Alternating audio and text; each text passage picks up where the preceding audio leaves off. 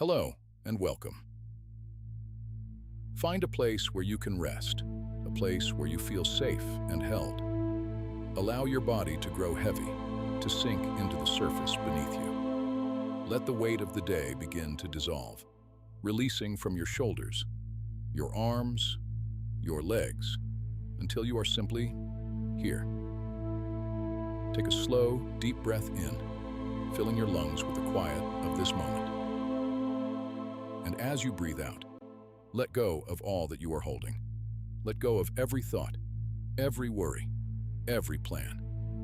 They can wait for the morning sun. Tonight, there is only this space, this stillness, and our story.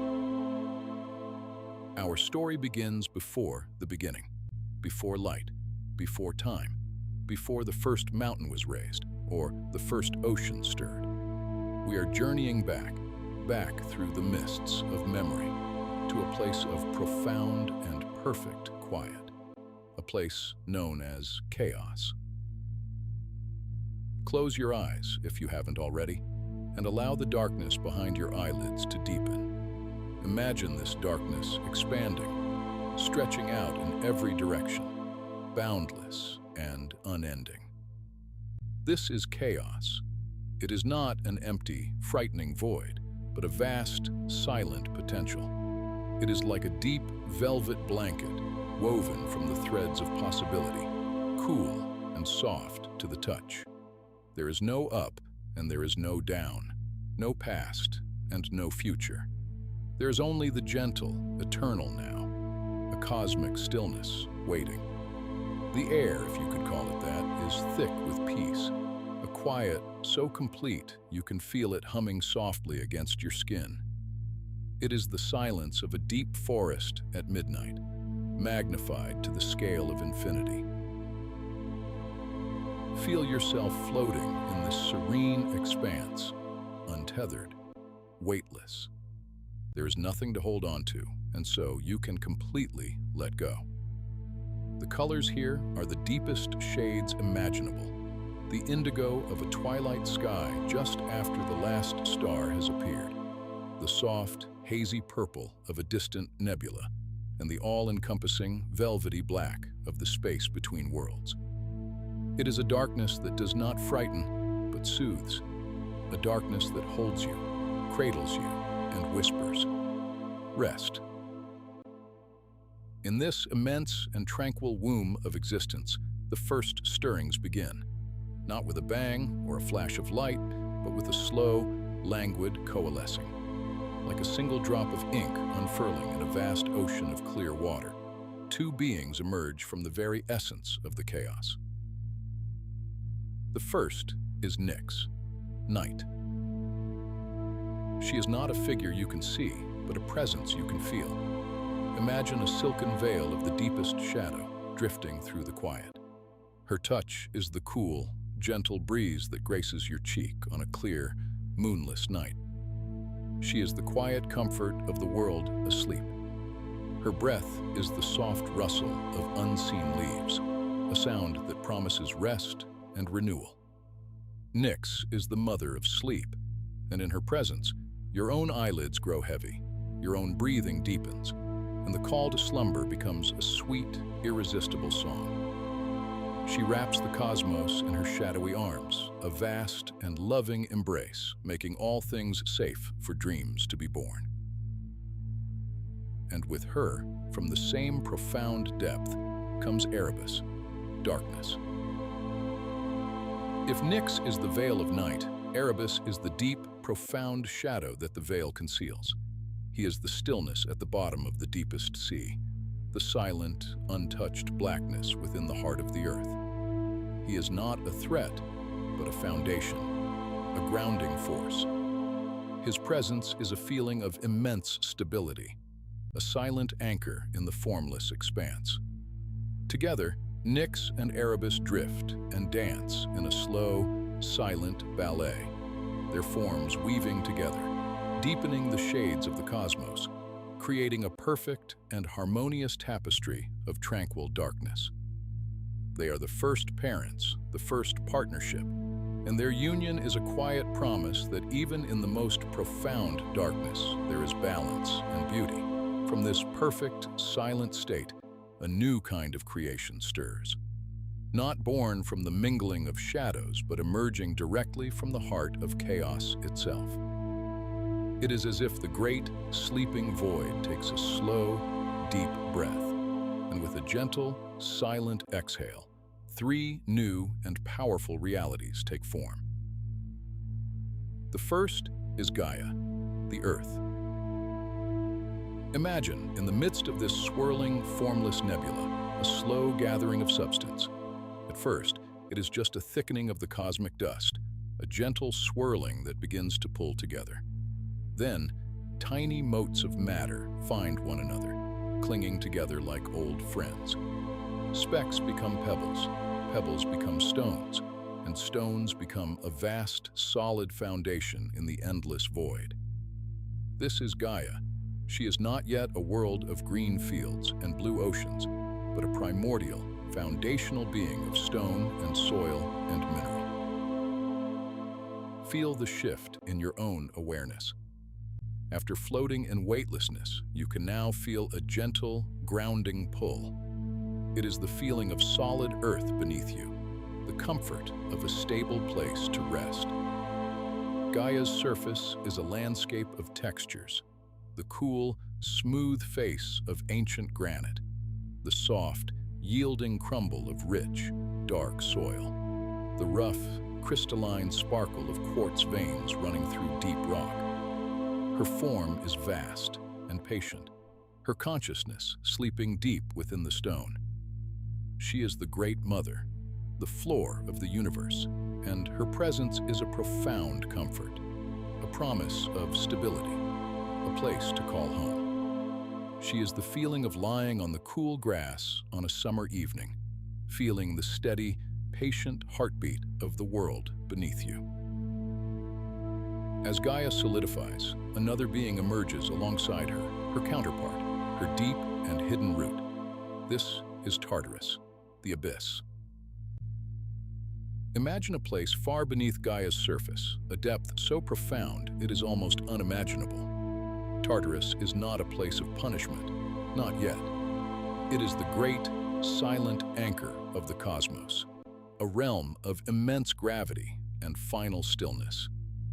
If Gaia is the broad, welcoming surface on which life will one day walk, Tartarus is the immeasurably deep foundation upon which she rests.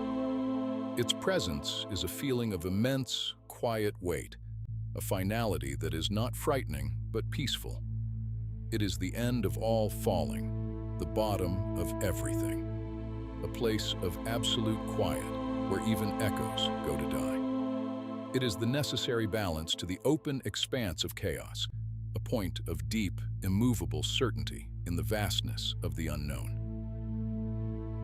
And with these two immense, foundational beings, one of solid matter, the other of profound depth, a third and final power emerges from the exhale of chaos. This power is different. It is not made of matter or of shadow, but of feeling. It is a warm, golden light that begins to pulse softly in the space between all things. This is Eros, love. He is not the small, winged cherub of later tales.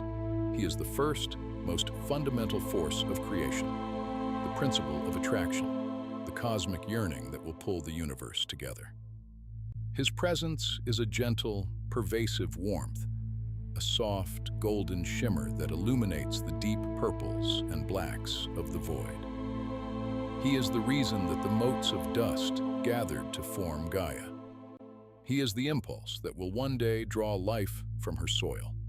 Eros is the silent, undeniable pull between separate things, the promise of union, of creation, of life. His light is not harsh or bright, but soft and radiant, like the glow of a candle in a vast, dark room.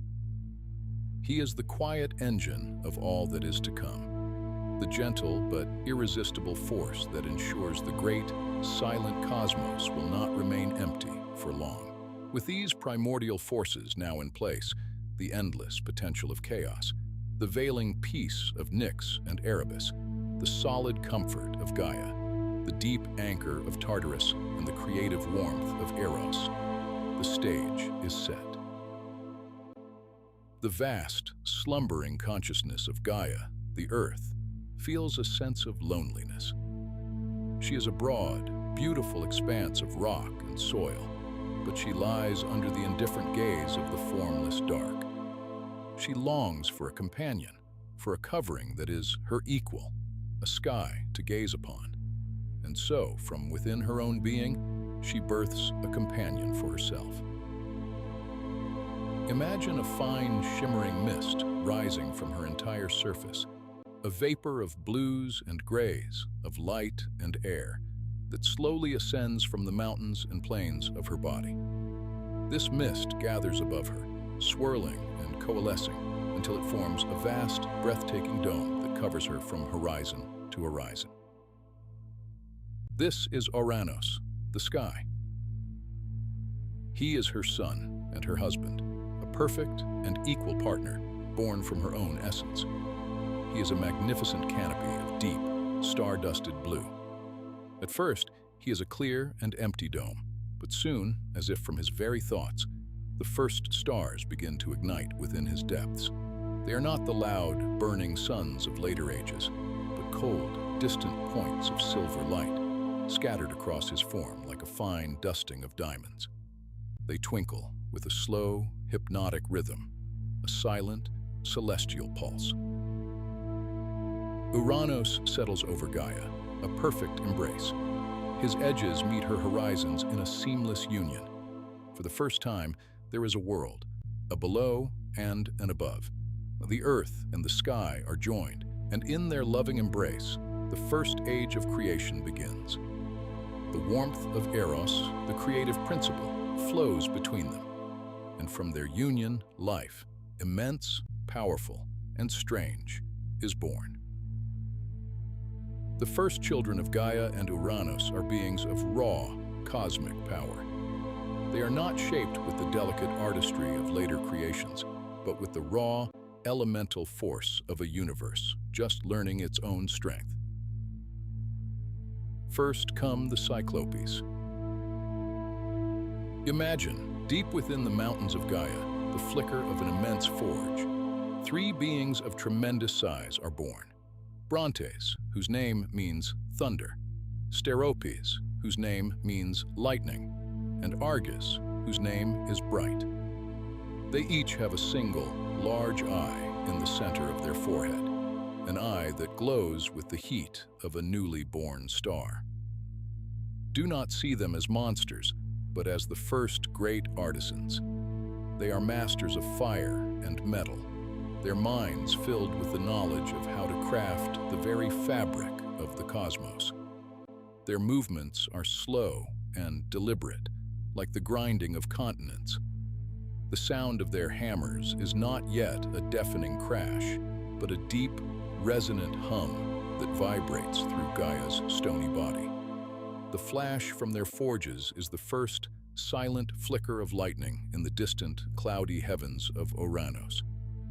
They are beings of immense creative power, their single eye seeing the pure, elemental nature of things. After the Cyclopes, a second set of triplets is born, even more formidable in their raw power.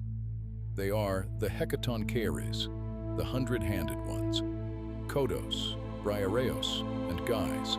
Picture beings of mountainous scale, their forms vast and craggy, like the very earth from which they spring. And from their mighty shoulders sprout 100 powerful arms. See these arms not as a grotesque tangle, but as a forest of limbs moving with a slow, hypnotic, and coordinated grace. Their hands can shape mountains. Their combined strength can shift the foundations of the world. They are the personification of geological force, the raw physical power of the earth made manifest. Their voices are the low, deep rumble of an earthquake, a sound that speaks of immeasurable strength held in reserve. They are Gaia's beloved children, the embodiment of her own untamed might. But Uranos, the sky, looks down upon these children, and for the first time, a feeling other than love enters the cosmos. It is fear. He sees the glowing eye of the Cyclopes and the 100 arms of the Hecatoncheires, and he is terrified of their power. He fears they will one day rise up and usurp him. His starry expanse, once a loving embrace, begins to feel like a cold, oppressive ceiling. The stars grow hard and distant, their light sharp and brittle. In his fear, he commits an act of profound cruelty. As each of these 6 mighty children are born, he refuses to let them see the light. He takes them and pushes them back down, deep into the womb of their mother, Gaia. He hides them away in the deepest, darkest recesses of the earth, in the hidden caverns that border the great abyss of Tartarus.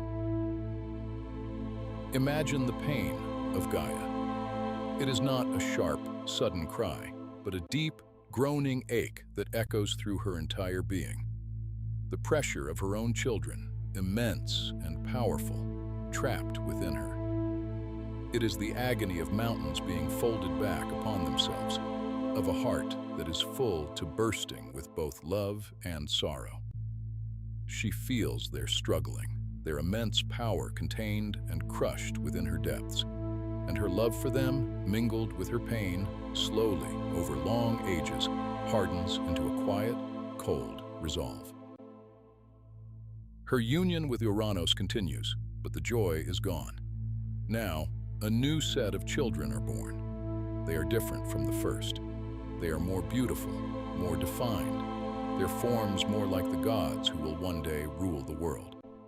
There are 12 of them, and they are called the Titans. There are 6 sons: Oceanus, the great, world-encircling river, whose form is a slow, endless current; Coeus, the embodiment of the inquisitive mind, whose gaze is deep and questioning; Creus, the quiet and steadfast; Hyperion, the lord of light, from whom the sun and moon will one day spring; Iapetus, the piercer, a symbol of mortality; and the youngest, the most clever and ambitious of them all, Cronus. And there are 6 daughters, the Titanesses: Theia, whose name means shining, her aura a soft, gentle glow; Rhea, the great mother, her essence one of flow and comfort; Themis, the embodiment of divine law and order, her presence bringing a sense of balance; Mnemosyne, memory itself, her mind a vast and silent library of all that has been and all that will be; Phoebe, the bright, whose name is linked with prophecy; and Tethys, the great nurse, who cares for the waters of the world. These 12 Titans are allowed to walk free upon the surface of Gaia. They are immense beings, their forms like walking mountains and living rivers. They roam the primordial world, a world of silent stone, vast plains, and the first, quiet forests. But Gaia's heart still aches for her imprisoned children, the Cyclopes and the Hecatoncheires, who languish in the darkness. Her sorrow finally turns to action. Deep within herself, in the same secret forges where her first children were conceived, she creates a new substance. It is a gray, shimmering metal, harder than any stone, cold to the touch. It is adamant, the unbreakable. From this unyielding element, she fashions a tool, a great sickle, its blade curved like a crescent moon, its edge so sharp it could slice through the fabric of reality itself. It glints in the darkness, holding a sliver of captured starlight in its cold, gray surface. It is a tool of separation, of harvest, of an ending that promises a new beginning. She gathers her Titan children, the 12 who walk in the light. Her voice is not a sound in the air, but a feeling that rises from the ground beneath their feet, the rustle of leaves in a wind that has no source, the grinding of ancient stones. She speaks of her pain, of their father's cruelty, of their mighty brothers trapped in the dark. She holds out the great, shimmering sickle. Which of you, her silent voice asks, has the courage to end this tyranny? Which of you will help me and free your brothers? The Titans look at the sickle, and then up at the vast, starry, and terrible form of their father, Argonauts, who covers the world, and they are filled with fear. Oceanus, the great river, flows back on himself. Hyperion, the lord of light, dims his glow. They all remain silent, their immense forms still as statues. All except one. Cronus, the youngest, steps forward. He is not the largest or the strongest of his brothers, but in his eyes, there's a cool, calculating ambition. He feels no fear, only a resentment that has been simmering for an age. He looks at his mother, the grieving earth, and then at the sickle she holds. He reaches out his hand, his fingers closing around the cold, hard handle of adamant. "I will do it, mother," his voice rumbles, the first true act of rebellion in the new universe. Gaia's heart swells with a mixture of hope and dread. She gives the sickle to her son and tells him her plan, a plan of ambush, of separation, of a final, cosmic changing of the guard. And so we leave our story here for tonight. In the deep quiet of the primordial world, the great, starry sky, Uranus, hangs above, beautiful and unsuspecting. The vast, patient earth, Gaia, waits below, her pain and hope a palpable force. And in a hidden place, the young Titan Cronus holds a sickle of unbreakable adamant, its crescent edge gleaming with a quiet, terrible promise. A change is coming, a shift of power as slow and inevitable as the grinding of mountains. But for now, all is still, all is quiet. Let the image of the star-dusted sky and the silent, waiting earth lull you into a deep and peaceful rest. There is nothing more for you to do, but to breathe, and to drift, and to dream. Breathe in and feel the stillness of the cosmos. Breathe out and sink deeper and deeper into a peaceful, restorative sleep. Sleep now. Sleep. The sky above you is now a different sky. Where once it was a heavy blanket of stars, pressed close against the breathing earth, it is now an immense and silent dome of infinite space. Uranus, the sky, has been separated from Gaia, the earth, and in this separation, the world has learned to breathe. The air is cool and clear, carrying the scent of new blossoms and ancient stone. The stars are no longer a lover's urgent whisper, but distant, serene points of light, each one a promise of a story yet to be told. Cronus stands on the quiet earth, the sickle of adamant in his hand, no longer a tool, but a scepter. It does not gleam with triumph, but with the cool, hard light of destiny fulfilled. He is now the master of the cosmos, the new king of all that is. From the deep, warm heart of Gaia, his siblings emerge, one by one, blinking in the soft, unfamiliar light of the newly ordered world. They are the Titans, and they are vast. There is Oceanus, whose form is a great, encircling river, his voice the endless murmur of water flowing around the world. There is Hyperion, the pillar of the east, from whose eyes shines the first gentle light of the sun. There is Coeus, the pillar of the north, a being of intellect and questioning stillness.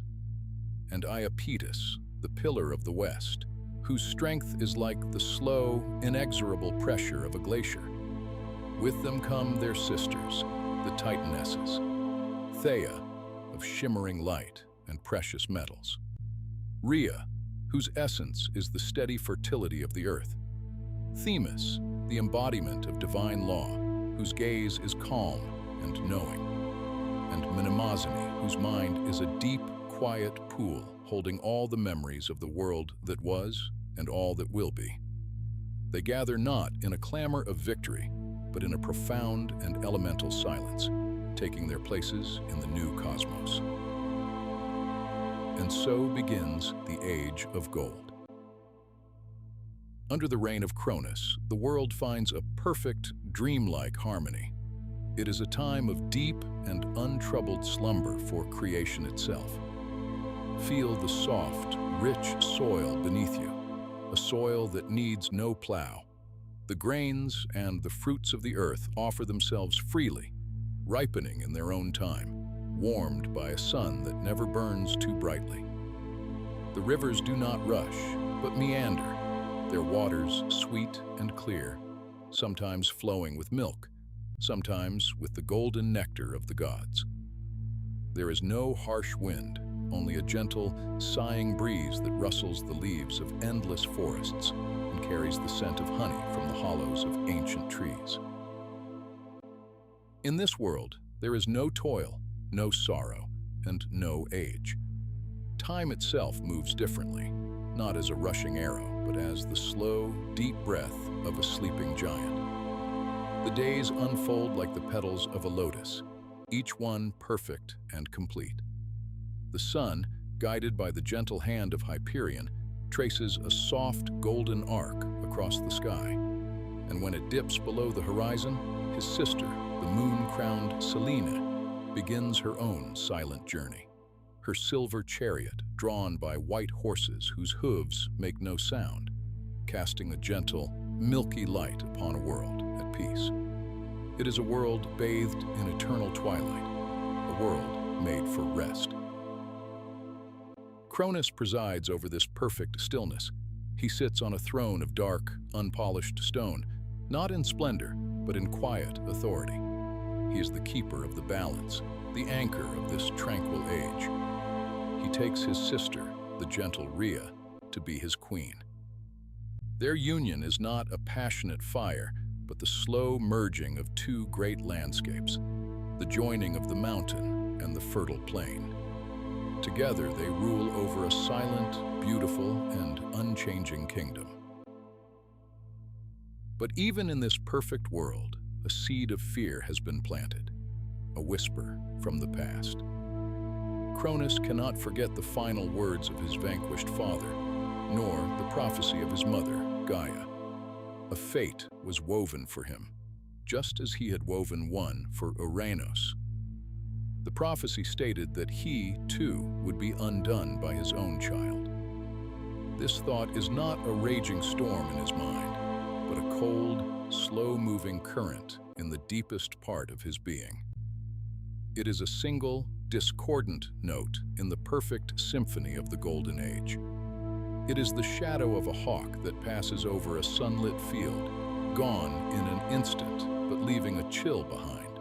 His fear grows with the love he feels for Rhea.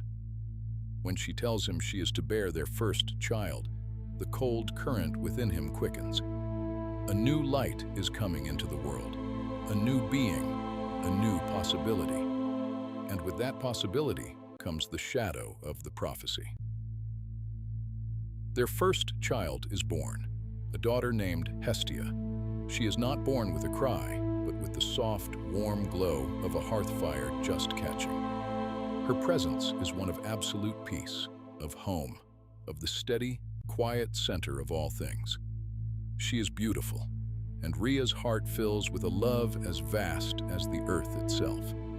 But as she holds her daughter, she sees the shadow in Cronus's eyes. He looks upon Hestia not as a father, but as a king watching a threat to his throne. And so, to protect his reign, to silence the prophecy, he does a terrible, quiet thing. He reaches out, and with a power as inexorable as gravity, he draws the child back into himself. It is not an act of violence, but of absorption. The warm, gentle light of Hestia flickers and is gone, gathered into the vast, cold emptiness of her father's being. Her warmth is contained within him, her presence silenced. The world feels a little colder, though no one knows why. Rhea is left with empty arms and a sorrow as deep and silent as a subterranean river begins to flow within her. Time passes, a slow, honeyed dream. Rhea bears another child, a daughter, Demeter. Her essence is the scent of soil after rain, the rustle of ripe wheat, the promise of the harvest. She is the earth's bounty made manifest. And once again, Rhea's joy is a fragile, fleeting thing. Cronus sees in this new life another seed of his own destruction, and he gathers Demeter into himself as well, folding her life into his own, silencing the rustle of the grain, containing the scent of the soil. And so it continues. Hera is born, her presence regal, her gaze holding the majesty of the open sky. She too is taken. Then come the sons. Hades, a being of quiet shadow and hidden wealth, his nature as deep and still as the earth's precious core. He is drawn into the darkness. And then Poseidon, born with the surge of the deep ocean in his soul, the untamable power of the tides. Cronus, in his silent terror, consumes him as well, stilling the cosmic tide within his own being. With each child lost, Rhea's quiet sorrow deepens. The world she rules over remains perfect, but for her, it is a gilded cage. The rivers of milk and honey taste of ash. The gentle breezes whisper of the children she cannot hold. Her heart becomes a landscape of grief, watered by silent tears. She knows she cannot bear this any longer. She is to have another child, a sixth, and she knows with a desperate certainty that this one must be saved. In her despair, she turns to the only being older and wiser than her husband. She goes to her mother, Gaia. She descends from the sunlit world, journeying deep, deep into the earth, past the roots of mountains, through veins of crystal and gold, until she reaches the very heart of the world, the place where her mother's consciousness resides. Here, there is no light, only a profound, knowing warmth. Gaia's voice is not a sound, but a vibration that resonates in the stone, in the soil, in Rhea's very bones. It is the slow, deep rumble of continents shifting, ancient and full of a sorrowful wisdom. She has seen this before, the cruelty of a father, the fear of a son. The cycle is beginning again. Together, mother and daughter devise a plan, a deception born of love and desperation. Gaia tells Rhea of a place, a sanctuary hidden from the all-seeing eyes of Cronus, an island cradled in the deep blue of the sea, named Crete. There, in a cave on the slopes of Mount Dicta, the child will be safe. Rhea travels to the island of Crete. As she steps ashore, she feels a peace she has not known for an age. The air is warm, thick with the scent of wild thyme and sage. The sound of the waves on the shore is a gentle, rhythmic hush, a lullaby. She makes her way inland through groves of ancient olive trees, their silver-green leaves shimmering in the soft light. She climbs the sacred mountain, its slopes covered in wildflowers, until she finds the entrance to the cave. It is not a dark and frightening place. The entrance is draped with ivy, and from within comes the gentle sound of dripping water and a soft, ethereal glow. This is the Dictaean cave, a womb within the womb of Gaia. Inside, the air is cool and still. The walls glitter with 1,000 points of light from embedded crystals. In the center of the cavern, a spring of pure, clear water bubbles up from the heart of the mountain. Here, in this secret, sacred place, Rhea gives birth to her youngest son. He is named Zeus. His first cry is not silenced, but it is muffled by the deep stone of the earth, a secret kept between mother and grandmother. He is a child of immense vitality, his eyes holding the spark of a distant storm. Rhea holds him for only a moment, her heart breaking with a love that is also a farewell. Then, following Gaia's instructions, she takes up a long, smooth stone from the floor of the cave. It is the omphalos, the navel stone of the world, cool and heavy and humming with the ancient power of the earth. She wraps it carefully in swaddling clothes, making it look for all the world like a newborn child. Leaving her true son in the care of the nymphs of the mountain, she returns to the court of Cronus. Her face is a mask of sorrow, but her heart holds a single, fierce spark of hope. She presents the wrapped stone to her husband. Cronus, his mind so clouded by the mists of his own fear, does not see the deception. He sees only the shape of a child, another threat, another link in the chain of prophecy. Without a second thought, he takes the heavy bundle and swallows it whole. The cold, hard stone settles deep within him, an indigestible weight, a false comfort. He believes he has once again secured his throne, silenced his fate. He does not know that he has just swallowed the anchor of his own downfall, while his true fate, his youngest son, lies safe and breathing in a secret cave, a world away.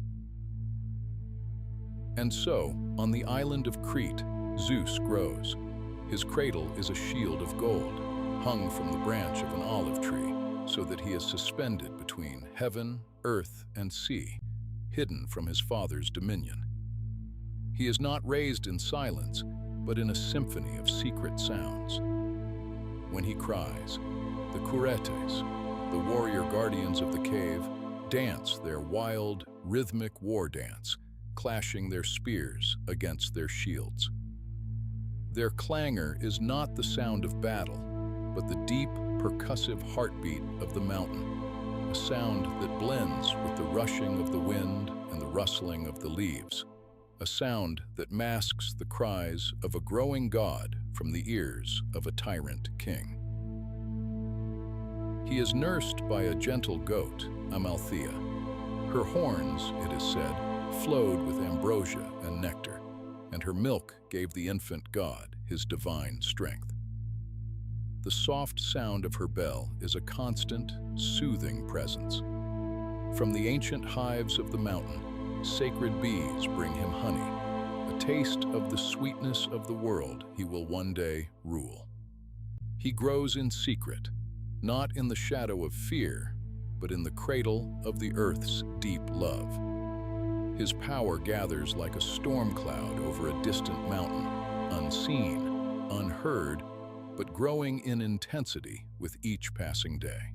When Zeus reaches manhood, his power is no longer a secret spark, but a contained lightning storm. He is strong, but his greatest weapon is his mind, sharpened by the solitude and the wisdom of the earth.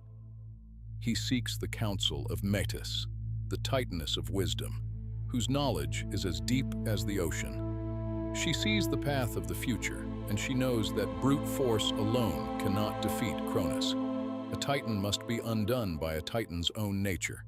She gives Zeus a potion, an emetic mixed with nectar, and a plan. Disguised, Zeus makes his way to the court on Mount Olympus and becomes his father's cupbearer. He moves through the silent halls of the Titan King, his heart beating a steady, patient rhythm.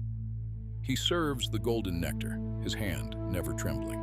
And one day he presents the chalice, the potion swirling unseen within the divine drink. Cronus, ever confident in his timeless, unchanging rule, takes the cup and drinks deeply. The effect is not immediate, nor is it violent. It is a slow, profound, and cosmic convulsion that begins in the very core of his being. The things he has contained, the lives he has absorbed, can be held no longer. A great, deep groan echoes through the cosmos, the sound of a mountain giving way from within. And one by one, his children are released. They emerge not as helpless infants, but as full-grown gods and goddesses, their power undiminished by their long imprisonment. First is the stone, the omphalos, which he casts up. It falls to the earth at a place called Delphi, which will forever be the center of the world. Then, Hestia, her form now a pure, steady, eternal flame. Then, Demeter, who brings with her the scent of 1,000 harvests. Then Hera, her eyes blazing with the authority of a queen. Then Hades, cloaked in a silence as profound as the abyss. And finally, Poseidon, who emerges with a great surge of power, like the sea breaking free from an ancient prison. They stand before their younger brother, Zeus, their liberator. 6 new gods, 6 new powers in a world that has only ever known the rule of the Titans. The Golden Age is over. The air crackles with a new energy. The sky darkens. The time for the Great War, the Titanomachy, has come. This war is not fought in days or weeks, but over 10 long, celestial years. It is not a clash of swords and shields, but a grinding of cosmic wills, a slow, tectonic shifting of power. The old gods, the Titans, gather on the peak of Mount Olympus, their fortress of shadow and stone. The new gods, the Olympians, make their stand on the gleaming slopes of Mount Olympus, a peak that pierces the very heavens. From your place of rest, you do not hear the frantic sounds of battle. Instead, you perceive the war as a slow, inevitable change in the very fabric of the world. A distant, silent flash of light that illuminates the gathering clouds for a moment is a thunderbolt, hurled by the hand of Zeus. A deep, low rumble that you feel in your bones, a tremor that seems to come from the center of the earth, is the strike of Poseidon's trident, shaking the foundations of the mountains. The war is the slow, groaning sound of 2 continents pressing against each other over millennia.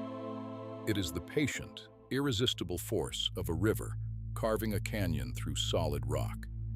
It is a war fought on the scale of geology, on the scale of stars being born and dying. For years, the conflict is a stalemate.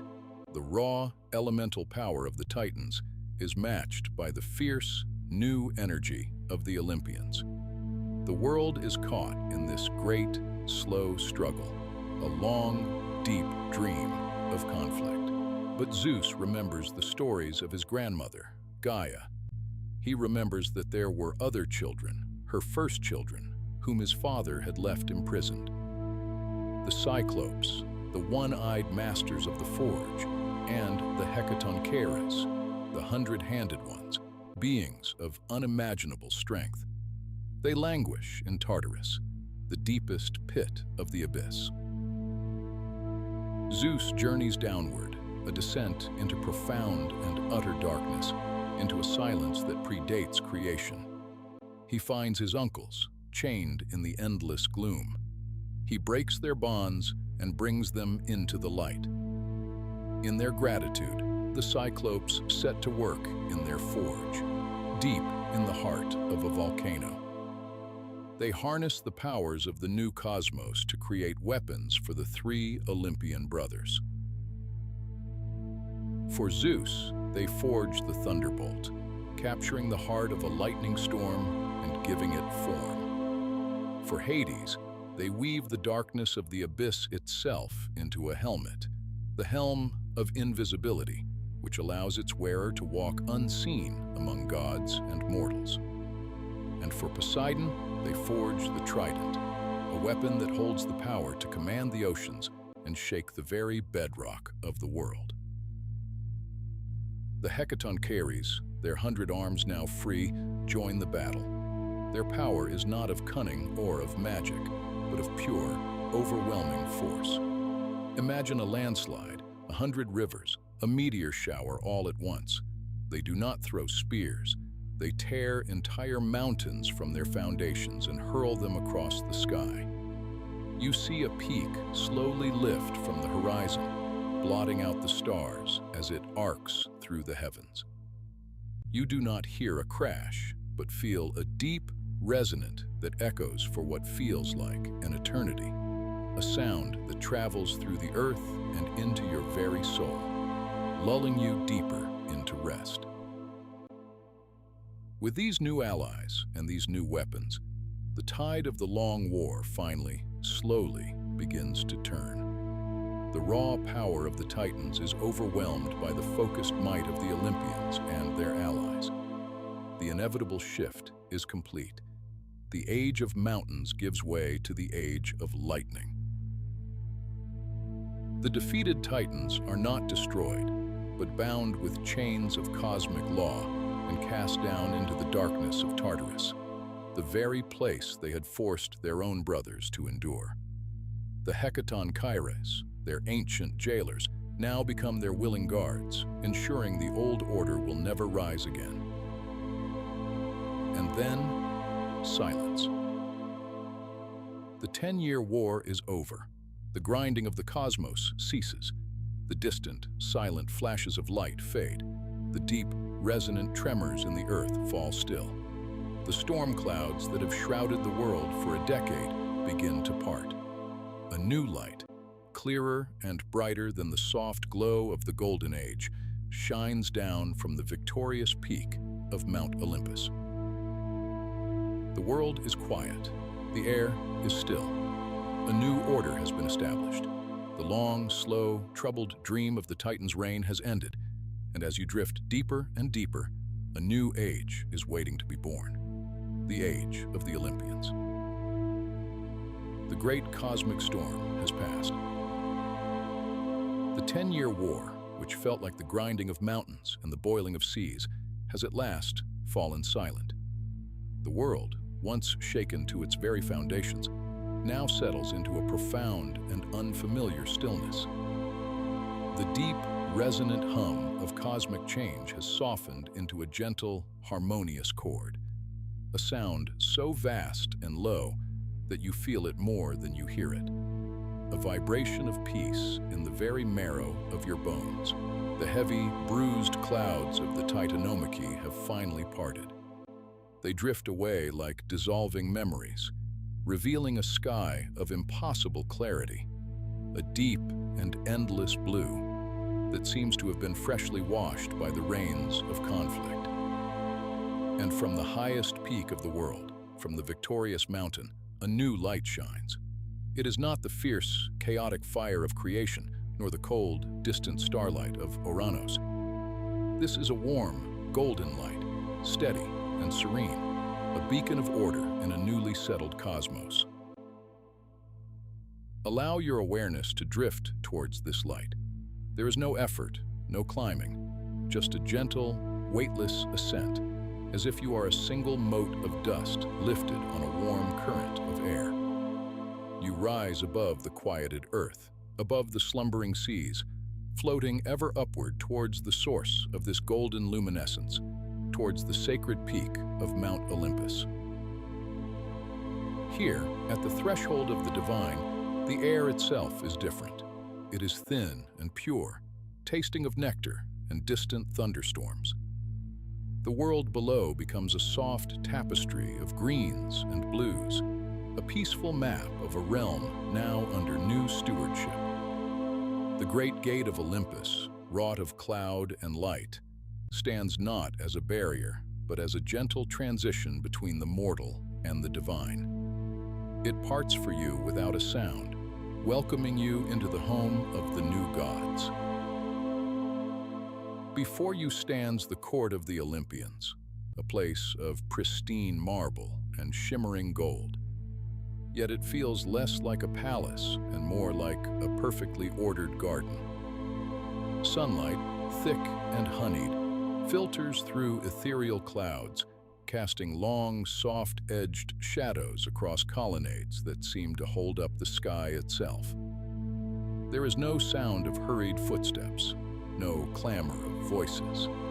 There is only the whisper of a celestial breeze through sacred olive groves, the distant, melodic notes of a lyre played by an unseen hand, and the soft cooing of white doves nestled in the eaves of a gleaming temple. Here, in this place of profound tranquility, the new rulers of the cosmos have divided the world among themselves. It was not a struggle, but a quiet, solemn agreement, a drawing of lots to determine the shape of their eternal duties. Imagine three brothers, their forms radiating a power that is both immense and perfectly contained. They are Zeus, Poseidon, and Hades, the sons of Cronus, now masters of all creation. Your awareness drifts first to the eldest, Zeus, the king of the gods, the lord of the sky.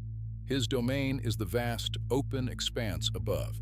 Feel the limitless freedom of his realm, the gentle procession of fluffy white clouds drifting across an endless azure canvas. Feel the warmth of the sun on your skin, a benevolent, life-giving heat. In the distance, you may perceive a low, soft rumble, not of a raging storm, but of gentle, nurturing thunder, the kind that precedes a summer rain that will quench the thirsty earth. His symbol, the lightning bolt, is not held as a weapon, but rests beside his throne, its power dormant, a quiet promise of the order he now maintains. His sacred bird, the golden eagle, soars on the high thermals, its keen eyes watching over the world with a calm, regal authority. To be in the presence of Zeus's domain is to feel the deep, calming peace of a clear sky, the boundless potential of a new day. Now, let your mind descend, sinking from the airy heights to the cool, rhythmic depths of the sea, the kingdom of the second brother, Poseidon. Here, all is movement, but it is a slow, hypnotic, and ancient rhythm. Listen to the long, slow breath of the ocean as waves, ancient and patient, roll onto a shore of smooth white sand. Hear the gentle hiss as the water recedes, pulling with it the cares of the world, leaving behind only the clean, salty scent of the deep. Light from the sun above lances down into the turquoise water, creating shifting patterns of silver and gold on the ocean floor. Here, schools of silent, graceful fish drift like scattered jewels. Poseidon's trident, the earth shaker, rests against a throne of living coral, its tines gleaming peacefully in the filtered light. His sacred creatures, the powerful horse and the playful dolphin, move through his kingdom with a wild and joyful freedom. To feel Poseidon's realm is to connect with the deep, steady pulse of the planet, to be rocked gently in the cradle of the ocean, letting its timeless rhythm lull you into a state of profound rest. And finally, your awareness travels deeper still, past the bedrock of the world, into the quiet, still, and silent domain of the third brother, Hades. Do not fear this place, for it is not a realm of punishment or pain. It is the kingdom of finality, of quiet, of eternal peace. The air here is cool and motionless. There is no sun, but a soft, pearlescent glow emanates from the very stones and earth, illuminating vast, silent fields of pale asphodel flowers, which nod their heads in a breeze that isn't there. There are no loud noises here, only the profound and restful silence of eternity. The great rivers of the underworld flow slowly, their waters dark and smooth as polished glass. The river Lethe, in particular, whispers a song of forgetting, a gentle promise to release all earthly burdens, all sorrows, all anxieties. Hades himself is a quiet, unseen presence, his helm of darkness making him a king of shadows and stillness. His kingdom is the necessary balance to the light and life above, a place of deep, undisturbed, and final slumber. It is the ultimate peace, the end of all striving. With the cosmos so ordered, so perfectly balanced between sky, sea, and the quiet earth below, you may now return your awareness to the sunlit peak of Olympus, to the court where the other gods reside, each a unique facet of this new, ordered world. Let your focus settle upon the queen, the majestic Hera. She sits on a throne of ivory and gold beside her husband, Zeus. Her presence is one of deep, unshakable dignity. She is the protector of marriage, the sanctity of vows that bind the world together. Around her, the air is fragrant with the scent of lilies and ripe pomegranates, symbols of devotion and abundance. Her sacred animal, the peacock, stands beside her, its magnificent tail folded. But in your mind's eye, you can see it unfurl, revealing 100 iridescent eyes, shimmering with blues and greens, 1,000 watchful stars in a feathered constellation. Hera embodies a powerful stillness, a patient, knowing calm that is the bedrock of civilization. Feel her grounding presence, a sense of stability and permanence that soothes the soul. Nearby, another goddess sits, her gaze gentle and nurturing. This is Demeter, the giver of life, the goddess of the harvest. As you think of her, you can almost feel the warmth of the sun-drenched earth. You can smell the rich, dark soil after a soft rain, the sweet scent of golden wheat ripening in an endless field. You can hear the gentle rustle of corn leaves in a warm breeze. Demeter's power is in the slow, patient, and miraculous cycle of life. The tiny seed that becomes a nourishing stalk, the bare winter earth that erupts into the vibrant green of spring. Her presence is a comforting reassurance of abundance, a promise that you will always be provided for, always be nurtured by the generous earth. She is the feeling of deep satisfaction of a world that is good and plentiful. And at the very center of Olympus, and at the center of every home, is a presence so quiet, she is often overlooked. Hestia, goddess of the hearth. She holds no throne, for her place is by the fire, the sacred, central hearth of the divine hall. Gaze into this fire. It is not a wild, consuming blaze, but a steady, gentle flame that gives off a constant, comforting warmth. It never sputters, never falters. Its light is soft and welcoming, casting away all dark corners, all fears. Hestia is the goddess of home, of sanctuary, of the quiet center within yourself. Her presence is the feeling of absolute safety, of being in a place where you belong completely.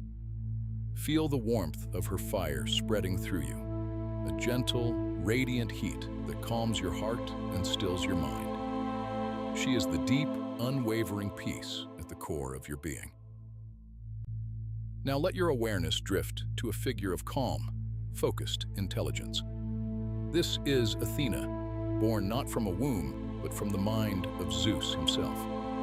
She is the goddess of wisdom, of strategy, and of craft. Her energy is cool and clear, like the smooth, polished marble of her temples. Her sacred bird is the owl, whose wide, knowing eyes see clearly in the darkness, whose flight is utterly silent. Imagine standing in one of her sacred groves, a grove of ancient olive trees. The leaves are a soft, silvery green, and they shimmer in the gentle breeze. The air is still and thoughtful. Athena's wisdom is not a frantic search for knowledge, but a deep, serene understanding of the world's patterns. She is the clarity that comes after a long, restful sleep, the quiet confidence of knowing the right path. Her presence is an invitation to let go of confusion, to allow your mind to become as still and clear as a pool of water reflecting the perfect sky. From this quiet wisdom emerges a different kind of clarity, one of sound and light. This is Apollo, the god of music, poetry, and the sun.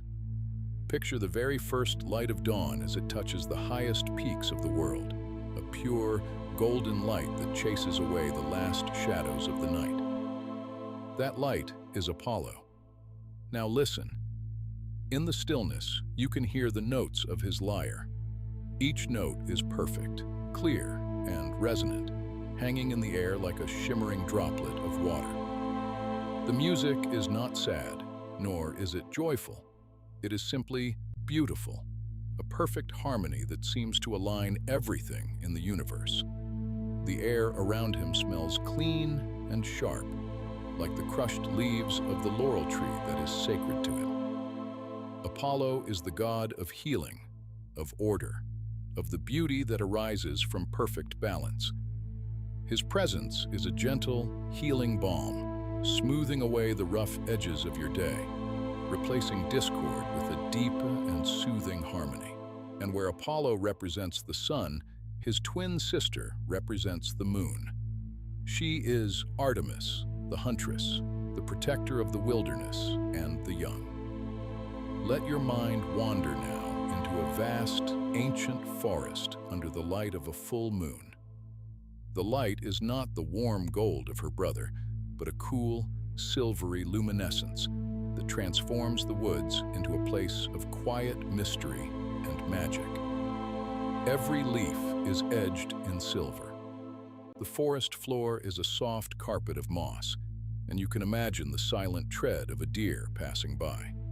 Artemis is fiercely independent, a spirit of untamed solitude. Yet her presence is also deeply protective. She is the quiet guardian of all wild and vulnerable things. To feel her presence is to feel the cool, clean air of the deep woods on your skin, to feel safe and watched over in the peaceful solitude of the night. She is the quiet strength you find when you are alone, the deep peace of the natural world, far from the noise of civilization. From the silent forest, your awareness is drawn to a soft, warm glow, a presence of effortless beauty. This is Aphrodite, born from the foam of the sea. She is the goddess of love, of beauty, of the gentle force that draws all things together. The air around her is perfumed with the intoxicating scent of roses and myrtle. Her symbols are the gentle, cooing dove and the luminous, perfect pearl. Her beauty is not startling or dramatic, but a pervasive sense of harmony that makes everything around her seem more pleasing, more complete. She is the graceful curve of a swan's neck, the soft blush of a seashell, the feeling of warmth and connection that dissolves all loneliness. Her presence is a gentle sigh of contentment, a deep and peaceful acceptance of yourself and the world, just as you are. Now travel to the heart of the mountain, to the divine forges. Here works Hephaestus, the master craftsman, the smith of the gods. His forge is not a place of clanging noise and choking smoke. Instead, it is a place of rhythmic, meditative creation. Listen to the steady, gentle tap-tap-tap of his hammer on glowing metal. It is a sound as regular and soothing as a heartbeat. Feel the deep, constant warmth from the forge fire, a heat that purifies and transforms. The air smells of hot bronze, of stone, and of the focused effort of a master at his work. Hephaestus is lame, and he is not beautiful like the others, but his creations are objects of perfect, breathtaking artistry. He is the quiet, diligent god of making, of turning raw material into something of purpose and beauty. His presence is a reminder of the quiet satisfaction of patient work, a deep, grounding energy that is both creative and calm. Leaning against a marble pillar, you may sense a different kind of energy, one of potent stillness. This is Ares, the god of war. In this time of peace, he is not a figure of rage and destruction. He is at rest. See his bronze helmet, so highly polished that it reflects the golden light of Olympus like a dark mirror. His spear and shield are propped against the wall, their purpose fulfilled for now. He is the embodiment of immense strength, of powerful energy, but it is all contained, held in reserve. His breathing is deep and slow, the steady breath of a warrior asleep in his camp. His presence is not one of conflict, but of the deep peace that follows conflict, the profound quiet of a battlefield after the fighting is done. He represents the potential for action, now surrendered to a deep and well-earned repose. And finally, flitting at the edges of your perception, as light and quick as a thought, is Hermes, the messenger of the gods. You cannot quite see him, but you can feel his passing as a gentle breeze that rustles the olive leaves, as a whisper of wind through tall reeds. He is the god of travelers, of merchants, of thieves, and of boundaries. He is the one who moves between worlds, between Olympus, the earth, and the underworld. His symbol is the winged sandal, which carries him over land and sea with the speed of thought. He is the god of the threshold, the space between waking and sleeping, the guardian of the gentle transition you are now making. His presence is a light, fleeting touch, a soft whisper encouraging you to let go, to drift, to travel from the world of the conscious to the peaceful realm of dreams. The Olympian court is complete. The sun begins its slow descent, painting the ethereal clouds in hues of soft rose and deep violet. The day on Olympus is ending, giving way to the silvery reign of the moon. The great gods and goddesses settle into a timeless state of being. The light from Hestia's hearth glows a little brighter, a warm and steady heart in the cooling air. The music of Apollo's lyre has faded, replaced by the silent music of the stars. The conversations have ceased, softening into a shared, divine quiet. From this high, sacred place, the world below seems so peaceful, so safe, held in the careful balance of these divine powers. The sky is calm, the sea is gentle, and the earth is preparing for its nightly rest. Everything is in its right place. The age of chaos is over. The age of war is over. Now begins a long, golden age of peace, an age ruled from this tranquil, light-filled peak. And you are a part of this peace. Feel the serenity of Olympus seep into your very being, the clarity of the air, the warmth of the hearth, the harmony of the light. Let the perfect order of this divine realm bring a perfect order to your own mind. Let go of the day. Let go of your thoughts. There is nothing left to do but rest, cradled in the deep and abiding peace of the gods, as the world and you drift slowly, gently, and deeply into sleep. The perfect, sun-warmed marble of Olympus still seems to resonate beneath you, a hum of divine order and profound peace. The golden light of the immortal court fades now, not into darkness, but into a soft, silver memory, as your awareness begins a slow, gentle descent. You are drifting, weightless as a seed on the wind, leaving the ethereal peaks behind. Down you float, through layers of cloud that feel like cool silk against your skin, down through the vast, clear air of the heavens, until the world below begins to take shape. It is a world of breathtaking, silent beauty, a world untouched, pristine, and waiting. You see emerald forests so deep and old that the sunlight dapples through their canopies in shifting, dreamlike patterns. You see mountains of granite and slate, their peaks crowned with snow that glimmers under the distant stars.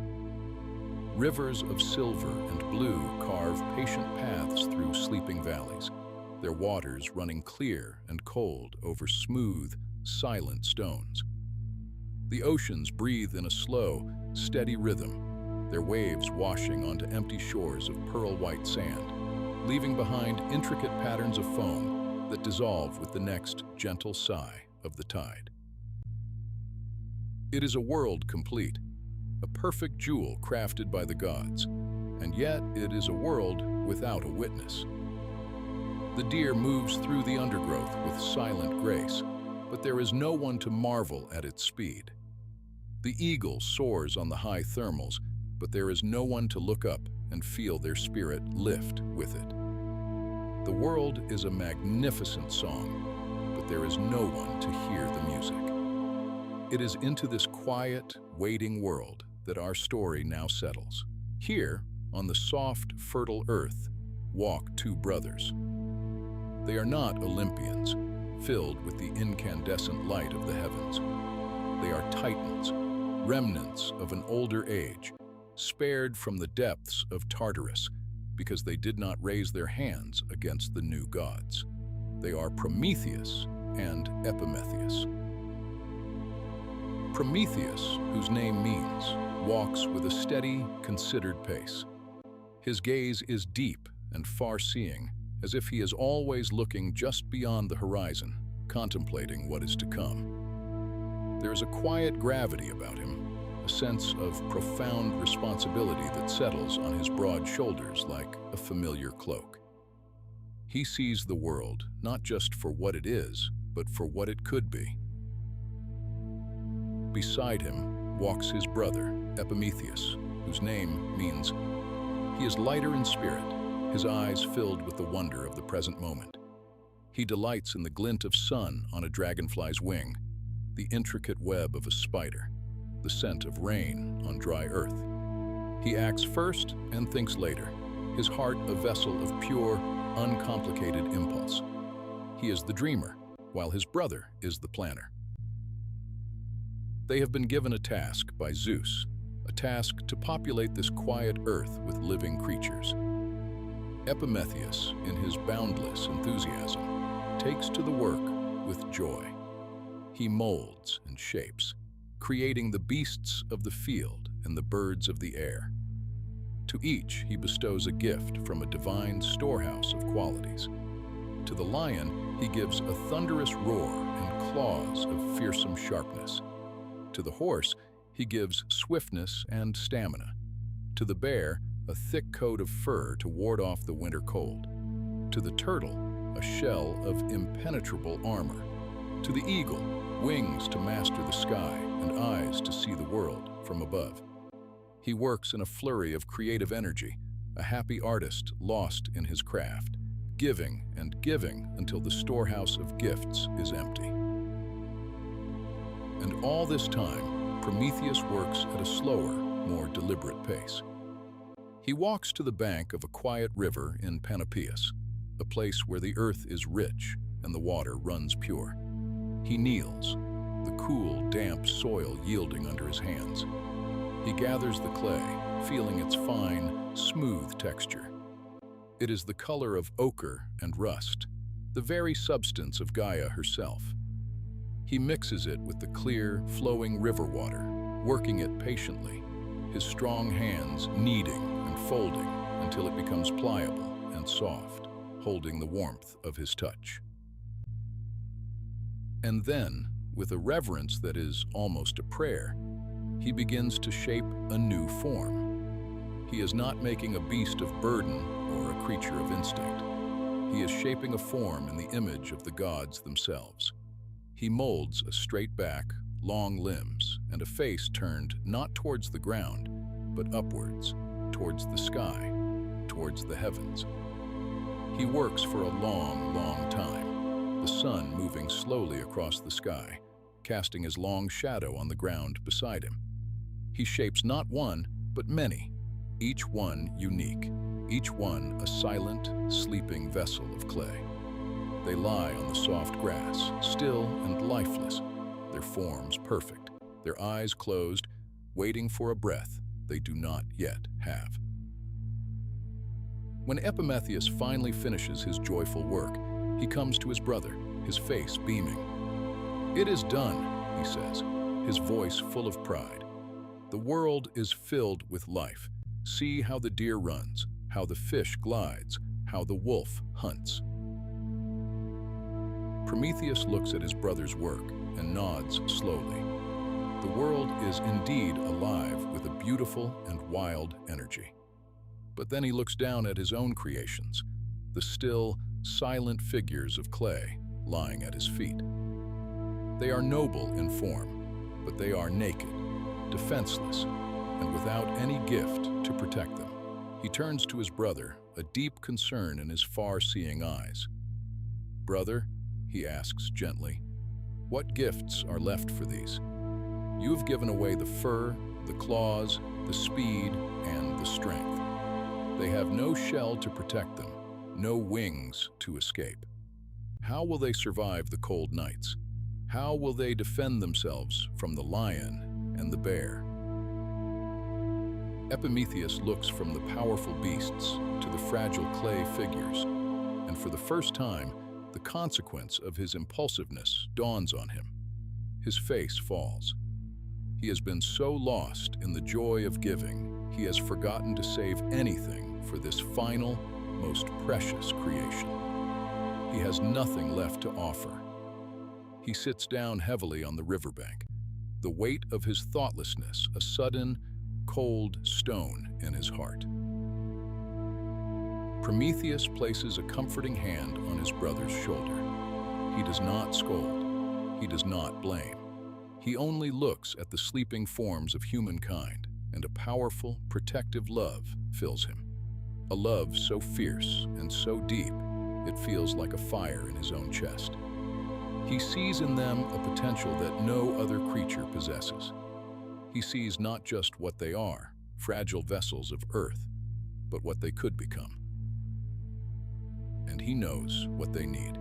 They do not need fur or claws. They need something more, something that belongs to the gods. They need fire. He looks up towards the distant, shimmering peak of Mount Olympus, where the hearths of the gods burn with an eternal, golden flame. He knows the risk. He knows that fire is a sacred privilege, a power Zeus guards jealously. To steal it would be an act of defiance beyond any other. It would invite a wrath that could shake the very foundations of the cosmos. But then he looks down again at the sleeping faces of his children, the children of clay and water. He imagines them shivering in the dark, lost and afraid. And in that moment, his choice is made. His forethought shows him the terrible price he will pay, but his heart tells him it is a price worth paying. "Wait here," he tells his brother, and with a quiet resolve, he begins his ascent.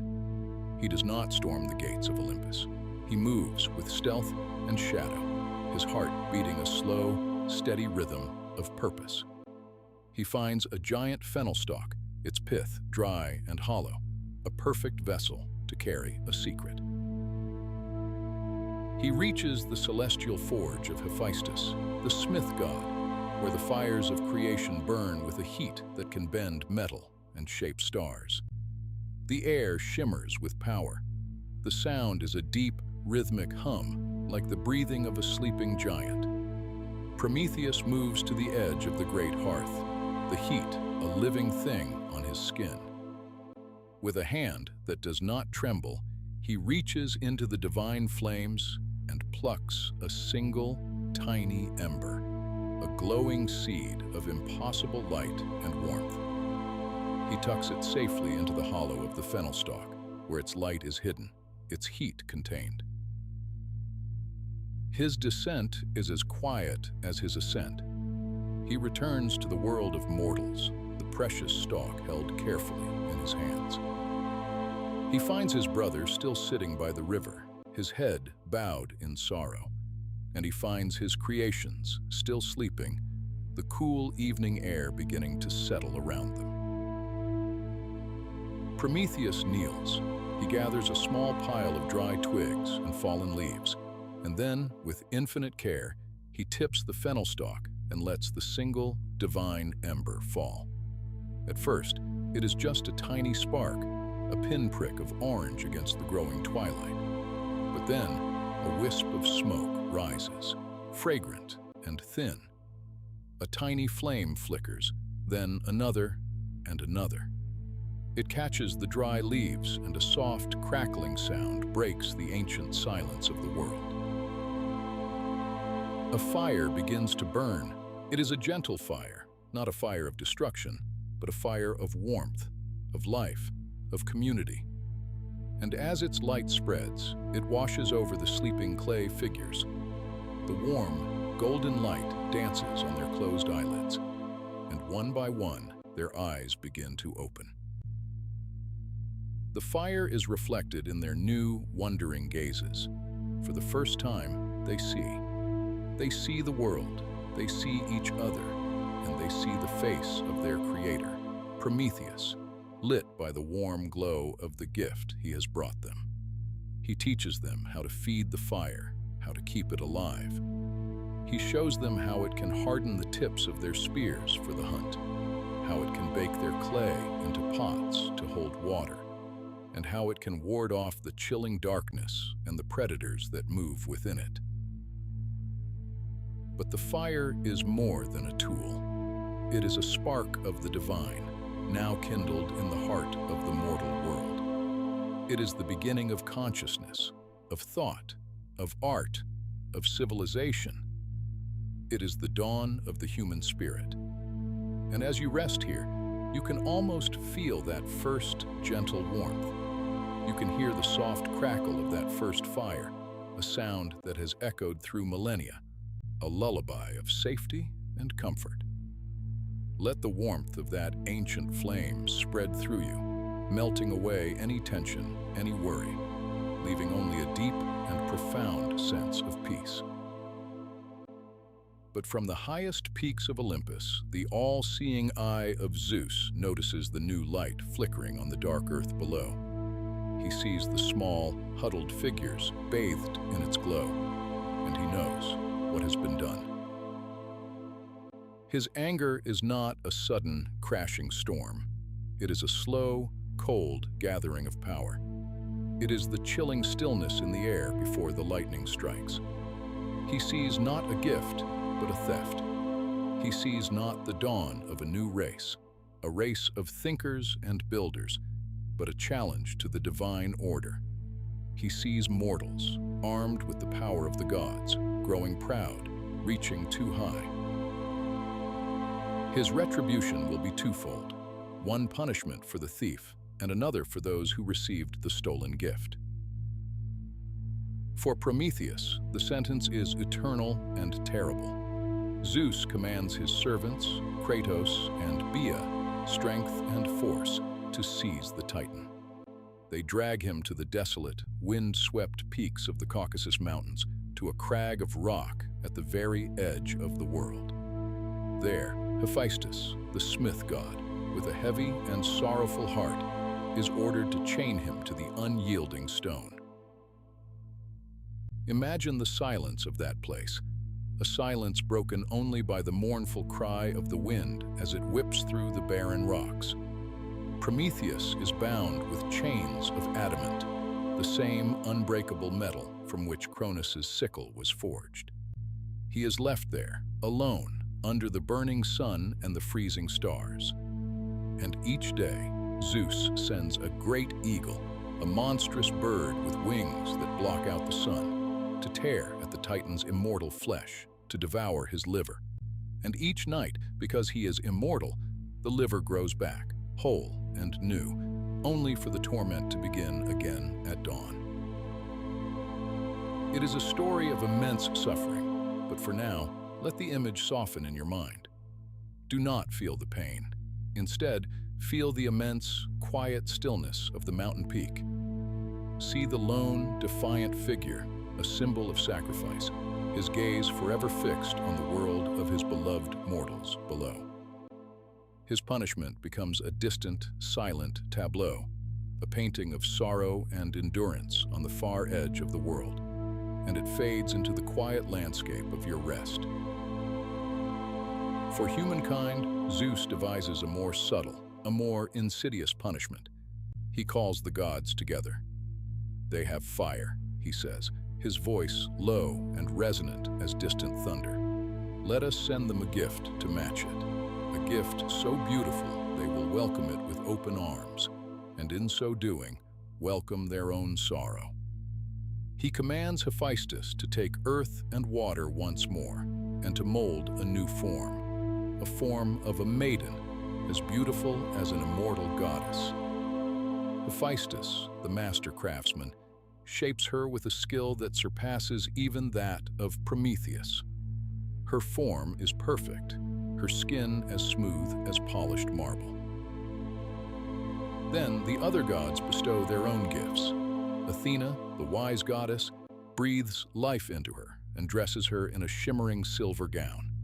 She teaches her the fine arts of weaving and needlework. Aphrodite, the goddess of love, pours grace upon her head and plants a deep, irresistible longing in her heart. The Graces and Persuasion adorn her with golden necklaces and spring flowers. And finally, Hermes, the messenger god, the trickster, is instructed by Zeus to give her two final gifts: a cunning, curious mind, and a voice that can speak lies as easily as truth. They name her Pandora, which means all-gifted, for she is the work of all the gods. She is a masterpiece of divine creation, a beautiful evil, Hermes takes her by the hand and leads her down from the golden halls of Olympus to the world of men. He brings her to the door of Epimetheus, the thoughtless brother, who is living now among the new race of mortals, teaching them the simple ways of the world. Prometheus, in his forethought, had given his brother one last, desperate warning before he was taken away. "Accept no gifts from Zeus," he had pleaded. "Whatever he sends, refuse it, lest it bring ruin upon us all." But when Epimetheus opens his door and sees Pandora standing there, her beauty is like the dawn. It is so radiant, so breathtaking, that all thoughts of his brother's warning dissolve like mist in the morning sun. He is enchanted. He sees only the loveliness of the gift, not the intention behind it. And so, he welcomes her into his home. He accepts the gift. With Pandora, the gods send one final thing, a wedding present. It is a large, sealed jar, made of heavy, plain earthenware. It is not ornate or menacing. It is simple, solid, and closed. Zeus, through Hermes, gives one simple instruction. The jar must never, ever be opened. And so, for a time, there is a kind of peace. Pandora lives with Epimetheus, and the race of mortals lives in a golden age of innocence. They know no sickness, no hard labor, no sorrow, no old age. They live their lives in a simple, happy state, like children in a sunlit garden. The earth provides all they need without toil, and when their lives come to an end, they simply fall into a deep, peaceful sleep. But the jar sits in the corner of their home. It is always there, a silent clay presence, and in the heart of Pandora, the curiosity planted there by Hermes begins to grow. It is not a frantic, desperate need, but a slow, persistent whisper, a question that repeats itself in the quiet moments of the day.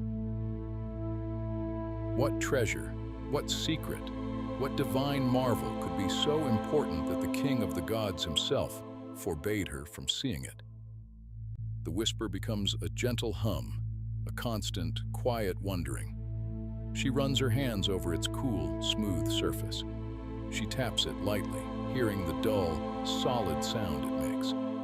She tries to peer through the lid, but it is sealed tight. The not knowing becomes a small, persistent ache. It is the first shadow in the sunlit garden. And one day, the quiet hum of curiosity becomes too strong to ignore. Epimetheus is away, and the house is still. The only sound is the gentle breeze rustling the leaves outside. Pandora stands before the jar, her heart beating a little faster. She is not trying to be disobedient. She is not trying to bring ruin. She is simply curious. The whisper says, her hands, guided by a force she doesn't understand, work at the heavy lid. It is sealed with wax and cord, but her nimble fingers, taught their skill by a goddess, undo the knot. Slowly, hesitantly, she lifts the edge of the lid. Just a crack. It does not happen with a bang or a crash. It happens with a sigh, a soft, rushing sound, like a sudden exhalation of breath. And from the tiny opening, a stream of dark, intangible things escapes. They are not monsters with claws and teeth. They are formless, shadowy spirits, and they pour out of the jar like a dark mist, silent and swift. Out comes sickness, a cold touch that brings fever and pain. Out comes toil, a heavy weight that settles on the shoulders and makes the earth hard and unyielding. Out comes old age, a weariness that slows the limbs and dims the eyes. Out fly grief and strife and misery and 1,000 other sorrows spreading out into the perfect world, silent and invisible as the pollen of a bitter flower. They drift into every home, every heart. The world, once a place of ease and light, is forever changed. The sunlit garden now has shadows. Pandora, terrified, slams the lid shut, but it is too late. The jar feels almost empty now. She presses her ear against the cool clay, and all is silent. The dark spirits are gone, released into the world. She has done it. She has brought the ruin her husband's brother foretold. She sits there, trembling, the heavy weight of what she has done crushing her. The world outside the window seems a little grayer, the air a little colder. The age of innocence is over. But then, from inside the jar, she hears a tiny, fluttering sound. It is very faint, like the beating of a moth's wings against the clay. It is not a dark or frightening sound. It is delicate and gentle and persistent. Hesitantly, she lifts the lid one more time, just a little, and peers inside. All the dark spirits are gone. But there, at the very bottom of the vast, empty vessel, is one last thing. It is not a shadow or a whisper of pain. It is a tiny, shimmering light, a creature with wings as thin and delicate as gossamer. It glows with a soft, warm, and gentle radiance. It is Elpis. In our tongue, it is hope. It had been packed into the jar along with all the sorrows, but it was slower, more timid, and it was caught at the bottom when Pandora slammed the lid. Now, it looks up at her, its light flickering softly. It does not fly out and away. It remains. And this was the final, most cunning part of Zeus's plan: to give mortals a world filled with hardship and sorrow, but to leave them with this one small, persistent thing, this tiny, glowing ember in the darkness. Hope. The thing that allows them to endure the sickness, to face the toil, to bear the grief. The belief that tomorrow might be better, that the sun will rise again after the longest night. And so, you can let go now. Let go of the story of sorrow, of loss, of the broken golden age. Let it all drift away like the dark spirits from the jar. They are out in the world, yes, but they cannot touch you here, in this place of deep and peaceful rest. All that remains for you now is that last gentle light. Feel the soft, warm glow of hope, flickering quietly at the bottom of the jar. It is not a loud or demanding thing. It is a quiet promise, a steady presence. It is the small, resilient flame that can never be extinguished. Let that gentle light fill your awareness. Imagine it as a single, warm candle in a quiet, dark room. Its flame does not leap and dance wildly. It burns with a slow, steady, peaceful rhythm. Watch its gentle, hypnotic movement. Feel its soft warmth spreading through your body, starting from the center of your chest and flowing outwards, down through your arms to the tips of your fingers, down through your legs to the soles of your feet. This is the gift that remains, the quiet strength to endure, the peaceful certainty of a new dawn. This is the final, softest note in the story of mankind's beginning, a note of calm, of resilience, of quiet peace. The world outside may be filled with the echoes of Pandora's jar, but here, in your own stillness, only hope remains. Cradled in the deep, quiet dark, you are safe. You are at peace. And you can drift now on the gentle tide of your own breath into a sleep as deep and as restorative as the one that lay upon the world before the first fire was ever lit. Drifting, floating, resting in the soft, enduring light of hope. The gentle, golden light of hope, a final gift from Pandora's jar, still warms the air around you. It is a soft, resilient glow, a quiet promise that hums in the deep stillness of the world you now inhabit. You have witnessed the creation of mortals, felt the warmth of the first fire, and understood the weight of sorrow and the lightness of hope. Now, as you drift in this perfect peace, your awareness begins to shift, to turn inward and downward. Let the light of the sun-drenched world begin to fade, not into darkness, but into a softer, deeper hue. Feel yourself sinking, slowly, effortlessly, as if you were a single autumn leaf settling upon the surface of a perfectly still, deep lake. You pass through the rich, dark soil, the scent of damp earth and ancient roots filling your senses. You drift deeper still, through layers of sleeping stone and veins of cool, silent silver, moving without motion, descending without falling. The sounds of the world above, the whisper of wind in the grass, the distant call of a bird, fade into a profound and resonant silence.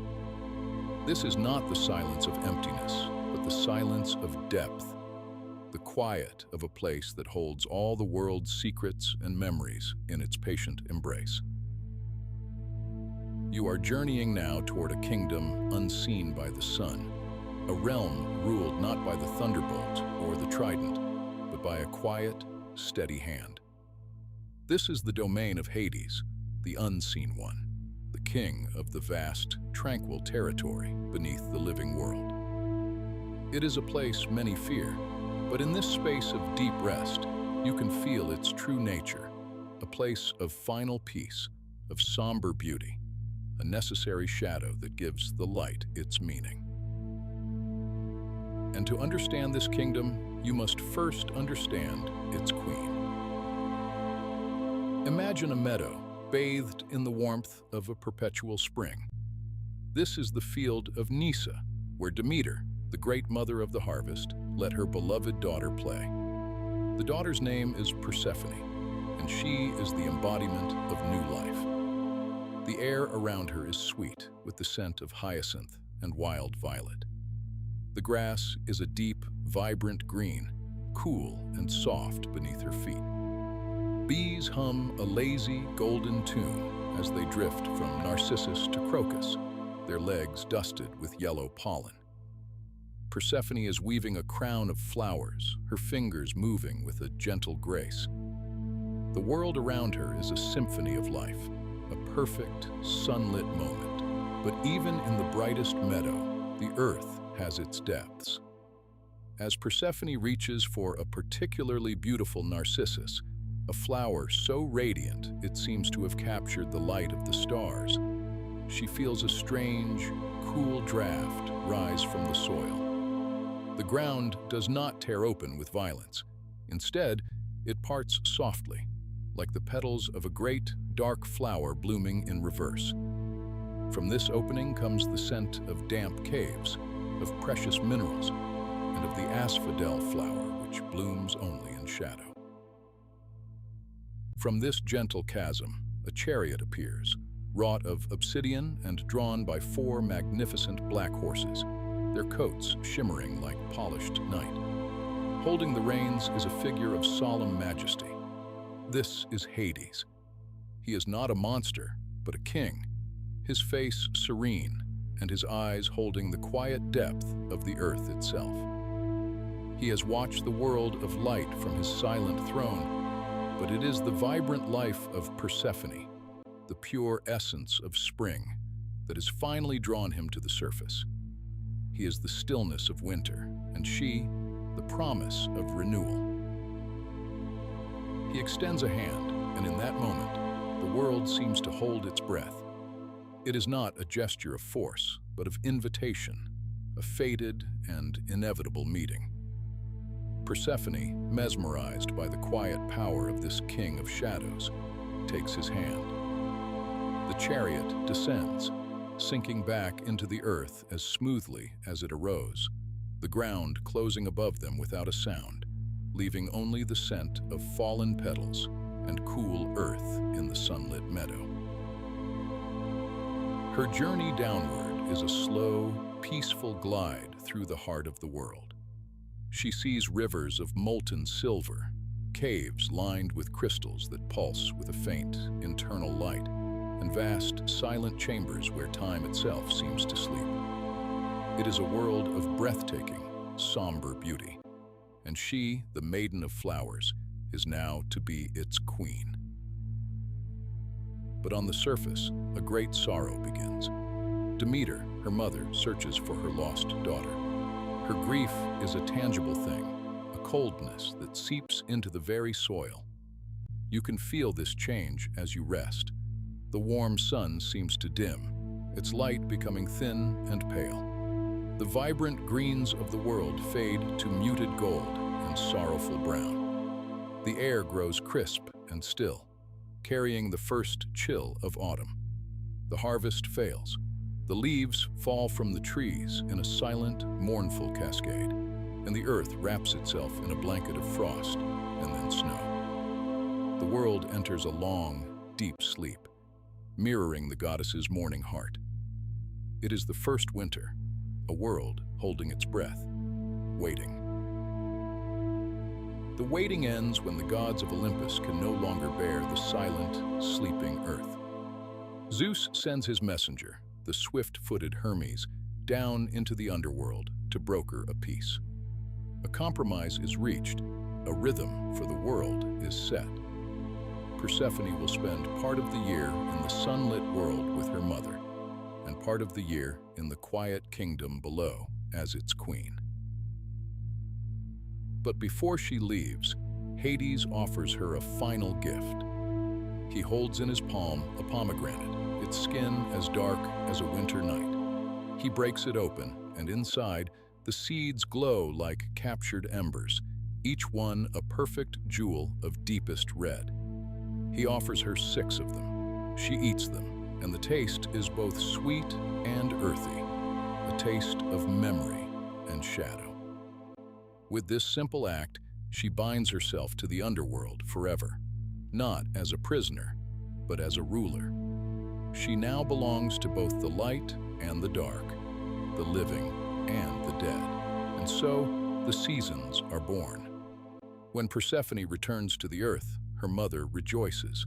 The snow melts, the frozen ground softens, and new life pushes its way toward the sun. You can feel it now, a slow, gentle warming, the return of spring. And when she descends once more to rule beside her king, Demeter mourns, and the world prepares for its long, peaceful sleep. This is not a cycle of sorrow, but one of balance, of rest and renewal, a deep, cosmic breath that lulls the world into a state of perfect tranquility. Now, rest here with Persephone and her quiet kingdom. Let your own awareness settle in this land of perpetual twilight. The air is still and cool, carrying no scent but the faint, ghostly perfume of the asphodel flowers that cover the endless meadows. These are the asphodel meadows, where the souls of most mortals wander after death. They are not in torment. They are simply at rest, their lives and passions now gentle, fluttering memories like moths in the dim light. They drift in a state of peaceful listlessness, their forms like smoke, their whispers like the rustling of dry leaves. There is a profound calm here, a release from all striving. To understand this realm, you must know its geography, which is defined by 5 silent, flowing rivers. They are the arteries of the underworld, each carrying a different aspect of existence to its final rest. First, you come to the banks of the river Styx. Its waters are black and still, so polished and glassy that they reflect nothing, not even the faint light of the cavern roof above. The air here is heavy, thick with the weight of unbreakable promises. This is the river by which the gods themselves swear their most solemn oaths, and to break such a vow is to invite a fate worse than oblivion. To rest by its shore is to feel a sense of absolute finality, a deep and unshakable peace that comes from knowing that some things are eternal and unchanging. The silence here is absolute. From the Styx, you drift toward the Acheron, the river of sorrow. It is wide and slow, its waters a murky, mournful gray. It is not a loud river, but it is not silent either. If you listen closely with your deepest sense of hearing, you can perceive a low, continuous sound, a soft moan that is not human, but is the collected sighs of the world, the quiet release of all sadness. It sounds like the wind moving through a vast field of reeds, a sound of gentle, unending melancholy. It is across this river that the newly dead must travel, leaving their worldly sorrows to be carried away by the current. Further into the depths, you find the river Lethe. Its waters are a pale, milky white, and they flow without a single ripple, without a whisper of sound. A cool, swirling mist rises from its surface, a fog that softens all edges and blurs all forms. This is the river of forgetfulness. To drink from its waters is to be granted the gift of release from memory, to let go of the burdens of the past, the pains, the regrets, the joys that now ache. It is a final, gentle absolution, allowing a soul to enter a state of pure, untroubled peace. Feel its cool mist on your skin, a soothing balm that carries away the worries of your day, leaving you light and clear. Beyond the Lethe, a soft glow illuminates the vast caverns. This light comes from the river Phlegethon, the river of fire. But this is not a fire of destruction or pain. It is a river of silent, liquid light, a flowing current of pure, golden orange energy. It gives off a gentle radiance, but no heat. It is the river of passions spent, of life's fiery intensity now contained and flowing in a steady, beautiful, and harmless stream.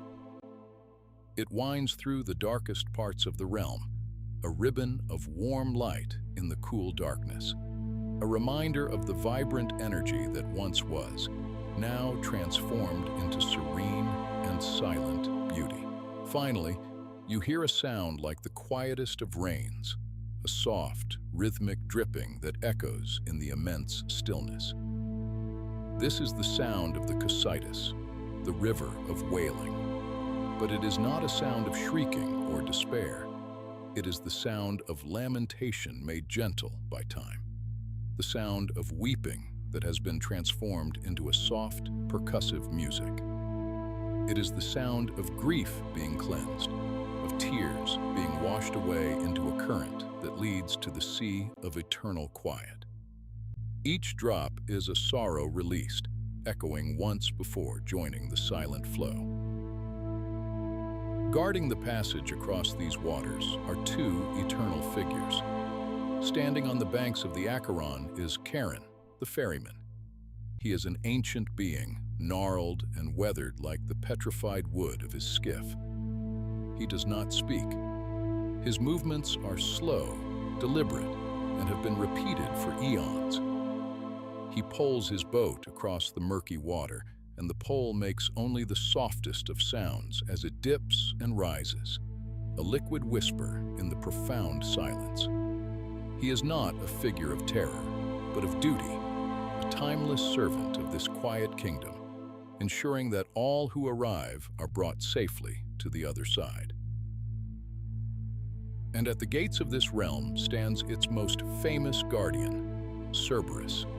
He is a colossal hound with 3 heads and a coat made of shadow and starlight. But as you rest here, you do not feel fear. His power is not in aggression, but in vigilance. His 3 heads watch in all directions, ensuring that the peace of this kingdom is never disturbed, that no one may leave who is not meant to, and no one may enter who would bring discord. The sound he makes is not a bark, but a low, deep rumble that vibrates in the very stone beneath you, a sound like distant thunder on a summer evening, a constant, grounding presence that is more reassuring than it is frightening. His many eyes glow with a soft, amber light, and as souls pass by, he watches them with a solemn, ancient wisdom. Into this carefully ordered world of shadow and silence, a mortal once dared to journey, not with a sword, but with a song. His name was Orpheus, and his music was a miracle. When he played his lyre, the world itself would stop to listen. The trees would bend their branches closer, the rivers would slow their currents, and the most savage of beasts would lie down at his feet, their wildness soothed into a gentle calm. His music was the voice of life itself, a melody of such profound beauty that it could charm rocks and stir the hearts of the gods. He loved a wood nymph named Eurydice with a love that was as deep and pure as his music. They were never apart, and the world seemed to rejoice in their presence. But one day, as Eurydice walked through a field, a serpent, hidden in the long grass, struck her heel. The poison was swift, and with a final, soft sigh, her spirit was released from her body and began its slow, silent journey to the underworld. The grief of Orpheus was a terrible and beautiful thing. The world fell silent around him, for his lyre now played a song of such sorrow that the sun seemed to hide its face. But his grief was not passive. He would not accept this fate. He would do what no mortal had ever done before. He would descend into the land of the dead and bring his beloved back. His journey down was not a battle. He did not fight his way past the guardians. Instead, he let his music lead him. His song, now woven with all the threads of his loss and his love, was his only guide and his only weapon. When he reached the river Acheron, Charon refused him passage, for he was still among the living. But Orpheus played his lyre, and the song of his sorrow was so pure that it harmonized with the river's own mournful tune. The ancient ferryman, for the first and only time, was moved. He bowed his head and poled his skiff across the water, carrying the living musician to the other side, his passage paid not with a coin, but with a melody. At the gates, the great hound Cerberus rose to block his path, a deep growl rumbling from his 3 throats. Orpheus did not flinch. He simply sat and played a lullaby of love and loss. The rumbling softened, the fearsome heads drooped, and one by one, the great hound's many eyes closed in sleep, soothed by a mortal's song. Finally, Orpheus stood in the throne room of Hades and Persephone. The hall was vast and silent, carved from a single piece of obsidian. the walls embedded with veins of diamond and sapphire that shone with a cold, distant light. Upon their thrones sat the king and queen of this silent land. Orpheus began to play. He sang of his love for Eurydice, of the sun on her hair, of the sound of her laughter. He sang of the moment he found her, still and pale in the grass. He sang of a world without color, a sun without warmth, a life without meaning. His music filled the immense hall, and a strange thing happened. The wandering shades in the asphodel meadows stopped their aimless drifting and turned to listen. The river Lethe ceased its flow, and Persephone, queen of shadows but once a maiden of flowers, felt a tear, like a single drop of dew, trace a path down her cheek. Even Hades, the implacable king, whose heart was as hard as the diamonds in his walls, was moved by the beauty of this mortal's grief. When the last note faded into the silence, Hades spoke, his voice the sound of stone grinding on stone. He would grant Orpheus's request. Eurydice could follow him back to the world of light. But there was one condition. Orpheus must walk ahead and not look back at her, not once, until they had both passed fully into the sunlight. If he turned, even for a moment, she would be lost to him forever. It was a test of faith, a test of trust against the deepest anxieties of the human heart. Joyfully, Orpheus agreed. He turned and began the long, slow ascent. He could not see her, but he could feel her presence behind him. He could hear the faint, ghostly sound of her footsteps on the path, a soft, ethereal echo that was almost imperceptible. With every step, he climbed toward the light, his heart torn between the desperate urge to turn, to make sure she was truly there, and the king's solemn warning. The air grew warmer. He could feel the first hints of the upper world, the scent of damp soil and living things. He could see, far ahead, a tiny pinprick of light, the exit from the underworld. The sound of her footsteps was so faint, the silence so deep. Was she still there? Did the shadows play tricks on him? Doubt, a small and human seed, began to sprout in his mind. He reached the threshold. The sunlight streamed in, warm and golden on his face. He was back in the world of the living. But was she? In a moment of overwhelming love and unbearable uncertainty, just as he stepped into the sun, but before she had, he turned. He saw her for a fleeting instant. She was there, her form made of moonlight and memory, her hand outstretched toward him. Her face held not anger, but a look of gentle, sorrowful love. And then, like smoke caught in a breeze, she was pulled back into the darkness, her name a final, fading whisper on the air. The story of Orpheus is an echo in this quiet place, a testament to a love that dared to challenge death itself. It is not a story of failure, but a story of profound and tragic beauty, a song that still lingers in the stillness of this kingdom. And now, you can let that stillness envelop you completely. You are resting here, in the heart of the quiet kingdom. The great dramas of gods and mortals are distant echoes, stories that add to the deep peace of this place. There is no striving here, no struggle, no need to do anything at all but rest. The cool, gentle mists of the river Lethe begin to swirl around you, carrying the gift of forgetfulness. Let them carry away the thoughts and worries of your waking day. Let go of what was and what will be. Let your mind become as clear and still as the waters of the Styx. There is only this moment of profound, undisturbed tranquility. You are safe. You are at peace. Here, in the silent, beautiful darkness, you can drift into the deepest sleep of all. The mists of the river Lethe, cool and pearlescent, have held you in a state of perfect, thoughtless rest. Here, in the quiet heart of the underworld, memory is a distant shore, and the weight of the world is a story told in a forgotten language.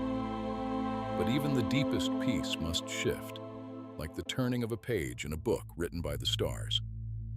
Very slowly, so slowly you barely notice, the thick, swirling fog begins to thin. It does not vanish, but becomes a gentle, silver haze, and through it, you begin to feel a change in the air.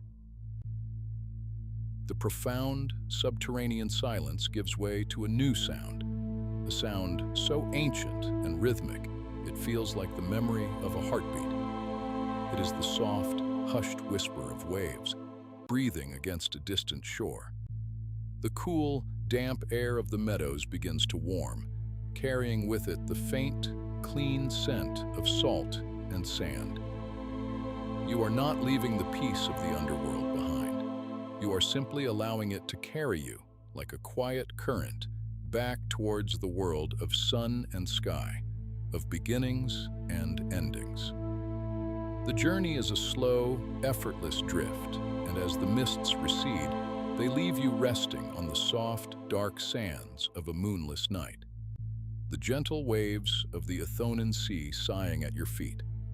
Above you, a tapestry of unfamiliar stars glimmers, each one a silent promise of a story yet to unfold. This is the world of mortals, a realm now touched by the light of hope, but also a world where fate weaves its intricate and often inescapable patterns. And our story tonight begins in such a place, in the sun-drenched kingdom of Argos, where the stones of the citadel are warm to the touch, and the olive trees cast long, dark shadows in the afternoon light. Here ruled a king named Perseus, a man who lived not in the peaceful present, but in the anxious shadow of the future. He journeyed to the great oracle at Delphi, to that sacred space where the world of gods and mortals touched. He went seeking knowledge, but the words he received were not a comfort, but a cold stone dropped into the quiet pool of his life. The oracle whispered a prophecy, a thread of destiny that would unravel all he held dear. It was foretold that the son of his own daughter, Danae, would one day be his end. Fear, once planted, grows in darkness. And so, Perseus built a chamber for his only daughter, a room with no doors and no windows, set deep beneath the earth but open to the sky above. It was a room cast entirely of bronze, and when the sun was high, the walls would glow with a soft, coppery light, filling the space with a warm, metallic scent. Here, Danae lived in quiet seclusion, her world defined by a patch of brilliant blue sky above and the cool, smooth walls around her. It was not a cruel prison, but a gilded cage, a place of profound stillness and solitude. She would watch the slow procession of the clouds by day, and by night, she would trace the silver paths of the constellations, feeling a kinship with their distant, silent beauty. But the will of Zeus is not so easily thwarted by walls of bronze or the fears of mortal kings. The great god of the sky looked down upon the lonely princess and was moved by her grace. He did not come to her with the crash of thunder or the flash of lightning. He came as something far more gentle, more miraculous. One afternoon, as Danae rested in the warm, sunlit air of her chamber, she noticed the light begin to change. It deepened, turning from pale yellow to the rich, heavy gold of honey. And then, a silent, shimmering shower began to fall from the clear blue sky. It was a rain of pure, liquid gold, each droplet a tiny, captured sun, falling without a sound, pooling on the bronze floor, and filling the chamber with a light so pure, so divine, it felt like the birth of a new star. This was Zeus. And from this gentle, golden union, a child was born in the silent chamber, a son whom Danae named Perseus. For a time, their secret was safe. The sound of a baby's cry was absorbed by the thick walls, and Danae's lullabies were sung only to the listening sky. But such secrets cannot be kept forever. One day, the king heard the soft sounds of a child at play, and his blood ran cold. The prophecy he had tried to wall away had found a way inside. Yet he could not bring himself to harm his own daughter or the divine child. So instead, he commanded that a great chest be built of dark, sturdy wood, large enough to hold them both. Imagine that chest, resting on the shores of Argos. The wood is smooth and cool, smelling of cedar and the sea. Inside, it is dark and close, a small, self-contained world. Acrisius placed Danae and the infant Perseus within it, their only light the slivers that crept through the seams of the lid. He pushed the chest out into the endless, wine-dark sea, entrusting their fate to the currents and the gods. Now, feel yourself drifting. You are inside that chest, not with fear, but with a sense of profound peace. The world outside is a muffled roar, a deep, resonant hum of the ocean. But inside, it is quiet. The gentle, rhythmic rocking of the waves is a cradle, a slow, eternal lullaby. You can feel the steady, sleeping breath of the infant Perseus and the calm, protective presence of his mother. There is no sense of time here, only the constant, soothing motion of the sea, carrying you on a long, slow journey into the unknown, deeper and deeper into a state of serene rest. Days and nights pass as one long, uninterrupted dream. The chest drifts on the currents, a tiny seed of destiny on the vast, breathing ocean, until at last, with a soft, grating sound, it comes to rest. The motion ceases. For a long moment, there is only silence, broken by the gentle lapping of water just outside the wooden walls. Then there is a scraping sound, and the lid is lifted. Light, brilliant and warm, floods the small, dark space. The air is fresh and salty. The chest has washed ashore on the island of Seriphos, and standing over it is a fisherman named Dictys, his face kind and weathered by the sun and sea.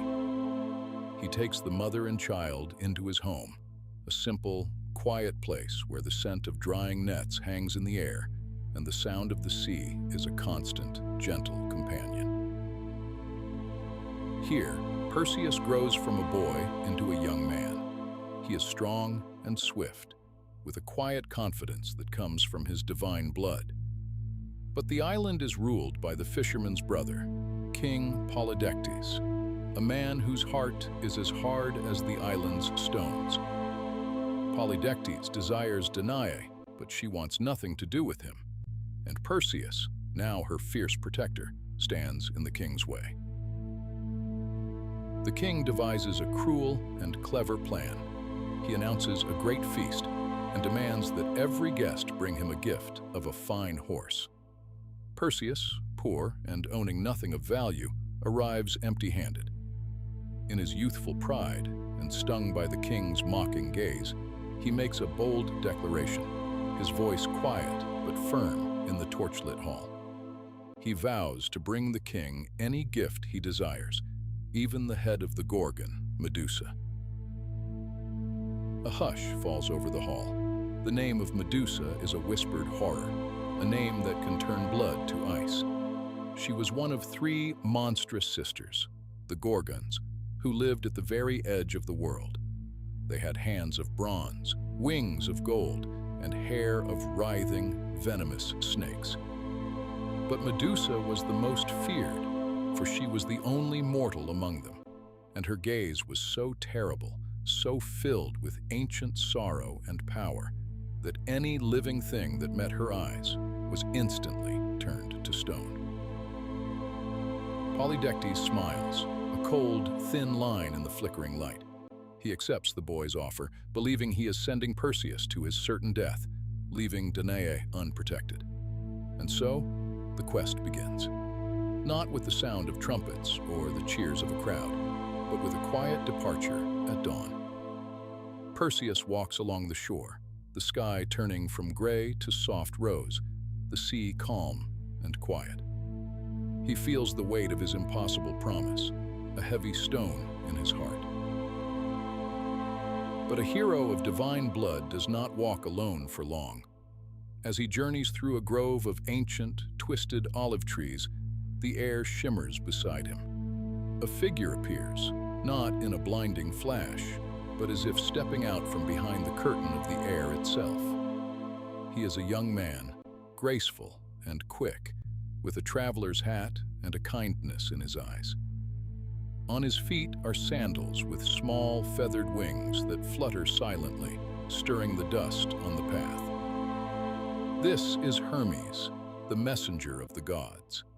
His voice is like the wind rustling through the olive leaves, calm and reassuring. He tells Perseus that the gods are with him, and he places a gift in his hand. It is a sickle forged from adamant, the same unbreakable substance used by Cronus so long ago.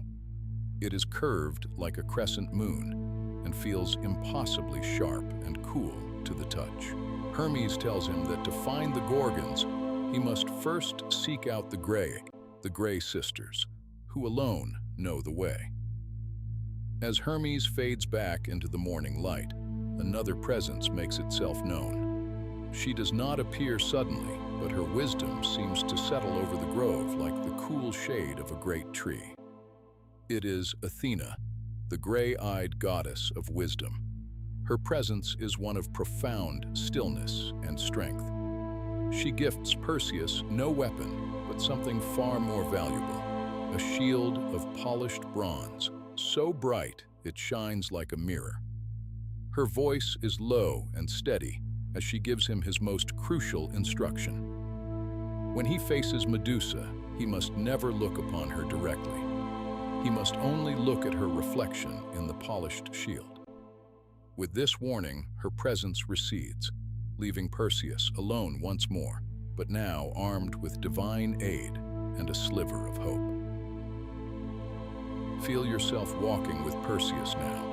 The path leads you away from the warm, sunlit shores and into a land of perpetual twilight. The vibrant greens and blues of the world slowly fade, replaced by endless shades of gray. The air grows cold and still. The only sound is the soft crunch of your feet on the gray dust.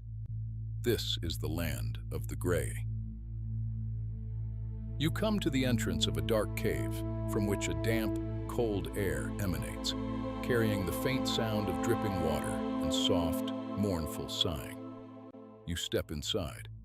The cavern is vast and silent, the darkness broken only by a faint, phosphorescent glow from the damp stone. In the center of the cavern sit three figures, so ancient they seem to be a part of the rock itself. They are the gray, ancient before the Titans, born as old women with gray hair and skin like wrinkled parchment. They are sisters, and they share a single eye and a single tooth between the three of them, passing them from one to another with slow, trembling hands. Perseus, guided by the wisdom of the gods, stands silently in the shadows, his breathing slow and steady. He watches the sisters, a slow, strange ballet in the gloom. One sister holds the eye, describing the gray, formless world she sees, before her hand reaches out, and another sister's hand finds hers, taking the eye to have her turn. Perseus waits for that precise, suspended moment when the eye is in transit, a tiny, glistening orb passing through the air between their grasping fingers. In that moment, he steps forward, his movement swift and silent, and his hand closes around it. A wave of confusion ripples through the sisters. Their sighing turns to distressed whispers, their hands patting the empty air. Perseus speaks, his voice respectful but firm, echoing in the vast, dark space. He tells them he holds their sight, and he will return it, in exchange for the path to the nymphs of the north, who hold the tools he needs to complete his quest. The sisters, blind and helpless, whisper the directions, their voices like the rustling of dry leaves. He gently places the eye back into an outstretched, waiting hand and retreats from the cave, leaving the sisters to their eternal, gray twilight. The path they described leads him to a place that feels like a hidden dream. After the endless gray, he steps into a sun-dappled grove where the air is warm and smells of honey and unknown, night-blooming flowers. A gentle melody hangs in the air, the sound of a hidden waterfall and the soft humming of the nymphs. They are beautiful, ethereal beings who greet him with kind eyes, for they know his quest and his divine parentage. They bestow upon him 3 magical gifts. First, they give him a pair of winged sandals, like those of Hermes. He slips them on, and they feel lighter than air. He takes a single step, and instead of falling, he floats, rising gently from the mossy ground, held aloft by a soft, invisible current. The feeling is one of effortless freedom, of being untethered from the earth. Next, they give him a simple leather bag called the... It seems small and unassuming, but they tell him it can safely hold anything, no matter how powerful or dangerous. It feels soft and pliable in his hands, yet carries an aura of immense hidden depth. Finally, they offer him a helmet, dark and plain. It is the cap of Hades, the helm of darkness. He places it on his head, and the world does not disappear. Instead, he simply fades. He looks down at his hands and sees only the mossy ground through them. He has become invisible, a silent, unseen presence. The feeling is not of emptiness, but of profound quiet, like becoming a shadow among shadows. Equipped with these divine tools, Perseus is ready. He thinks of his destination, the distant, terrible island of the Gorgons, and the winged sandals respond. He rises into the air, higher and higher, leaving the warm, gentle grove behind. Feel this sensation of flight. You are rising with him into the vast, open sky. Below you, the world unfolds like a map, the deep blue of the sea, the green and brown patchwork of the land. The wind rushes past you, a cool, clean song in your ears. You fly through the afternoon, watching the sun cast long shadows that stretch like fingers across the earth. As dusk falls, the sky turns to shades of orange and purple, and then deepens into a velvet black, scattered with the diamond dust of the stars. The flight is long and peaceful, a silent journey across the quiet, sleeping world. At last, you see it on the horizon, an island of dark, jagged rock wreathed in mist. As you draw closer, the air grows still and heavy, carrying a faint, metallic scent. There are no trees here, no signs of life. Instead, the landscape is a silent, tragic garden of statues. Stone figures of men and beasts are scattered across the desolate ground, their bodies twisted in attitudes of sudden shock and terror. A warrior with his sword raised, a lion in mid-leap, a bird with its wings outstretched for flight, all frozen forever in gray, silent stone, their surfaces now covered in moss and lichen, softened by the passage of centuries. This is the legacy of Medusa's gaze, a gallery of silenced lives. Perseus lands softly, his winged sandals making no sound on the rocky ground. He puts on the cap of Hades, and you feel yourself becoming invisible with him, a ghost in this land of ghosts. He draws the adamant sickle, its edge gleaming faintly in the starlight. He raises Athena's polished shield, its surface a dark, swirling mirror. He moves forward into the heart of the island, towards a cave from which a low, rhythmic sound emanates. It is a dry, hissing sound, like 1,000 snakes rustling through dead leaves, or the wind whistling through a cracked, empty vessel. It is the sound of the Gorgons sleeping. He peers into the cave, but not with his own eyes.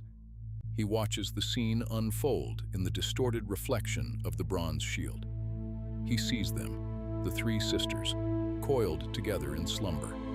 Their great golden wings are folded at their sides, their bronze claws curled loosely. Their faces, even in the reflection, are terrifying.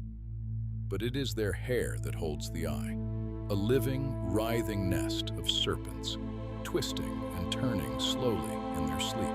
Two of them are immortal, their forms massive and unyielding. But the third, lying in the center, is Medusa. In the wavering reflection of the shield, Perseus can see that her sleeping face holds a tragic, sorrowful beauty, a remnant of the mortal maiden she once was, before she was cursed by the gods. He sees the story of her pain etched into her still features, and for a moment, he feels a pang of pity.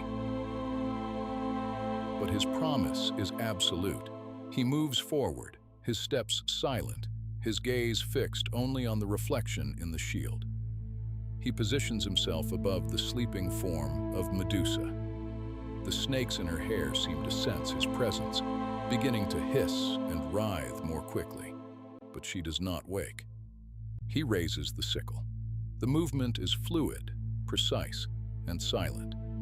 There is no clang of battle, no cry of pain. There is only a soft, final sigh as the unbreakable blade does its work. From the wound, a miracle occurs. It is not a scene of horror, but of release. Two beings spring forth, fully formed. One is Chrysaor, a warrior with a golden sword, but the other is a creature of breathtaking beauty. It is a horse, pure white, with magnificent wings that unfold like the petals of a great flower. This is Pegasus.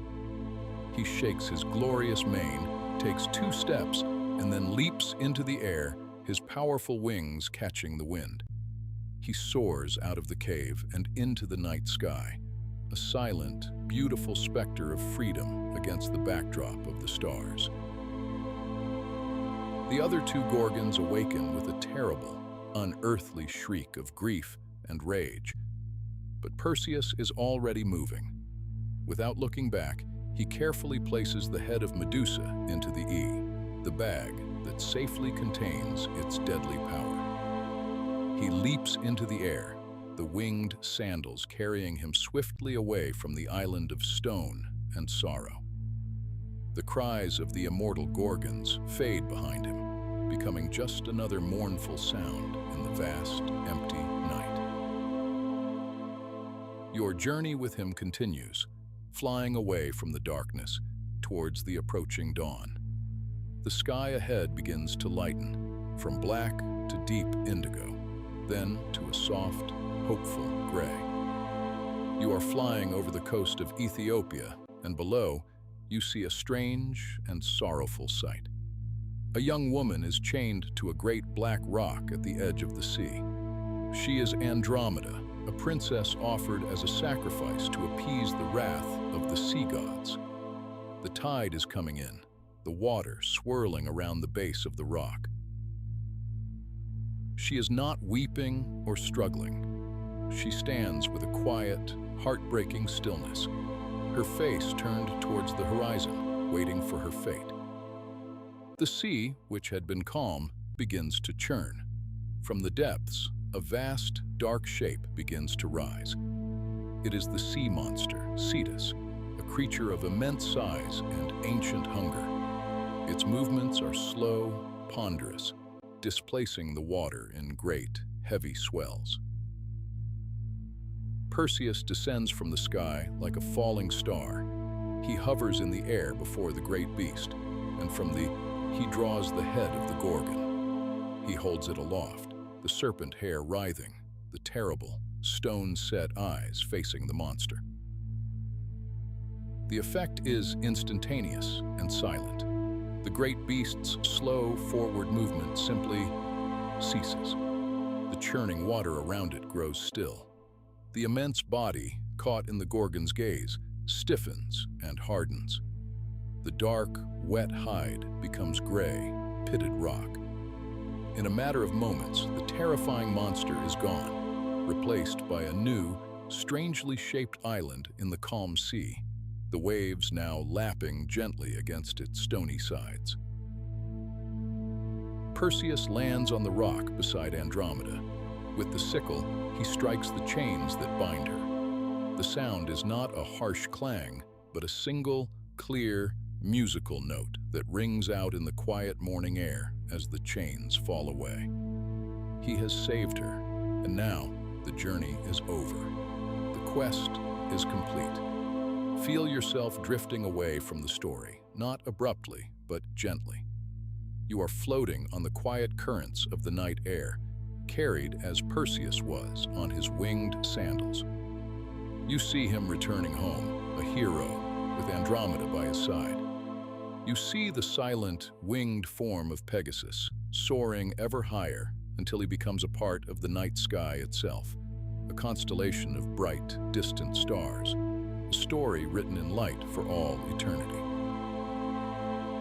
Let the details of the story soften and fade, like the statues on the Gorgon's Isle, their sharp edges worn smooth by time and sleep. All that remains is the feeling of gentle, effortless flight, of a long journey completed, of a peaceful return. You are drifting now on the soft, dark ocean of your own breath, floating in the deep, quiet space between waking and dreaming. There are no more quests to fulfill, no more monsters to face, only this profound and peaceful stillness, this gentle, downward drift into the silent, starlit world of deep and restful sleep. The soft, dark velvet of the night still holds you, cradled in the quiet aftermath of a hero's journey. The story of Perseus has dissolved, its sharp edges of polished shields and monstrous gazes softened into the gentle starlight that filters down through the canopy of your rest. Pegasus has become just another distant constellation, a silent pattern of light in the immense and peaceful sky. You are floating in this perfect stillness, a space between tales, where the only sound is the slow, rhythmic beat of your own breathing, a soft and steady drum in the heart of the cosmos. Let this quietude deepen. Feel it as a cool blanket, settling over your limbs, releasing the last vestiges of the day. The air around you is ancient and calm, carrying whispers of what has been and what is yet to be. And as you drift, a new story begins to form, not with a sudden flash, but like a single, bright star being born in the void, a star of impossible brilliance and immense weight. This is the story of the greatest of all heroes, a man whose life was a testament to struggle and strength, a soul forged in the crucible of divine wrath and mortal suffering. His name is Heracles. His story begins not on a battlefield, but in a quiet room in the city of Thebes, under the soft glow of an oil lamp. Here, a child is born, a son to the mortal queen, Alcmene. But the blood that flows in his veins is only half mortal. His father is Zeus himself, the king of the gods, who saw in Alcmene a spirit worthy of birthing a hero who would walk the earth as a protector of mankind.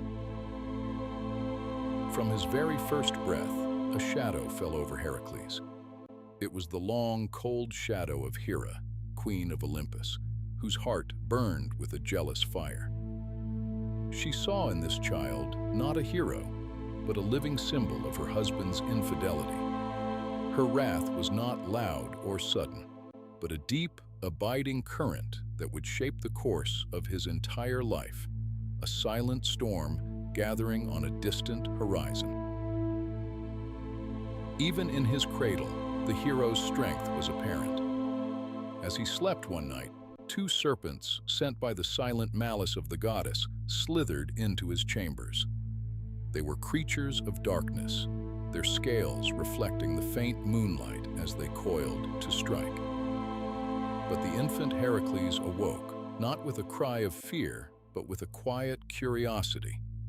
His small hands, impossibly strong, reached out and closed around their necks. There was no struggle, only a firm, final pressure, and then stillness. When his mother rushed in, she found him gurgling happily, a dead serpent in each fist, like harmless toys. It was the first sign of the power that lay within him, a power that was both a divine gift and a terrible burden. Years passed, and Heracles grew into a man of incredible stature and strength, his heart filled with a warmth and generosity that matched his physical power. He married, and he had children, and for a time, a fragile peace settled over his life. But the storm of Hera's wrath had not dissipated. It had only been waiting.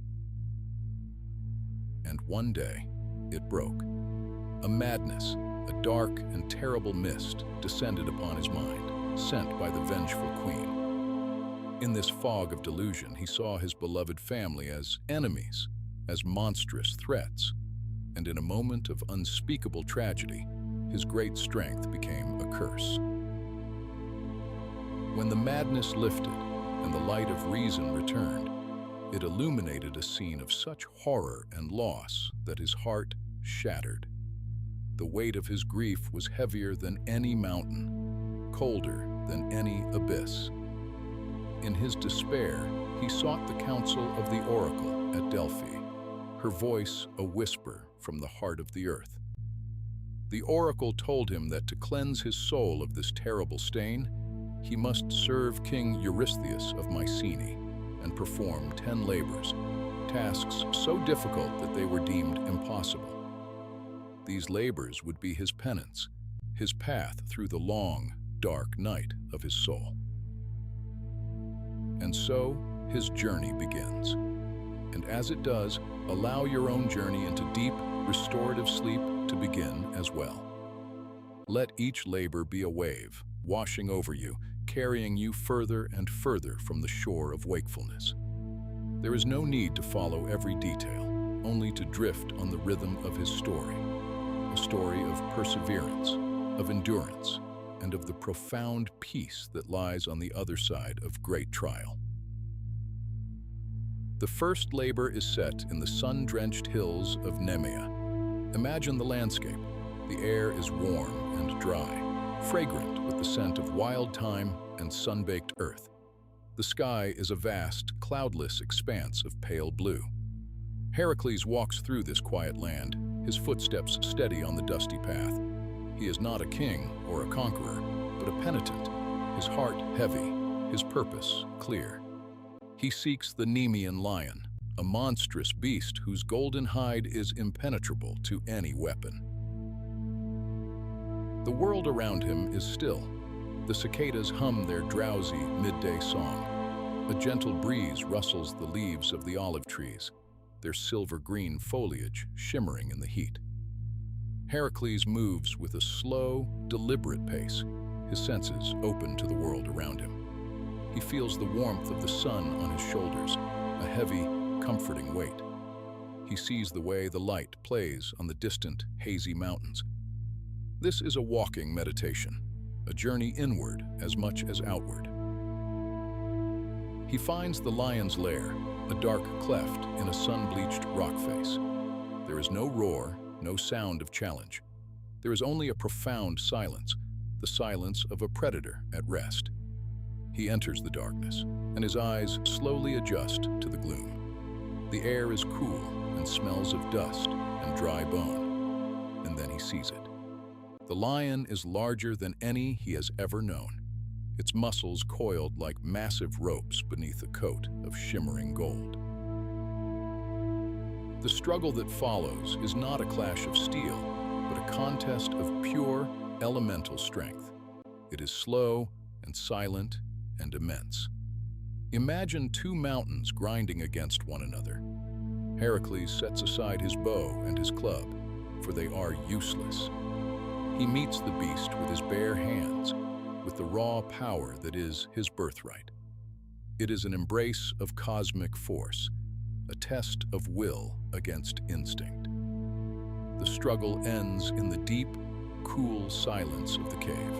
Heracles emerges back into the blinding sunlight, the heavy golden pelt of the lion draped over his shoulders. It is not a trophy of conquest, but a cloak of his penance, the first weight of his burden transformed into a shield.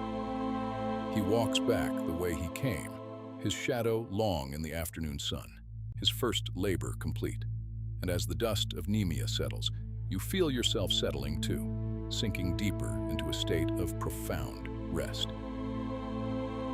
The warmth of the sun-baked hills begins to fade, replaced by a cool, damp mist.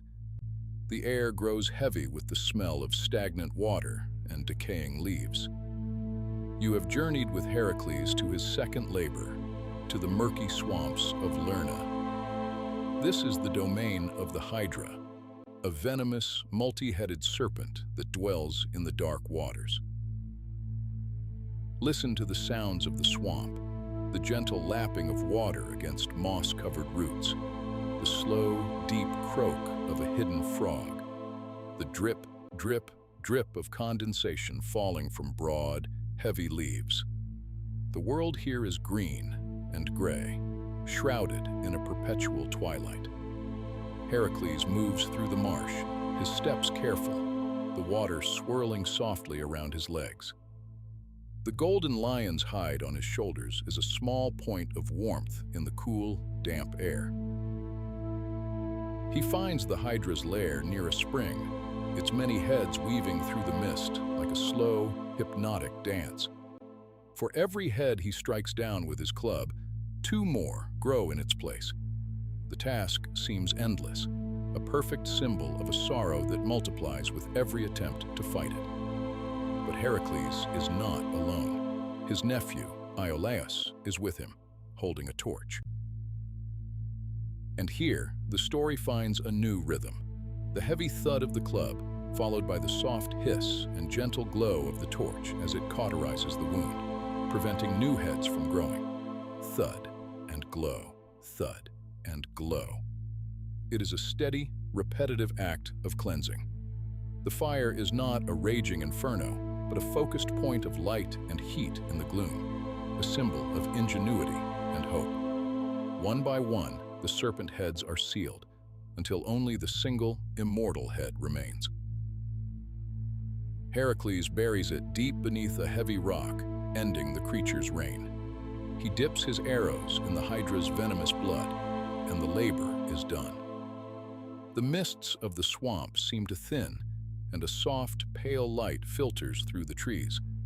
The rhythm of his work, steady and sure, has brought a quiet peace to the land.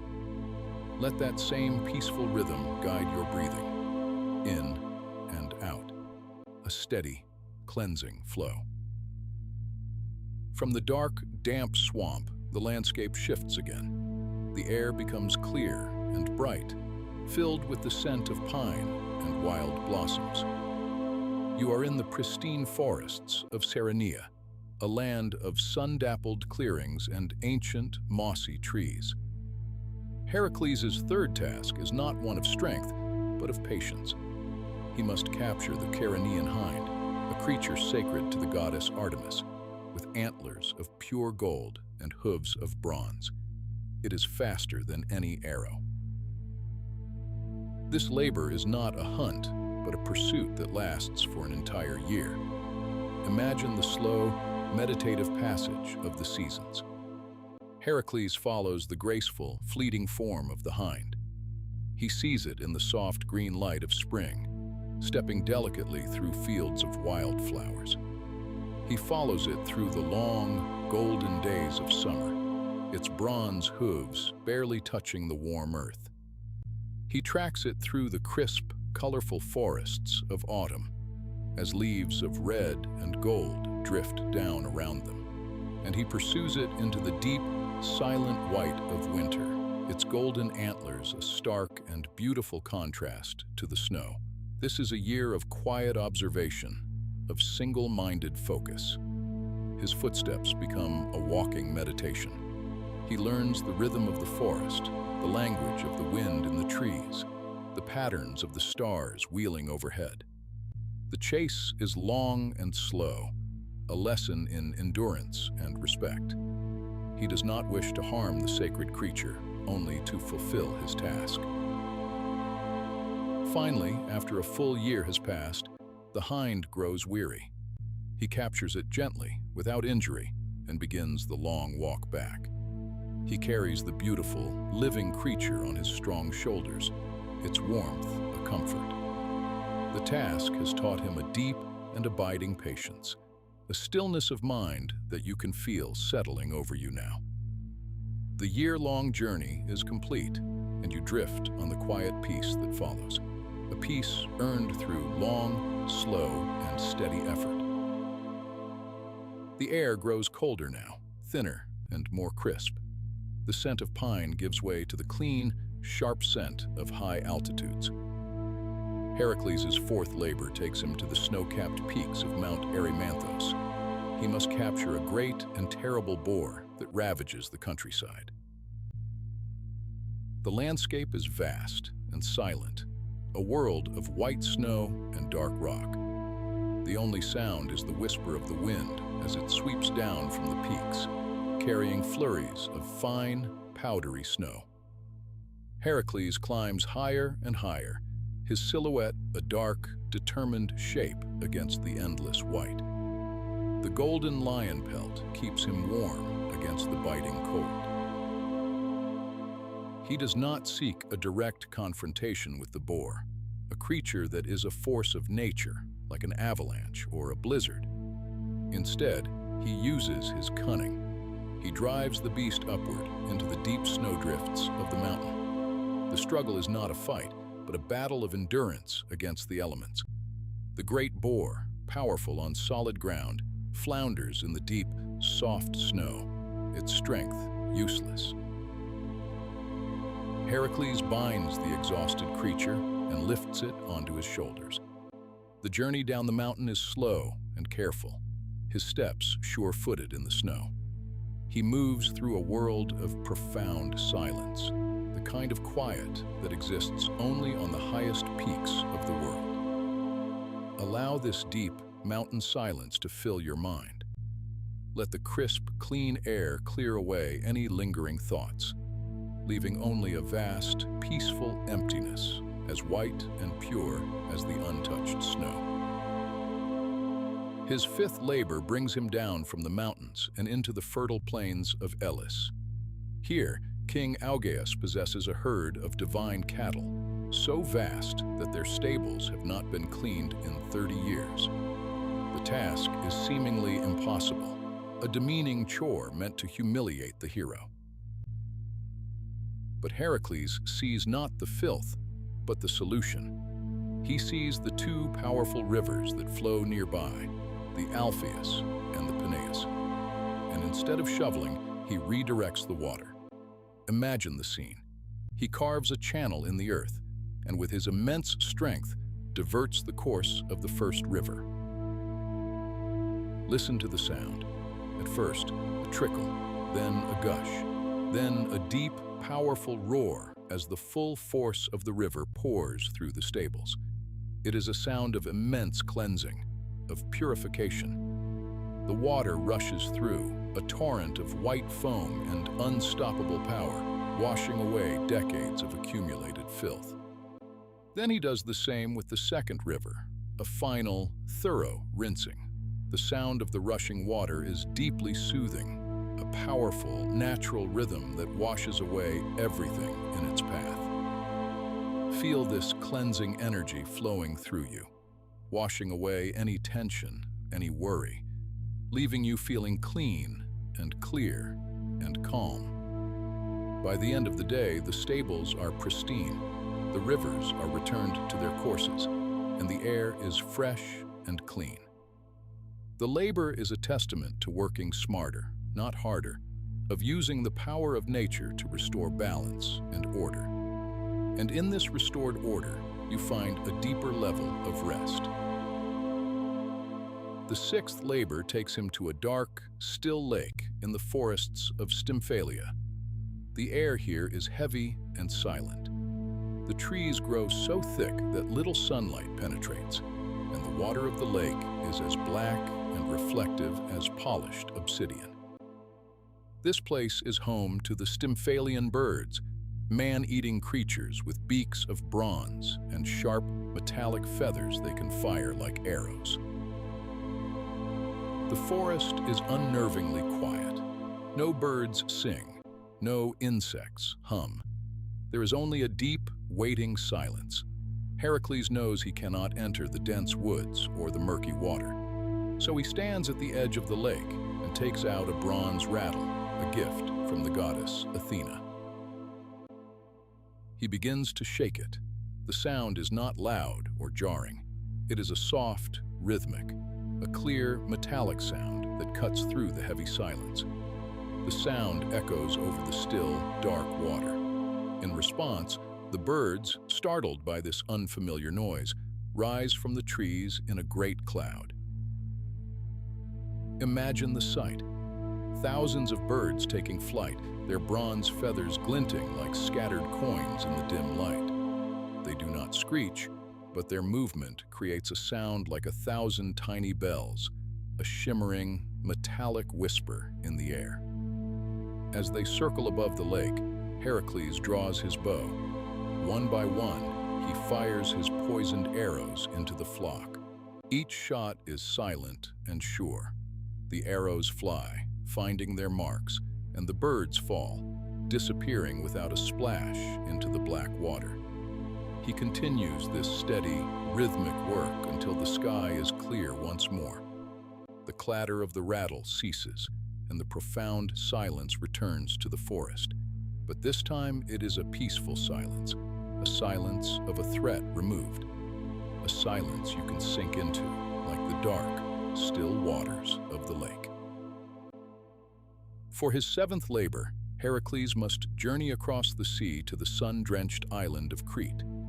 Feel the gentle, rocking motion of the boat as it sails across the wine-dark sea. The sun is warm on your skin, and a salty breeze fills the sails. The sound is the rhythmic creak of the ship's timbers and the soft whisper of waves against the hull. His task is to capture the Cretan bull, a magnificent white creature, father to the Minotaur, which has been driven mad by the gods and is terrorizing the island. Heracles finds the bull in the rolling hills of Crete, among the olive groves and cypress trees. It is a creature of immense power and beauty, its white hide gleaming in the Mediterranean sun. The confrontation is a display of calm, confident strength. Heracles does not kill the bull. He wrestles it, subdues it, and tames its wild madness with his own steady, unshakable will. He leads the now docile creature back to the sea and, in some tellings, rides it across the waves back to the mainland. Imagine that journey, the hero, calm and centered, riding a powerful, mythic beast across the sparkling, sunlit water. It is an image of perfect control, of wildness brought into harmony with will. It is a journey of peace and mastery, and you drift along with it, feeling balanced and secure. The eighth labor takes him north to the wild, wind-swept coast of Thrace.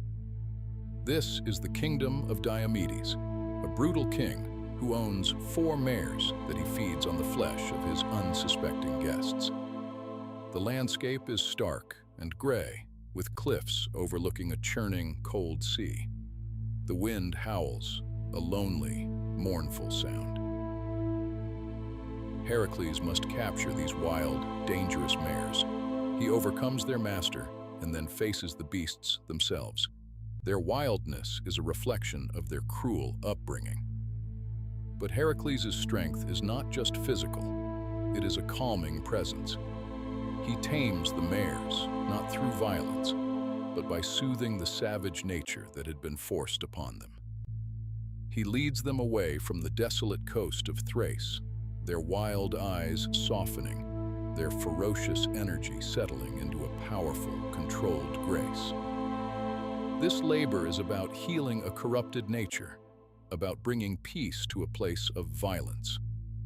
Feel that calming influence now, soothing any restless parts of your own mind, gentling them into a state of quiet obedience to your need for sleep. The ninth labor is a long sea voyage to a distant, mythical land. He must retrieve the golden girdle of Hippolyta, the queen of the Amazons. Once again, feel the gentle rhythm of the ship, sailing for weeks across an endless blue horizon. The stars at night are brilliant and clear, a vast, silent map overhead. The only sounds are the creaking of the ship and the whisper of the sea.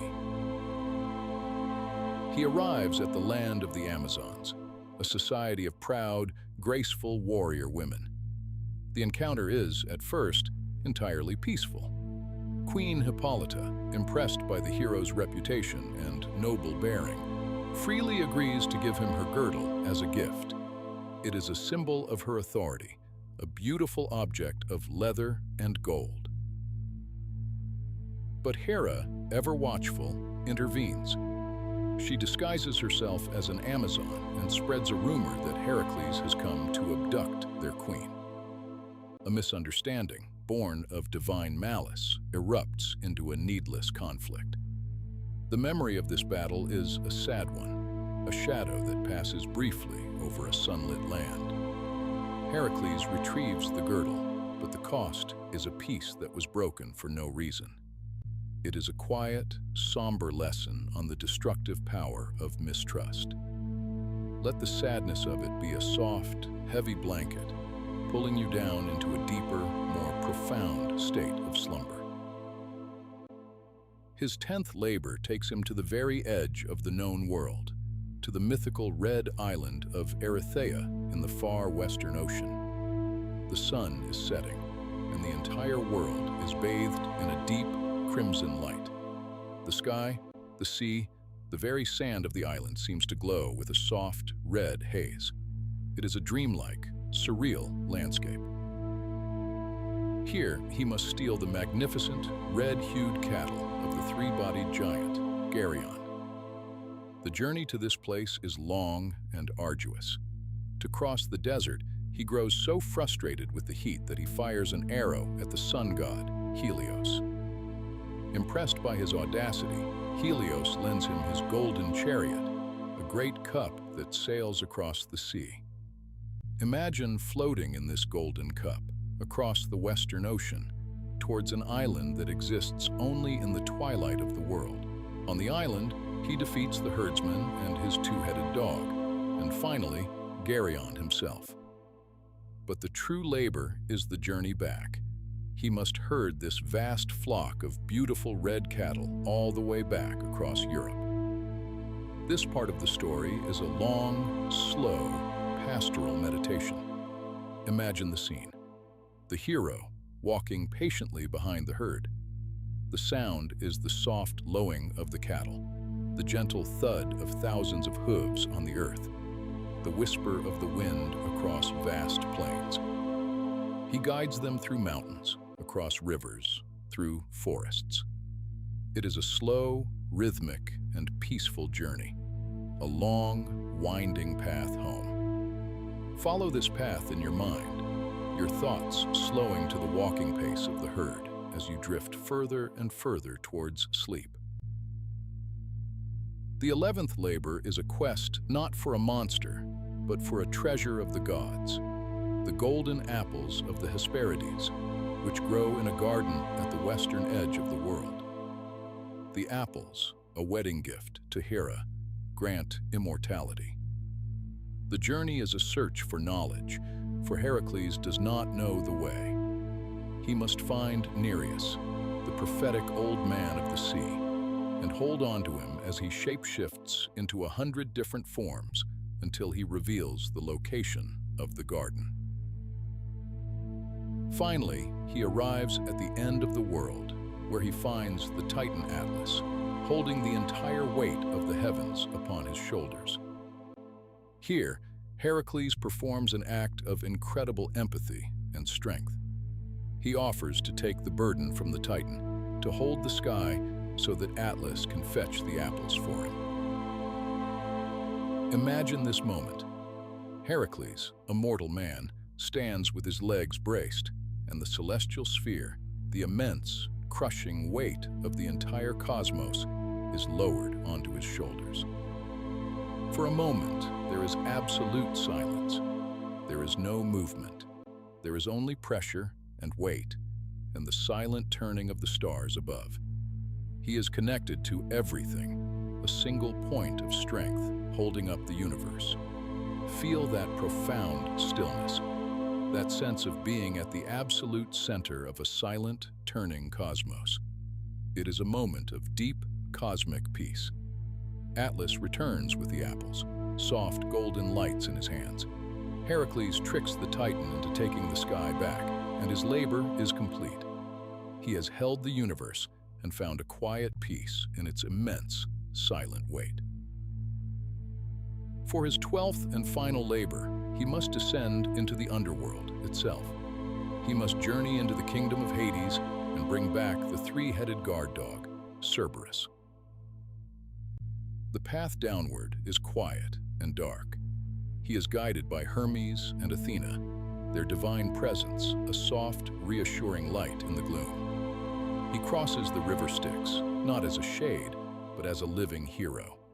He walks through the silent, gray asphodel meadows, where the spirits of the dead drift like smoke. The air is cool and still. He stands before the throne of Hades and Persephone and makes his request. Hades agrees, but on one condition. Heracles must subdue the beast with his bare hands, using no weapons. The encounter with Cerberus is not a terrifying battle. It is a final test of courage and control. Heracles approaches the monstrous dog, with its 3 snarling heads and a mane of hissing snakes, not with aggression, but with a firm, unshakable calm. He uses his immense strength to hold the beast, to gentle it, to master it through sheer force of will. The journey back to the surface is a slow ascent from darkness into soft, gentle light. He brings the subdued Cerberus before King Eurystheus, who is so terrified that he hides in a large bronze jar. Heracles has done it. He has faced death itself and returned. He has completed the impossible. He returns Cerberus to his master in the underworld, and his labors are finally over.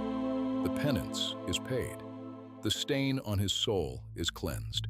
A great weight is lifted from his shoulders, a weight he has carried for many long years. Feel that release with him, a sense of profound peace, of a long and difficult journey finally at its end. Heracles, the strongest of all mortals, has walked the length and breadth of the world. He has faced monsters and mountains, gods and death. He has endured, and through his endurance, he has found not glory, but stillness, a quiet heart, a soul at peace. His story does not end here. He would have more adventures, and eventually, he would be granted apotheosis, rising to Mount Olympus to live among the gods, his mortal suffering transformed into immortal peace. He would become a constellation in the night sky, a silent, shining reminder of the strength it takes to endure. But for now, just rest in the completion of his trials. Rest in the silence that follows the final labor. The hero has earned his peace, and you, having journeyed with him through sun-drenched fields and misty swamps, over snowy peaks and across starry seas, have earned your rest as well.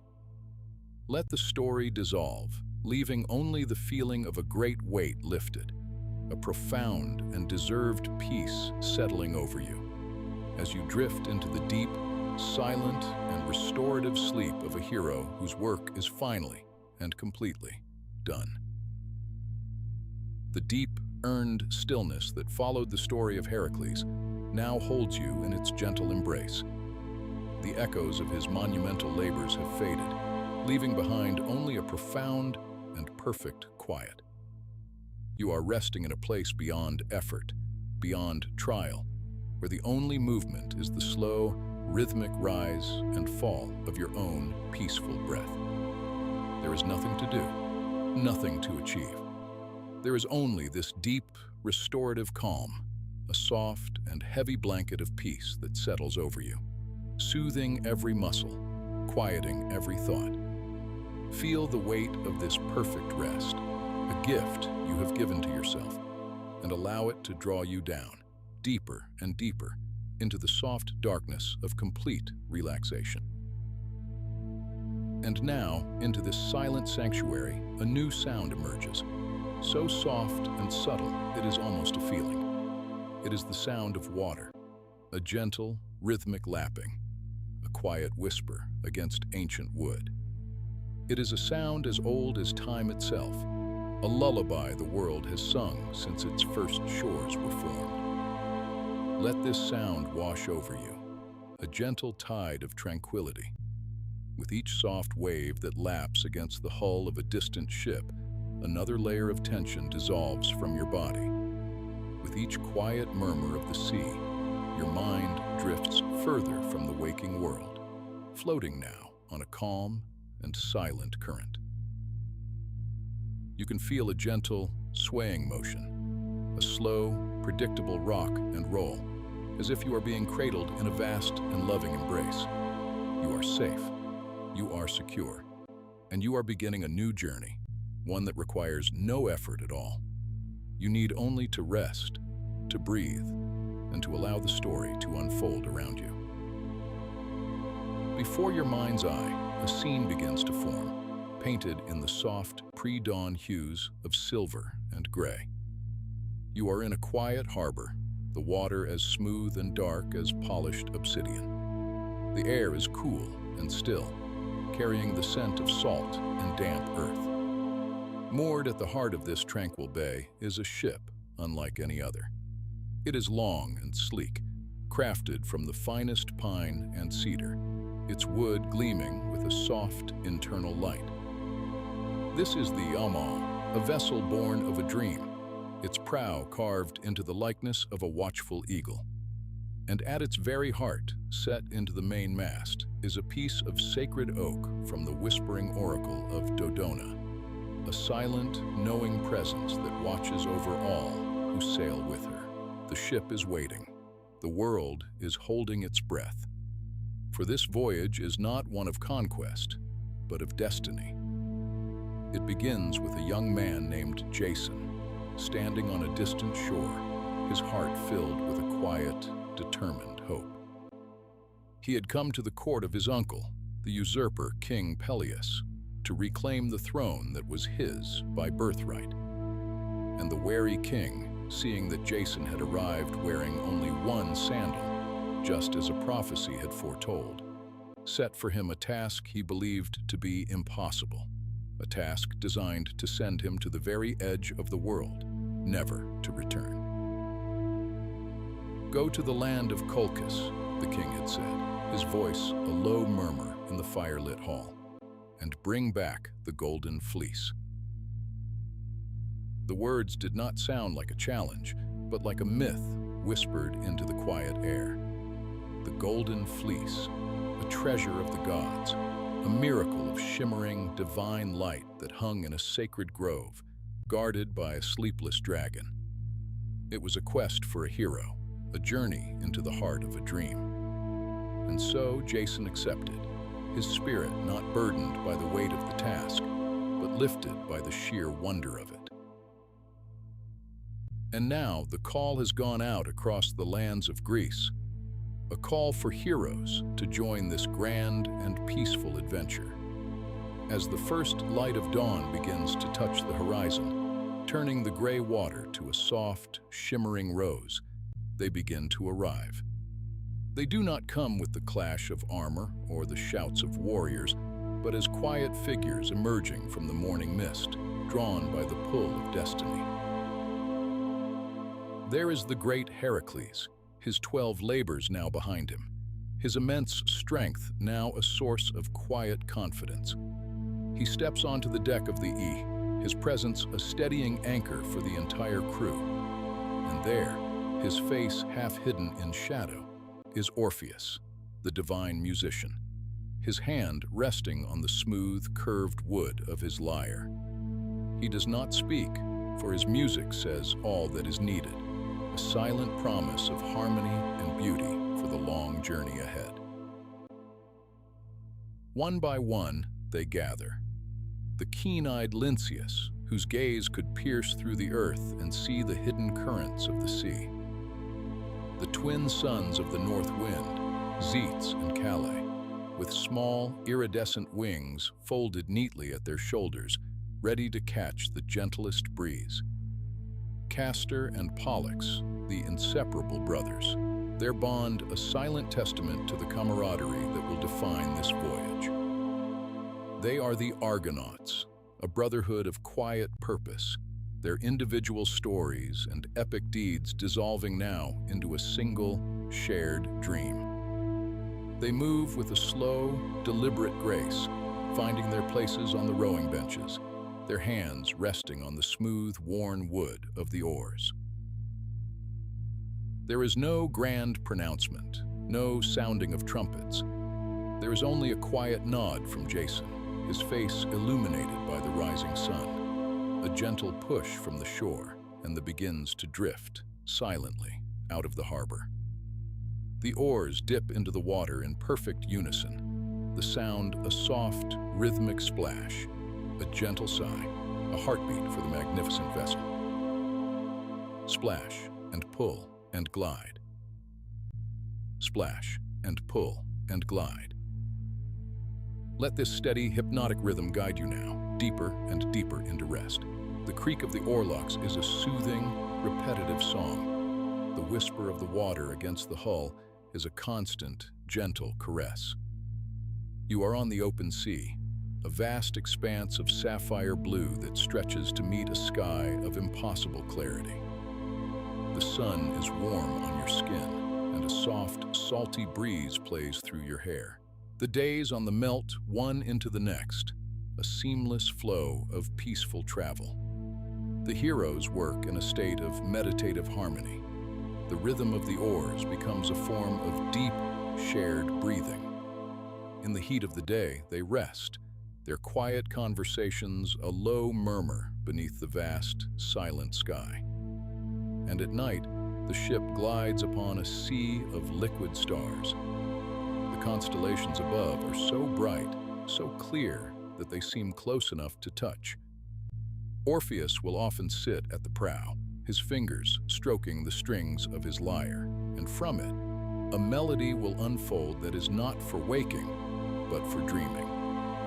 His music weaves itself into the fabric of the night, a lullaby for the heroes, for the sea, and for you. It speaks of the quiet courage of the human heart, of the beauty of a shared journey, and of the profound peace that can be found in the vast, silent spaces of the world. As you drift on this current of sound and stillness, the continues its journey, passing islands that look like sleeping green giants in the shimmering water. The world feels ancient and magical, untouched by the haste of mortal life. But even in this dreamlike state, the journey has its quiet challenges, its gentle trials. They arrive at a desolate shore where a blind king named Phineus sits, his life a constant torment. For whenever food is set before him, foul creatures with the bodies of birds and the faces of women, the harpies, swoop down from the sky, their wings like dark, ragged shadows, to steal his meal and defile what remains. The Argonauts see his suffering, and a deep, quiet compassion fills their hearts. There is no battle, there is no violence. Instead, the winged sons of the North Wind, Zeus and Calais, take to the air. Their flight is not a charge, but a silent, graceful dance. They rise on the currents of the wind like two great, silent hawks, their wings catching the sunlight. They do not attack the harpies, but simply pursue them, gently, relentlessly, their presence a constant, shimmering light that the shadows cannot bear. They chase them across the sea, further and further, until they are nothing but specks on the horizon, their dark energy dissolving into the vastness of the blue sky. When Zeus and Calais return, they land as softly as falling leaves, and the old king is finally able to eat in peace. The simple act, a profound and beautiful blessing. The Argonauts leave him to his quiet restoration, their hearts lighter, the ship gliding away from the shore as peacefully as it arrived. Their journey continues, leading them toward a narrow strait, a passage feared by all sailors. For at its entrance stand the simple gates, the clashing rocks. They are two immense, living cliffs of dark, jagged stone that guard the way. They do not sit still, but drift on the churning water, crashing together with unimaginable force, crushing anything caught between them. But as the approaches, you do not hear a terrifying, thunderous crash. Instead, you perceive it as a deep, resonant hum, like the slow, sleeping breath of the earth itself. The sound is low and rhythmic, a deep vibration that travels through the water and into the very wood of the ship. It is not a sound of destruction, but of immense, ancient power. Jason, guided by the wisdom of the blind king Phineus, stands at the prow and releases a single white dove. You watch as the bird takes flight, a small, hopeful speck of white against the dark stone. It flies straight and true, heading for the gap between the great rocks. As it passes through, the rocks begin to stir. They move towards each other, not with a violent speed, but with a slow, grinding inevitability, like two mountains shifting in their sleep. The deep hum intensifies, a sound you can feel in your bones, a sound that lulls you deeper. The rocks meet, their great stone faces pressing together, and for a moment, the passage is closed. But the dove has made it through, losing only a few of its tail feathers. This is the sign. The Argonauts bend to their oars, their movements fluid and strong. The surges forward, following the path of the dove. The ship enters the narrow channel, the sheer, dark walls of the rocks rising high on either side, blotting out the sun. The air grows cool and still. The ship glides through the deep, humming shadow, and just as it clears the passage, the rocks begin to pull apart again, their movement slow and majestic. The sails out into the open sunlight on the other side, untouched, having passed through the heart of the earth's slumber. The deep, resonant hum fades behind you, leaving only the gentle sound of the waves. The sea becomes a wide, open road once more. The days are long and peaceful. The sun warms the deck, and the slow rocking of the ship is a constant, soothing motion. You are drifting further and further from the shores of the known world, sailing into the realm of myth and magic. And as you drift, another sound begins to reach you, carried on the soft sea breeze. It is a song, a melody of breathtaking beauty, sung by voices that seem to be woven from sunlight and sea foam. It is the song of the sirens who live on a flowered island, their voices a sweet, irresistible call to weary sailors.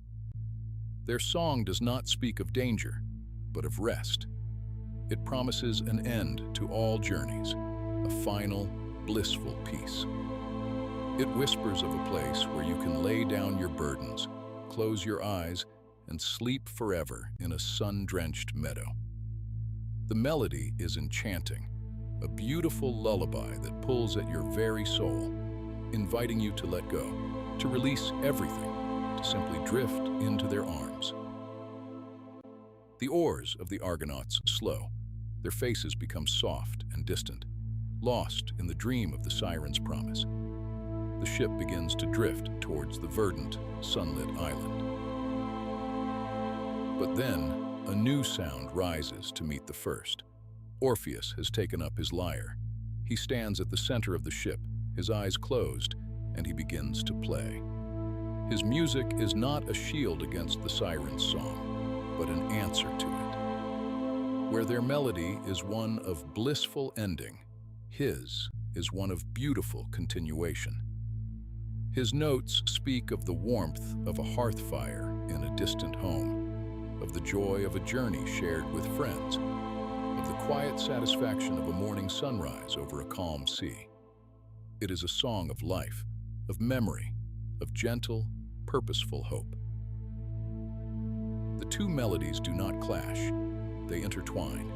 They weave together in the warm air, creating a soundscape of impossible beauty. The siren's call to a final, forgetting sleep, and Orpheus's call to a deep, restorative dream. The music washes over you, a complex and beautiful harmony that holds both the peace of arrival and the joy of the journey. The Argonauts, cradled between these two perfect lullabies, pick up their oars once more, their rhythm slow and dreamlike. The glides peacefully past the island of the sirens, the beautiful, blended music slowly fading behind them, leaving a profound sense of peace in its wake. The journey is nearing its end. The air itself begins to change. It grows heavier, scented with the perfume of unknown blossoms and damp, ancient earth. A thick, silvery mist rises from the water, shrouding the world in a soft, ethereal veil. Through this mist, a dark coastline finally appears. This is Colchis, the land at the edge of the world, a place steeped in ancient magic. The slips quietly into the mouth of a wide, slow-moving river, its dark waters reflecting the gray, misty sky like a mirror. The heroes are silent, their journey across the vast sea replaced by a slow, winding path through a land of shadows and secrets. The banks of the river are lined with weeping willows and ancient cypress trees, their branches draped in moss, reaching down to touch the surface of the water. The only sound is the gentle dip of the oars and the distant call of a strange bird. They moor the ship in a hidden cove, and Jason steps ashore, his heart calm and steady. He makes his way to the palace of King Aeetes, a dark and brooding structure of black stone that seems to have grown from the earth itself. And it is here that he meets the king's daughter, the sorceress Medea. She is not a figure of frightening power, but of deep, quiet mystery. Her eyes hold the wisdom of generations, and her movements are as fluid and silent as the river mist. When she sees Jason, a strange and powerful connection is forged, a bond woven by the unseen hands of fate. She sees the quiet nobility in his heart, the pure intention of his quest, and she decides to help him.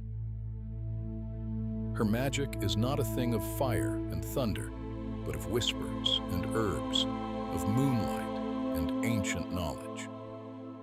That night, she leads Jason away from the palace, through the sleeping land, towards the sacred grove where the Golden Fleece is kept.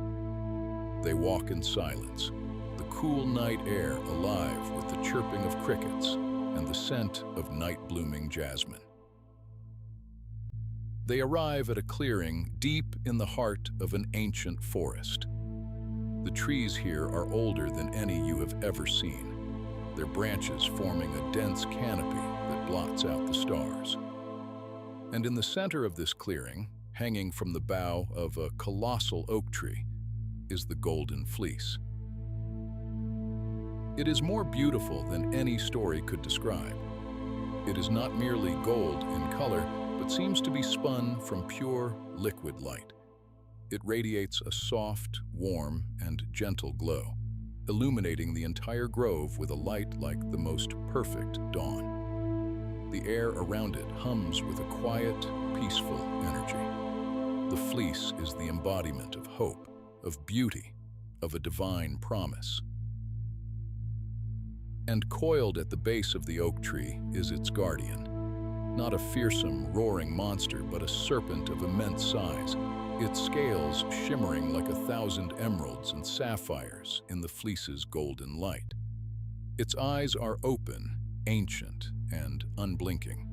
But it does not hiss or threaten. Instead, a low, deep, humming sound emanates from its throat, a resonant, ancient lullaby that has kept it awake for centuries. It is the sound of the Earth's own deep magic. Medea steps forward, her movements slow and reverent.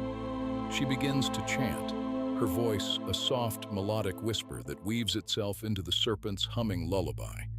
She scatters a handful of crushed herbs into the air, their scent sweet and soporific. Her magic is a gentle persuasion, a soft invitation to rest. The serpent's deep hum begins to soften, to slow. Its great, ancient head begins to droop. The unblinking eyes, which have not closed for 1,000 years, begin to grow heavy.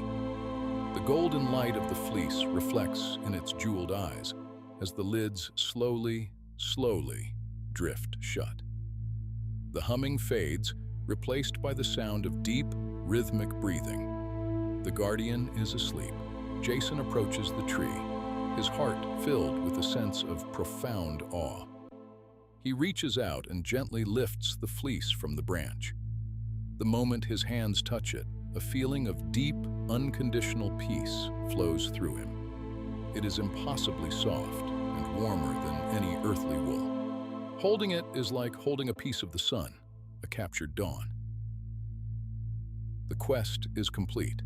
The impossible task is done. And here, in this silent, magical grove, our story pauses.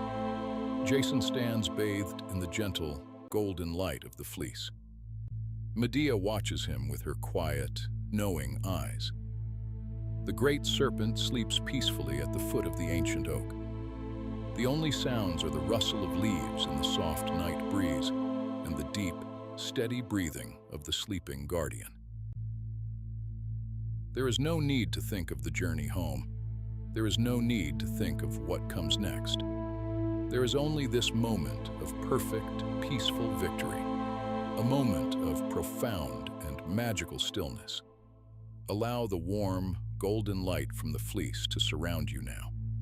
Feel its gentle, radiant peace sink into your body, filling you with a deep sense of calm and well-being.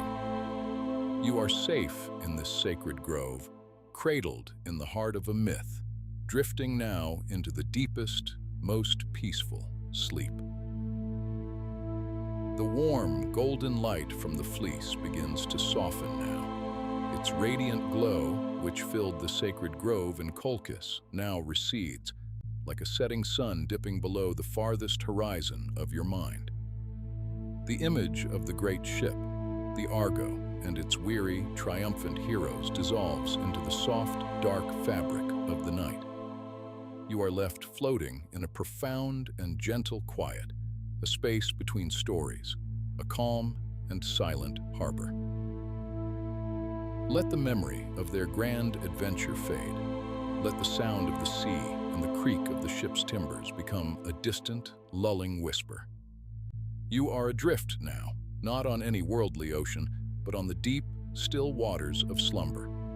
The air around you is cool and ancient, carrying with it the scent of old stone and sleeping earth. Here, in this deep quiet, other stories wait, not of quests for golden prizes or voyages to the edge of the world, but of paths laid out long before they were ever walk. These are stories not of choice, but of destiny, of threads spun and measured by unseen hands in the shadows. Feel the world shift from the wide, open sea to the close, fire-lit confines of a palace hall. The air grows heavy, still, and filled with the weight of prophecy. We are not sailing outwards now, but turning inwards into the intricate, sorrowful tapestries woven for the great and fated houses of old. There is no need to follow every turn, every knot in the thread. Simply rest here in the deep, resonant silence of these ancient halls, and let the story unfold like the slow lengthening of a shadow across a stone floor. Our journey takes us first to the city of Thebes, a place of 7 gates and a history carved from both glory and grief. Within the high walls of its citadel, in the great hall of the palace, a fire burns low in a central hearth. The flames cast long, dancing shadows that climb the stone columns and retreat into the unseen corners of the vaulted ceiling. Here, a king and queen sit, not on their thrones, but near the fire's gentle warmth, surrounded by a silence that is deeper than the absence of sound. King Laius stares into the embers, but his eyes see nothing of their glow. He sees only the shadow of a whisper, a prophecy delivered from the sacred, sun-drenched slopes of Delphi. The words of the oracle were not a shout, but a cold draft that had followed him home, a chill that even the palace fire cannot seem to warm. The words spoke of a son who would one day bring about his father's end and take his place in a tragedy too profound to comprehend. Beside him, Queen Jocasta holds their newborn child. The infant is sleeping, his breath a soft, rhythmic whisper, entirely unaware of the dark thread that has already been woven into the pattern of his life. The love in her heart is a fierce and painful fire, for she knows what must be done. The prophecy, like a coiled serpent, lies between them, and its presence poisons the very air they breathe. There is no anger here in this hall, no shouting, only a deep, hollowing sorrow. A decision is made in the quiet language of shared, fearful glances. And so, a trusted shepherd is called, his face etched with the lines of loyalty and a heavy, unspoken sadness. The child is given over, wrapped in fine linen, a tiny, warm weight passed from a mother's arms into the care of a servant. Imagine the journey away from the city, a slow procession under a sky filled with cold, distant stars. The shepherd walks the winding path up the slopes of Mount Cithaeron. The air grows thin and cool, smelling of pine and wild thyme. The only sounds are the crunch of his sandals on the rocky earth and the whisper of the night wind through the gnarled olive trees. The mountain is an ancient, sleeping giant, indifferent to the small, human sorrow that climbs its side.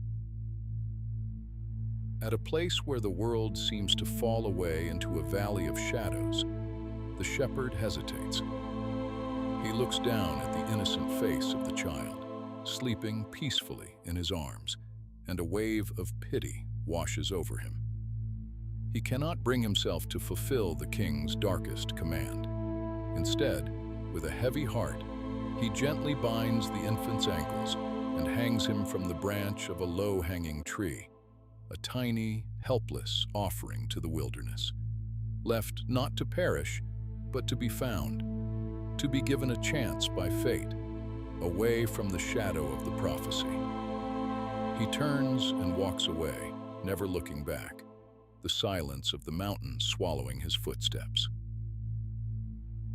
But the fates, the Moirae, are not so easily swayed. The thread of this child's life does not break. He is found by another shepherd from the neighboring kingdom of Corinth, and is brought before their childless king and queen. They name him Oedipus for his swollen feet and raise him as their own beloved son, a prince of a sunnier, happier land. Years pass like the turning of slow, peaceful seasons. Oedipus grows into a man, strong and clever, knowing nothing of the cold mountain or the dark prophecy that lies sleeping in his past. But whispers have a way of traveling on the wind. A careless word at a banquet, a seed of doubt planted, and the comfortable world he has always known begins to feel like a beautiful illusion. Seeking the truth, he too travels to the sun-drenched slopes of Delphi, to the very source of his father's dread. And there, the oracle speaks again, the same chilling words, that he is destined to slay his father and marry his mother. Believing the king and queen of Corinth to be his true parents, Oedipus makes a noble, heartbreaking choice. To protect them, he vows never to return. He turns his back on the only home he has ever known and walks away, believing he is escaping his fate, when in truth, he is walking directly toward it. His lonely journey leads him to a place where three roads meet, a dusty, sun-baked crossroads under a wide, empty sky. The air is thick with heat and the drone of cicadas. It is a place of decision, a fulcrum upon which a life will turn. A chariot approaches, carrying a proud, older man and his retainers. Neither will give way, a moment of pure chance, a clash of pride between two strangers on a lonely road. There are harsh words, a flash of anger, a brief, clumsy scuffle in the dust. It is over as quickly as it began. The sounds are muffled, the actions swift and thoughtless. When the dust settles, Oedipus stands alone on the road, the older man and his servants lying still in the profound silence. He does not know it, but the first part of the prophecy has been fulfilled. He has just killed his true father, King Laius of Thebes.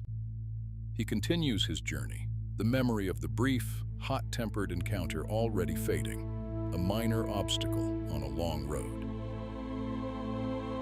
He arrives at the gates of Thebes to find the city in the grip of a quiet terror. A creature of terrible intelligence, the Sphinx, sits on a high rock along the road, barring all passage. She does not attack with claws or teeth, but with a question, a riddle that has baffled the cleverest minds of the city. Those who cannot answer, she destroys. Oedipus, his mind sharp and his heart fearless, confronts the ancient creature. Feel the stillness of the air as she poses her riddle, her voice like the sibilant whisper of sand blowing over stone. It is a question about the nature of humanity, of time, of life itself. And in the quiet space of his own mind, Oedipus finds the answer. He speaks it aloud, a single, simple word of truth. The riddle is solved. The Sphinx, defeated by a mind that understands its own nature, casts herself from the rock, and the road to Thebes is free. The city rejoices. They see in this clever stranger their savior. Unaware of his true identity, they offer him the now empty throne and the hand of their widowed queen, Jocasta. And so the tapestry is completed. Oedipus, the hero, becomes king in the city of his birth and marries his own mother, fulfilling the prophecy in its entirety, all while wrapped in the deepest, most tragic ignorance. For years, a strange peace settles over Thebes, a false spring. But the truth, once woven into the fabric of the world, cannot be unmade. A terrible plague descends upon the city. The air grows heavy and sick. A weariness settles into the bones of the people. It is a blight born not of disease, but of a deep, moral wound at the heart of the kingdom. The truth begins to unravel, not in a sudden tear, but thread by thread. A blind prophet speaks in riddles. A messenger arrives from Corinth with news. The old shepherd from Mount Cithaeron is found. Each revelation is another stitch pulled from the beautiful lie Oedipus has been living. The final, terrible realization does not come with a scream, but with a profound, internal silence. A moment of perfect, horrifying clarity. He sees the whole pattern at once, the crossroads, the riddle, the marriage bed. It is all one terrible, inescapable design. The aftermath is a deep and sorrowful quiet that falls over the palace. The great hall is empty now. The throne sits vacant. The fire has died to gray ash. The tragedy of Oedipus is complete, but the echoes of his fate will continue to ripple outwards, touching his children, who will inherit the sorrow of this fated house. Their own stories, a final, somber chord in the long, sad song of Thebes. Let the image of the seven-gated city fade now. Let the dust settle on its tragic story.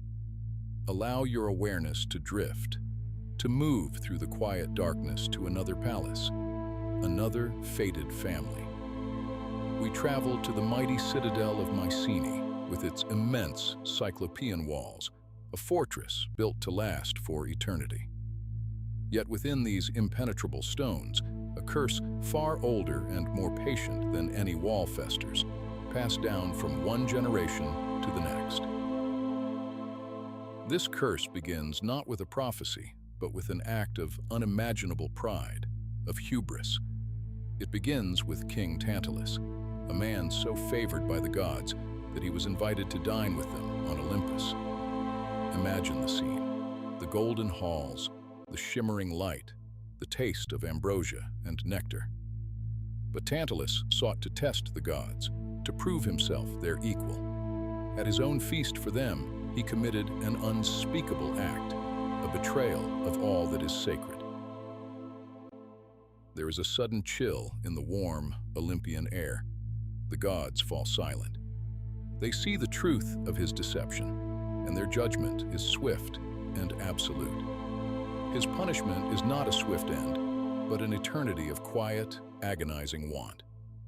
Picture him standing in a cool, clear pool of water under the branches of a tree laden with ripe, fragrant fruit. But whenever he bends to drink, the water recedes from his lips. Whenever he reaches for the fruit, the branches pull away, just beyond his grasp. He is forever surrounded by that which he needs, but can never have.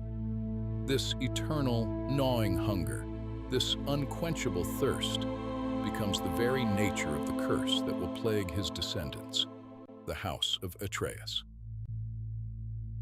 The poison of this curse flows down through his children and grandchildren. It breeds a terrible rivalry between his grandsons, Atreus and Thyestes, two brothers who contend for the throne of Mycenae.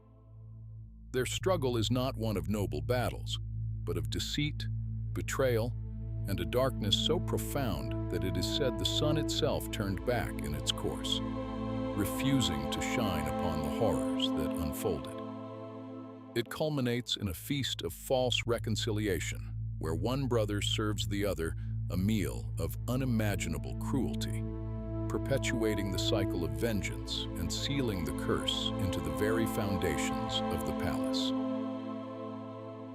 Generations later, the weight of this dark inheritance falls upon the shoulders of Agamemnon, son of Atreus, the great king of Mycenae. He is a powerful ruler, chosen to lead the combined armies of Greece against the distant city of Troy. 1,000 black-sailed ships are gathered in the harbor at Aulis, their masts like a forest against the sky. The greatest heroes of the age are assembled, their bronze armor gleaming in the sun. All is ready for the greatest war the world has ever known. But a strange and unnatural stillness falls upon the harbor. The wind dies completely.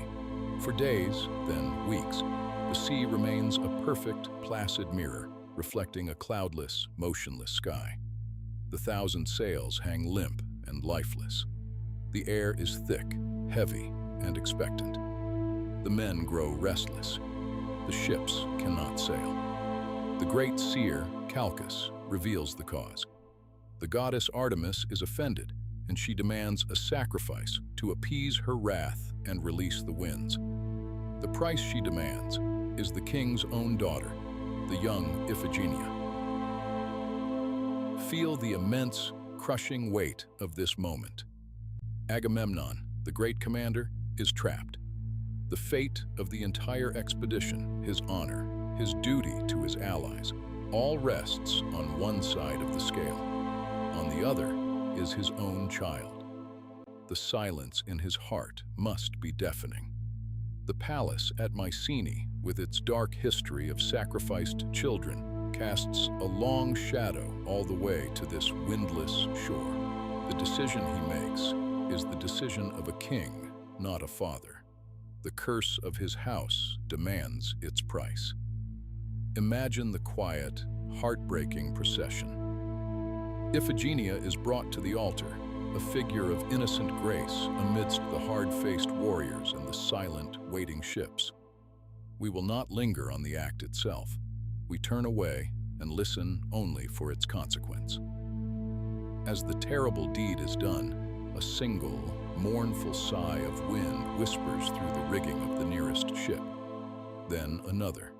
A gentle breeze begins to stir across the glassy water, ruffling the surface. The sails begin to flutter, then to fill. The winds have been released. The 1,000 ships can now begin their long journey to Troy. The war can begin. But a new thread of vengeance has just been woven, a thread that will wait patiently for 10 long years. Now, let those 10 years pass in a single, peaceful breath. The Great War is over. Troy has fallen, and Agamemnon, the victorious king, is sailing for home. We return to the citadel of Mycenae. The air within its great stone walls is thick with anticipation. For a decade, his queen, Clytemnestra, has waited. Her grief for her sacrificed daughter has had 10 years to cool and harden into a resolve as sharp and cold as obsidian. She has been ruling in his stead, and she has not been waiting alone. High on the palace roof, a watchman has been posted for years, staring out into the darkness, waiting for the signal.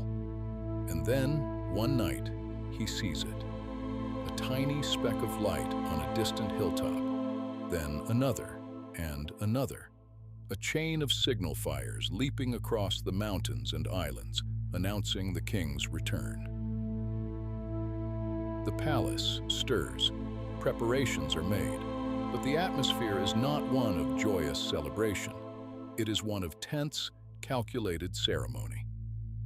When Agamemnon's chariot finally rolls through the Lion Gate, he is met not with a simple welcome, but with a grand, unsettling display. Clytemnestra orders her servants to lay out a path of magnificent crimson tapestries, fabrics so rich and costly they are fit only for the gods. She invites her husband to walk upon them, to enter his home in a manner befitting his triumph. Agamemnon hesitates. He knows this is an act of hubris, to walk on such finery as if he were a god.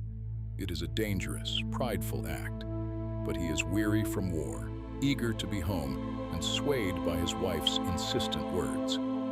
He steps down from his chariot. His sandaled feet, stained with the dust of a 10-year war, touch the impossibly soft, deep red fabric. Feel the silence as he walks that crimson path. The only sound is the soft whisper of the expensive cloth beneath his feet.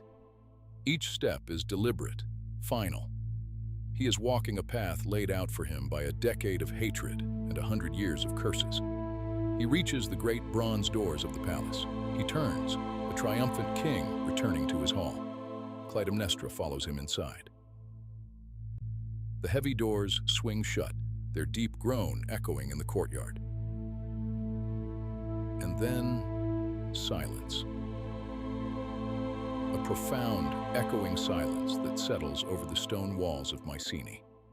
The curse of the House of Atreus has claimed its latest victim. The great halls, once home to kings and heroes, are now just silent chambers filled with long shadows and the faint, metallic scent of a destiny fulfilled. Rest now in this deep and somber quiet. The stories of Thebes and Mycenae are over. The great tragedies have played out, their final, sorrowful notes fading into the stillness of the night. These palaces are now just ancient stone, sleeping under the stars. The weight of their fate is not yours to carry. Let the images of empty thrones and firelit halls dissolve. Let the threads of prophecy and curses unravel and disappear into the soft, welcoming darkness. The shears of the fates are not for you. They are gently snipping the thread of your wakefulness, allowing you to drift away from these old, sad stories. There is nothing left to do but release it all. Release the kings and queens, the heroes and their burdens. Release the weight of destiny. Feel yourself becoming lighter, floating free in the deep, peaceful emptiness between the stars. The night is vast and silent, and it holds you in a perfect, untroubled peace. Drift now. Drift into the deep, restorative quiet of a dreamless sleep. You are floating now in the deep and silent space between stories. The great, heavy thrones of Mycenae and the shadowed gates of Thebes have dissolved behind you, their echoes of fate fading into the quiet hum of the cosmos. You are weightless, drifting through a field of ancient starlight, each distant sun a memory of a world you have already visited. Here, in this perfect and profound stillness, there is only peace. There is only the gentle, slow rhythm of your own breathing, a soft tide rising and falling in the vast ocean of the night. Allow this peace to deepen. Feel yourself becoming lighter, more serene as you drift away from the world of curses and prophecies and move toward a new shore, a new story, one that has been waiting for you at the very edge of the age of heroes. A gentle current begins to guide you now, a soft and invisible river flowing through the stars. It carries you toward a single, shimmering point of light, a distant celebration, a wedding feast of the gods. You drift closer, and the light resolves into a golden hall high on a mountain peak, where gods and goddesses recline. It is the wedding of the hero Peleus and the sea nymph Thetis. Laughter and music drift on the air like motes of dust in a sunbeam, soft and indistinct. But even here, in this place of divine joy, a single, uninvited guest arrives. Eris, the goddess of discord, her presence a sudden chill in the warm air. She does not speak, but simply rolls a golden apple across the floor, an apple that gleams with a soft, irresistible light. And upon its skin, a single inscription. The words do not shout, they whisper. And in that whisper, a great story begins to stir, as gentle and inevitable as the turning of the tide. The apple passes from hand to hand, its golden light casting a soft glow on the faces of Hera, Athena, and Aphrodite. There is no argument, no clash of voices, only a quiet, questioning stillness. Zeus, in his wisdom, knows this choice is not for him to make, and so the decision is given to a mortal, a young prince named Paris, living as a simple shepherd on the quiet slopes of Mount Ida. Let the scene dissolve, the golden hall fading back into starlight. The current of your dream carries you now to that quiet mountain. You can feel the gentle, sun-warmed breeze that rustles through the pine needles. You can hear the distant, melodic sound of a shepherd's flute and the soft bleating of his flock. Here, under the shade of an ancient olive tree, Paris rests. And before him, in the soft, hazy light of the afternoon, the three goddesses appear. They do not arrive with thunder or blinding light, but as a shimmer in the air, a deepening of the afternoon's peace. They offer him their gifts, their voices like the rustling of leaves. Hera offers the power of kings, the dominion over all of Asia, a promise of earthly glory that feels as heavy and solid as the mountain beneath you. Athena offers wisdom in war, victory in every battle, a gift of strategy and skill as clear and sharp as a shard of obsidian. And then Aphrodite, goddess of love, steps forward. She offers no kingdoms, no victories. She offers only the promise of the most beautiful woman in the world, Helen of Sparta, her voice a soft melody that speaks directly to the shepherd's heart. Feel the stillness of that moment, the weight of destiny held in a young man's hand. The world seems to hold its breath. And then, with a slow and deliberate movement, Paris extends the golden apple. He places it in the soft, waiting palm of Aphrodite.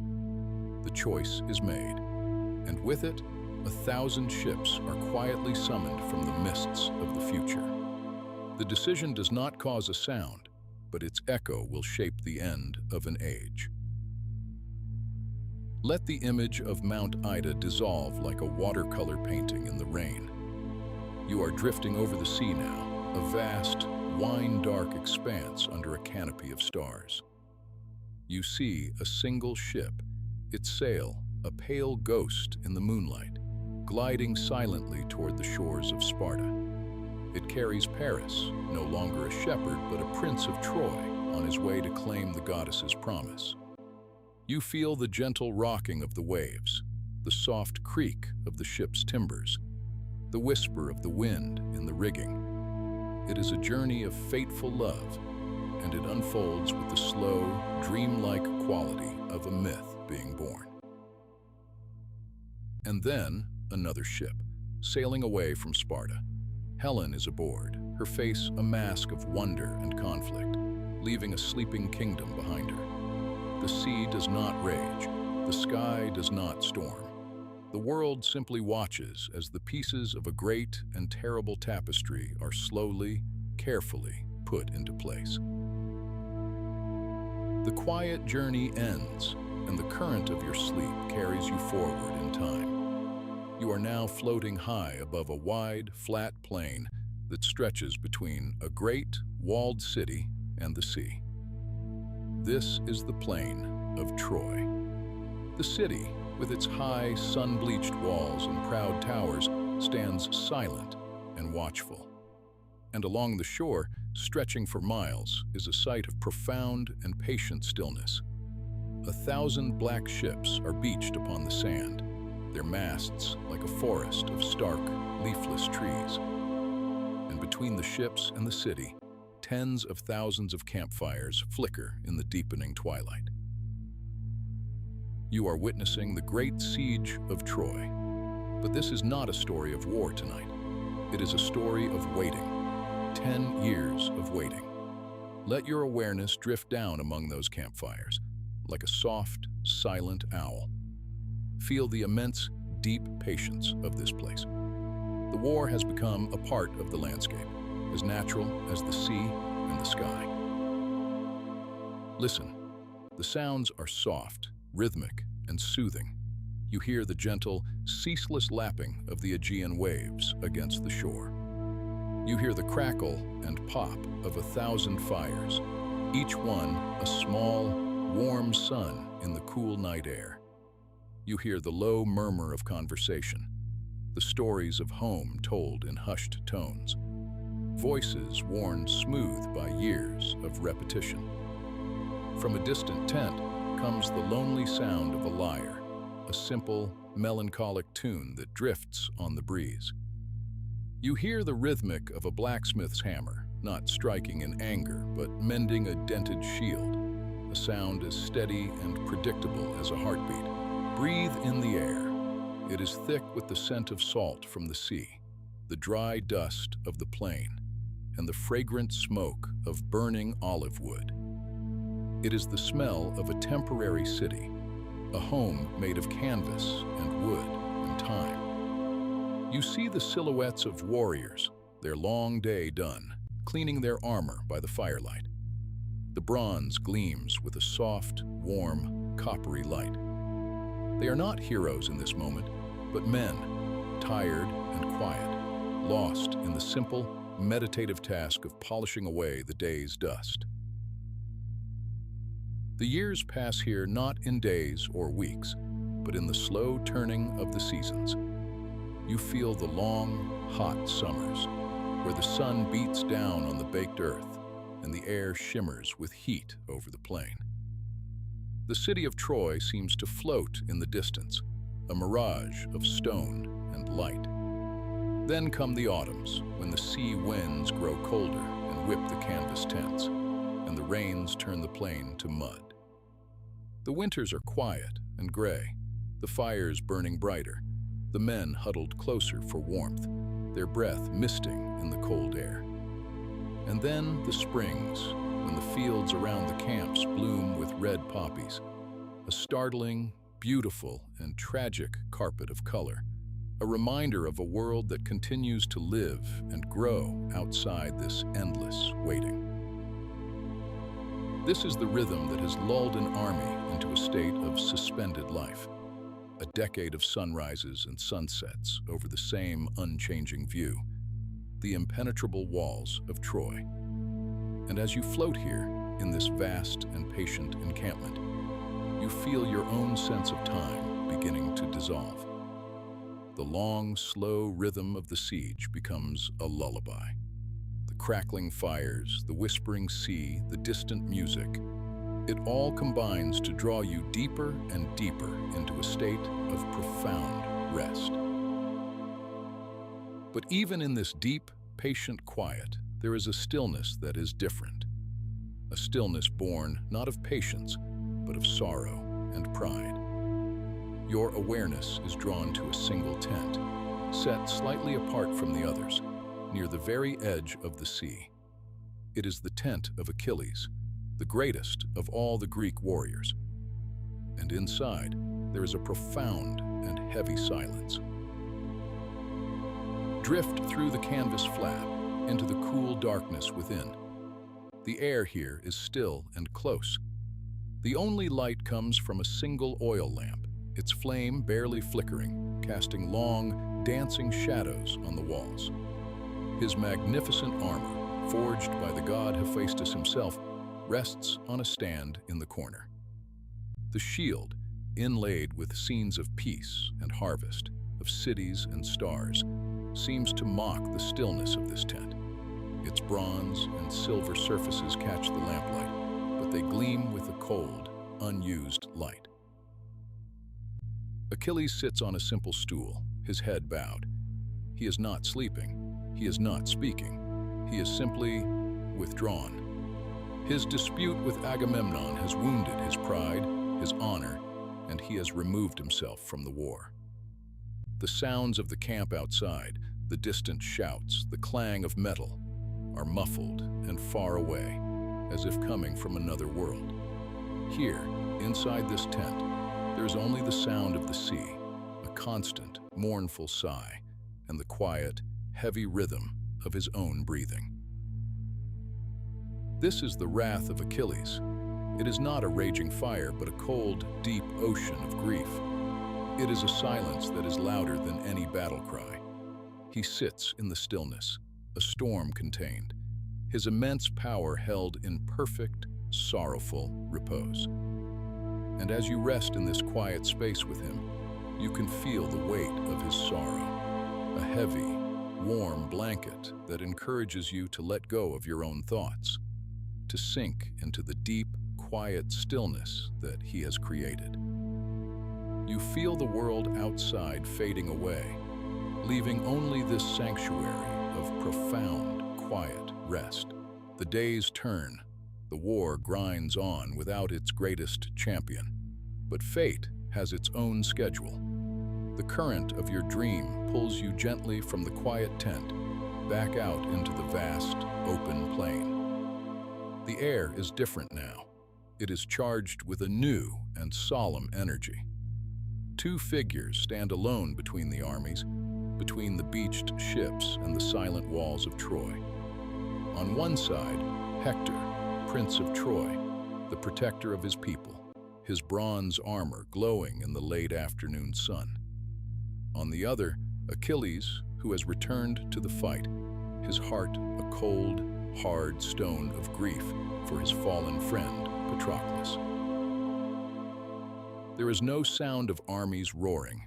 There is only the wind, whispering across the dusty plain, and the heavy breathing of two men who carry the weight of their nations on their shoulders. The duel begins, but you do not see the frantic clash of sword and shield. Instead, you perceive it as a slow, inevitable dance, a ballet of fate. You see the glint of the sun on a spear point. You see the dust rising in clouds around their feet. You see the long, dark shadows they cast upon the earth. It is a moment of immense, tragic beauty, a story told in motion and silence. And then it is over. Hector falls, and a great, profound silence descends upon the plain. It is a silence that emanates from the walls of Troy, a wave of collective, unspoken grief that washes over everything. The Greek army is silent in its victory. The very sky seems to hold its breath. Let the scene shift. You are now inside the city of Troy, within the palace of King Priam. The halls are vast and cold, the torches casting a flickering, uncertain light on stone walls that have seen generations of peace.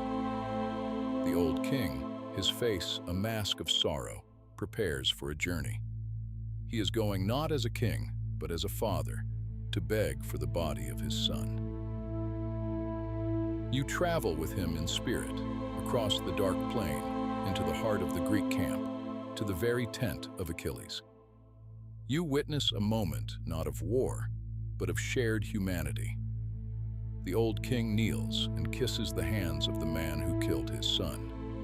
He speaks of his own grief, and in doing so, he touches the grief that Achilles has carried for Patroclus. In that dark tent, lit only by a flickering fire, the two enemies weep together, one for a son, one for a friend. The war, for a moment, is forgotten. There are only two men bound by a shared, terrible understanding of loss. Achilles, his heart softened, returns the body of Hector, and you follow the solemn procession back to Troy. For 12 days, there is a truce. The sounds of war are replaced by the sounds of mourning. The city is hushed. You hear the soft weeping of Andromache, Hector's wife, the dignified lament of Hecuba, his mother, and the heartbroken cries of Helen, who saw him as a brother. You feel the city's grief as a deep, resonant hum, a vibration of sorrow that is profoundly calming in its depth and purity. The great funeral pyre for Hector burns on the plain, its smoke rising in a straight, silent column into the twilight sky, a final, quiet farewell to the greatest protector of Troy. The truce ends, the waiting begins again, but something has shifted. An age is drawing to its close.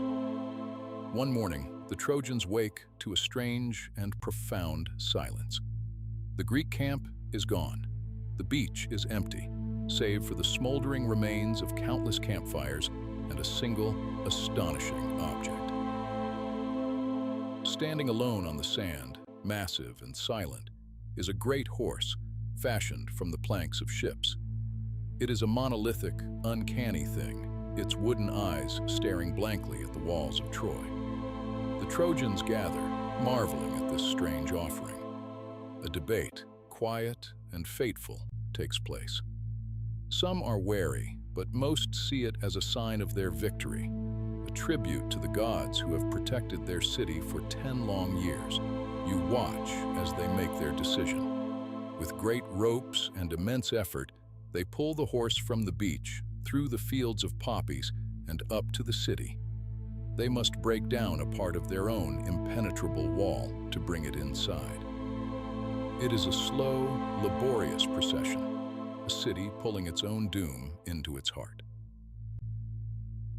Night falls on a celebrating Troy. For the first time in a decade, the gates are not barred, the watchtowers are not manned. The city gives itself over to relief and joy. But as the celebrations quiet down and the city drifts into a deep, exhausted sleep, a profound stillness settles. You are floating high above the silent streets.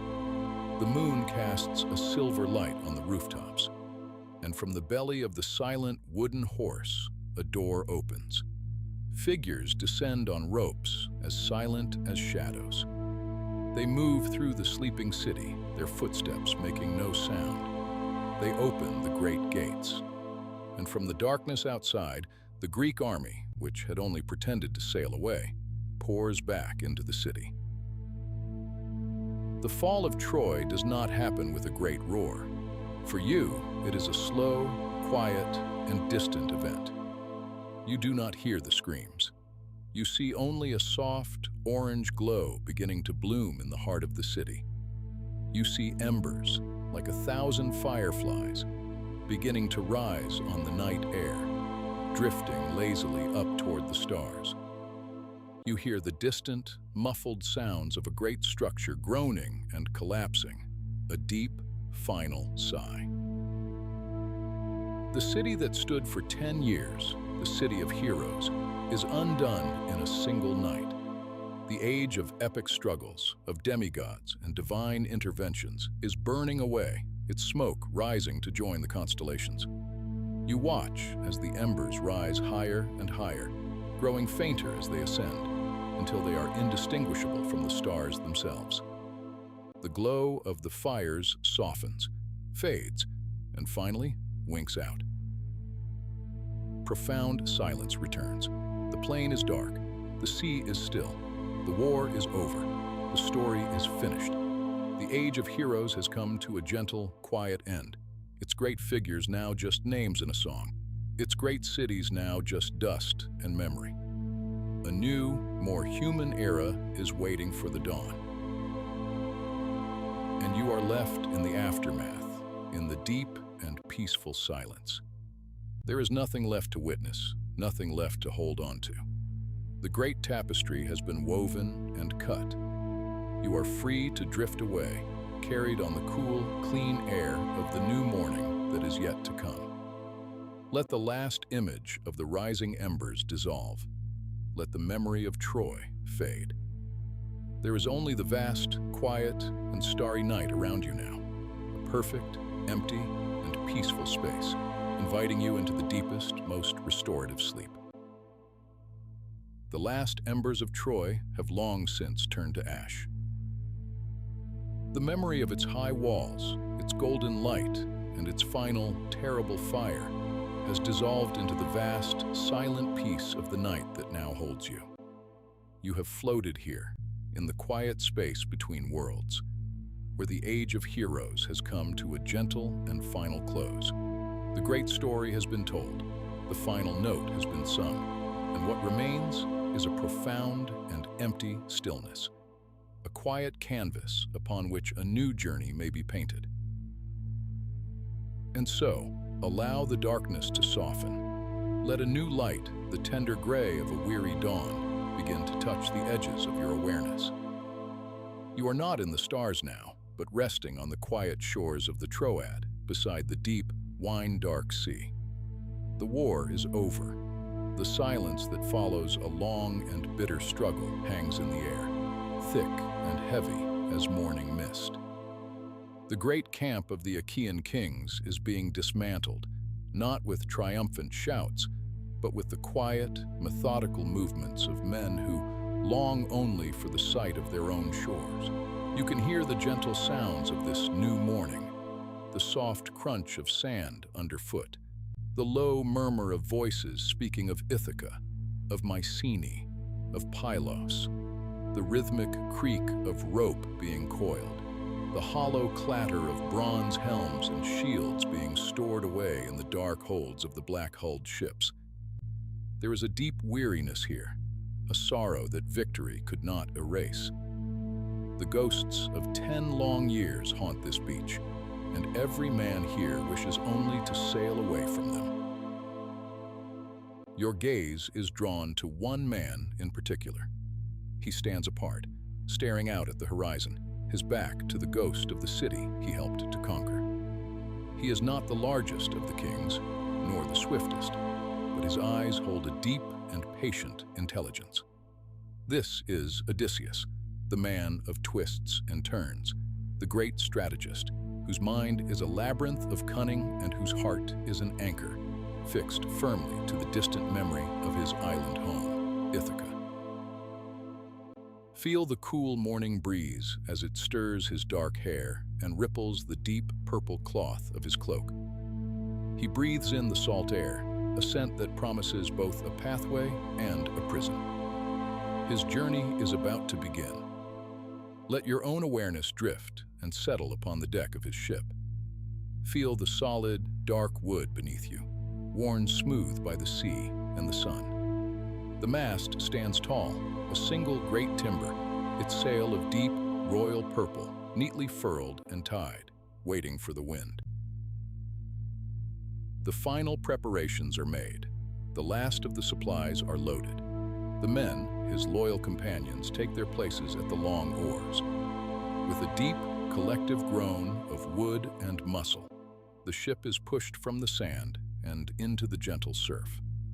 The waves lap against the hull with a soft, rhythmic, shushing sound, a lullaby of departure.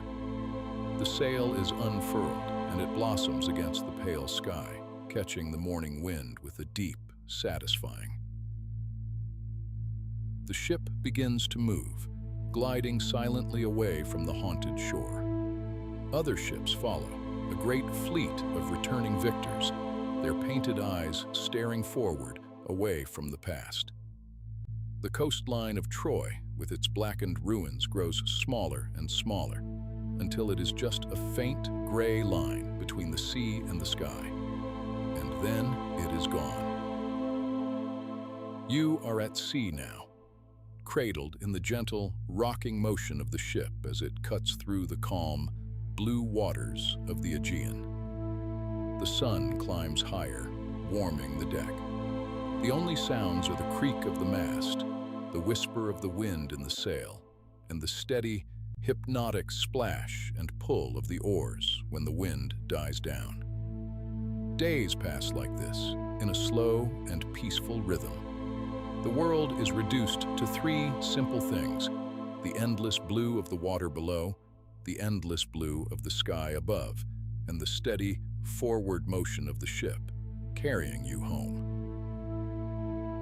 But the gods have not forgotten the long war, nor the pride of the men who won it. A storm gathers on the horizon, not a sudden, violent tempest, but a slow, ominous darkening. The sky turns from blue to a deep, bruised purple. The wind, once a gentle friend, begins to hum a low, mournful song through the rigging.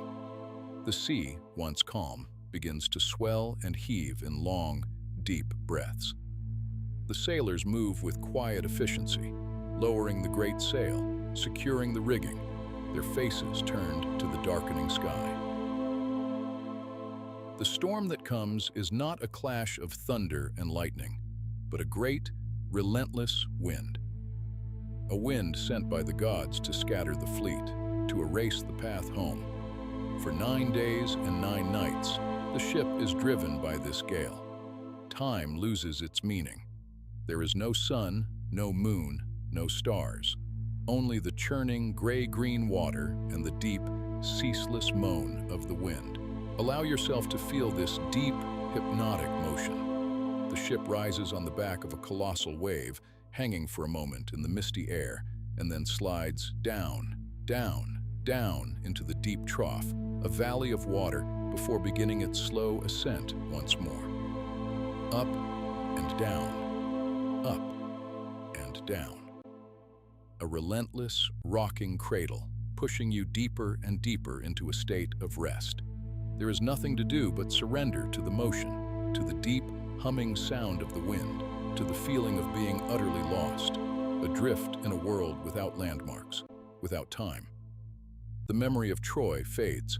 The hope of Ithaca becomes a distant dream. There is only the now, this endless, gray, rocking peace. Then, on the 10th day, the wind relents. Its great voice softens to a whisper, and then falls silent. The churning sea calms its anger, its surface smoothing into a gentle, rolling swell. The thick, gray clouds part like a curtain, and a soft, hazy sunlight spills through, painting the water in pale shades of gold and rose. And there, before you, is land. It is an island unlike any you have seen before. It does not rise from the sea with sharp cliffs or rugged mountains. Instead, its shores are low and soft, draped in a lush, impossible green. The air that drifts from it is not the sharp scent of pine or salt, but something thick, warm, and incredibly sweet, like honey and overripe fruit, and 1,000 blooming flowers you cannot name. The ship glides into a calm, quiet bay, and the anchor is dropped into the still, clear water. The silence is profound. The only sound is the gentle lapping of the water against the hull. The light here is different, soft and diffused, as if you are seeing the world through a veil of golden dust. Everything is gentle, slow, and deeply peaceful. Odysseus, cautious as ever, sends 3 of his men ashore to see what manner of people live in this strange, languid place. You can watch them go, their forms growing smaller as they walk up the soft, green shore and disappear into a grove of strange, drooping trees. You wait, resting on the warm deck, lulled by the gentle rock of the ship and the sweet, heavy air. Time drifts by. The sun does not seem to move in the sky. It hangs in a state of perpetual, late afternoon. An hour passes, then another. The men do not return. A quiet concern stirs in Odysseus. He takes up his bronze sword and goes ashore himself, and you drift along with him, a silent observer. You follow him into the grove. The trees here have broad, waxy leaves that hang low, muffling all sound. The air is thick with the drowsy hum of insects. And then you see them. The inhabitants of this land, the lotus eaters, are sitting in the dappled sunlight. They are not fearsome or hostile. They are utterly, completely serene. Their movements are slow, their smiles are gentle and vague, and their eyes are unfocused, gazing at nothing. They recline on the soft moss, weaving flowers into their hair, humming soft, tuneless songs. And with them are Odysseus's 3 men. They too are smiling that same empty, blissful smile.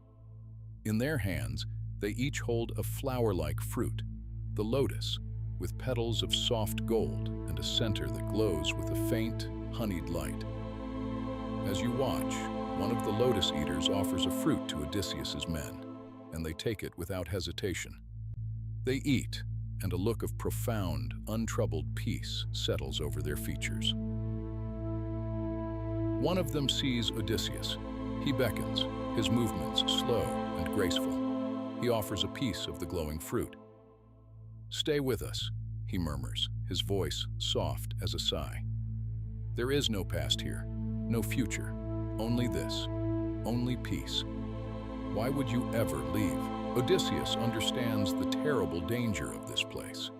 It is not a danger to the body, but to the soul, to the memory, to the very will that drives a man home. The lotus does not kill. It simply erases the reason to live for anything but the next sweet, melting taste. It is the curse of perfect contentment. He turns away from the offered fruit and goes to his men. He speaks their names, speaks of Ithaca, of their wives and children, of the long journey home. But his words are like stones dropped into a deep, still pool, making no ripple. They look at him with a gentle, confused pity. Home, war, duty. These are just meaningless sounds, echoes from a dream they have already forgotten. They have found their harbor. They have no desire for any other. And so, Odysseus must save them from their own happiness. He takes them by the arm, and they begin to weep. Not with anger or fear, but with the soft, heartbreaking sorrow of a child being woken from a beautiful dream. He leads them, weeping, back through the silent, humming grove, back to the shore. He brings them aboard the ship, their soft sobs echoing in the quiet air. He must bind them with rope to the rowing benches, for he knows that if he does not, they will simply slip back into the sea and swim for the shore of blissful forgetfulness. Then he gives the order to depart. The anchor is raised. The other men, who did not taste the fruit, take up the oars with a grim understanding. The ship pulls away from that soft, green, silent shore. The weeping of the bound men slowly subsides as the sweet, heavy scent of the lotus flowers begins to fade, replaced by the clean, sharp, familiar scent of the open sea. The island of the lotus eaters shrinks behind you, a hazy green memory of a peace too deep to be safe. The sun finally begins to set, and the first stars appear, sharp and clear in the night sky. The North Star, the navigator's guide, is a welcome sight. The path is found again. The purpose is restored. Allow yourself to drift with the ship, the memory of that sweet, heavy air fading, letting go of all worries, all duties, all memories. Just for a while. Feel the ropes that bind you to the world loosen, allowing you to float in this peaceful, present moment, rocked by the deep, dark water. The ship sails on, through the quiet night and into a new day. Soon, another land comes into view. This one is different. It is rugged, wild, and powerful. Great green hills rise steeply from the sea, untouched by any plow or road. You can see wild goats leaping among the high, lonely crags. There are no cities, no harbors, no sign of civilization. It is a land that exists outside the laws of men. Curiosity, the great engine of Odysseus's character, drives him to explore. He beaches his ship in a sheltered cove and takes 12 of his best men, along with a goatskin of very strong, unwatered wine, a gift of great value. You drift with them as they walk inland into the deep, primal silence of this untamed place. They soon come upon a cave, set into the face of a high cliff. The entrance is immense, large enough for a whole chariot to pass through, and it is festooned with laurels. A sense of profound, ancient power emanates from the dark opening. Cautiously, they enter. Inside, the air is cool and smells of damp earth, of livestock, and of rich, aging cheese. The cave is a vast, echoing chamber. On shelves carved into the rock sit huge wheels of cheese. Wicker baskets are overflowing with them. Pens, built from rough-hewn saplings, line the walls, filled with young lambs and kids, bleating softly. Everything here is built on a massive scale.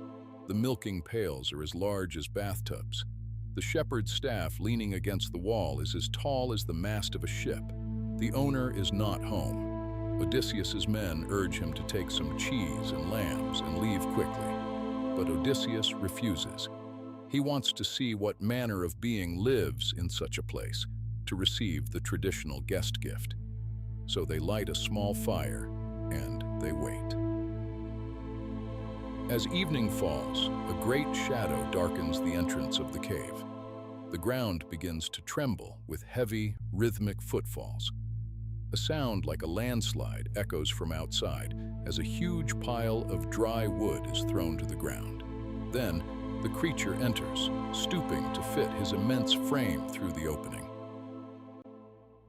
He is a cyclops, a giant with one single great eye set in the middle of his forehead. He is not a monster of nightmare, but a force of nature, like a mountain given legs.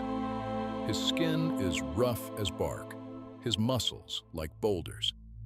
He drives his flock of ewes into the cave for the night, and then, with a deep grunt of effort, he rolls a single, colossal stone into the entrance, sealing it completely. The sound of the stone grating into place is a deep, final, booming sound that echoes in the darkness. The world outside is gone. You are sealed within the earth. The Cyclops, whose name is Polyphemus, lights his fire, and the flames leap high, casting huge, dancing shadows across the cavern walls. His single eye, lit by the fire, scans the cave and falls upon the small, huddled shapes of the men. His voice, when he speaks, is not a roar, but a deep, rumbling sound, like rocks grinding together far beneath the earth. "Strangers," he rumbles, "who are you?" Here, in this deep, dark place, the laws of gods and men mean nothing. The giant is his own law. He scoffs at the name of Zeus, and in a terrible, swift motion, he seizes two of the men and devours them. The rest of the night is passed in a state of deep, silent dread. You are trapped in the darkness, listening to the soft bleating of the lambs and the deep, rumbling snores of the sleeping giant. But Odysseus's mind does not sleep. It is turning, searching for a way out of this earthy tomb. The next day passes in the same grim fashion. The giant leaves with his flocks, sealing the cave behind him, and returns at evening to consume two more men. But this evening, Odysseus puts his plan into motion. He approaches the great creature, holding the skin of the dark, sweet wine. He offers it to the giant. Polyphemus, who has only ever drunk milk or water, takes the skin and drinks deeply. His great eye widens in surprise and pleasure. He drinks again and again, draining the entire skin. The potent wine quickly does its work. You can almost feel the deep, heavy warmth spreading through the giant's limbs. His booming voice softens. His movements become slow and clumsy. His single, great eye begins to droop, growing heavy with a sleep he cannot fight. He asks Odysseus his name, and the cunning hero replies, "My name is Nomen." The giant laughs, a drowsy, rumbling sound. "Then I will eat Nomen last of all," he slurs, before collapsing onto the cave floor, falling into a deep, drunken slumber.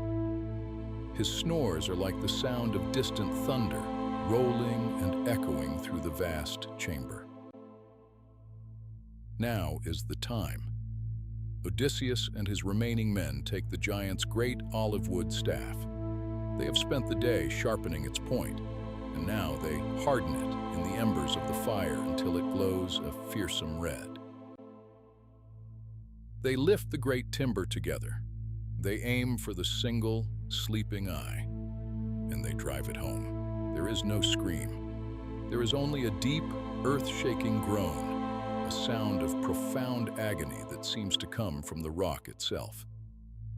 The giant thrashes, blindly tearing the burning stake from his eye, his roars of pain now filling the cave, not with anger, but with a deep, mournful bellowing, like a great beast caught in a trap. Other cyclopes on the surrounding hills hear him and call out, asking who is hurting him. And Polyphemus, in his agony, cries out, "No man is hurting me!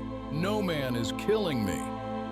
Hearing this, the others simply laugh and go back to their sleep, thinking him afflicted by some madness from the gods.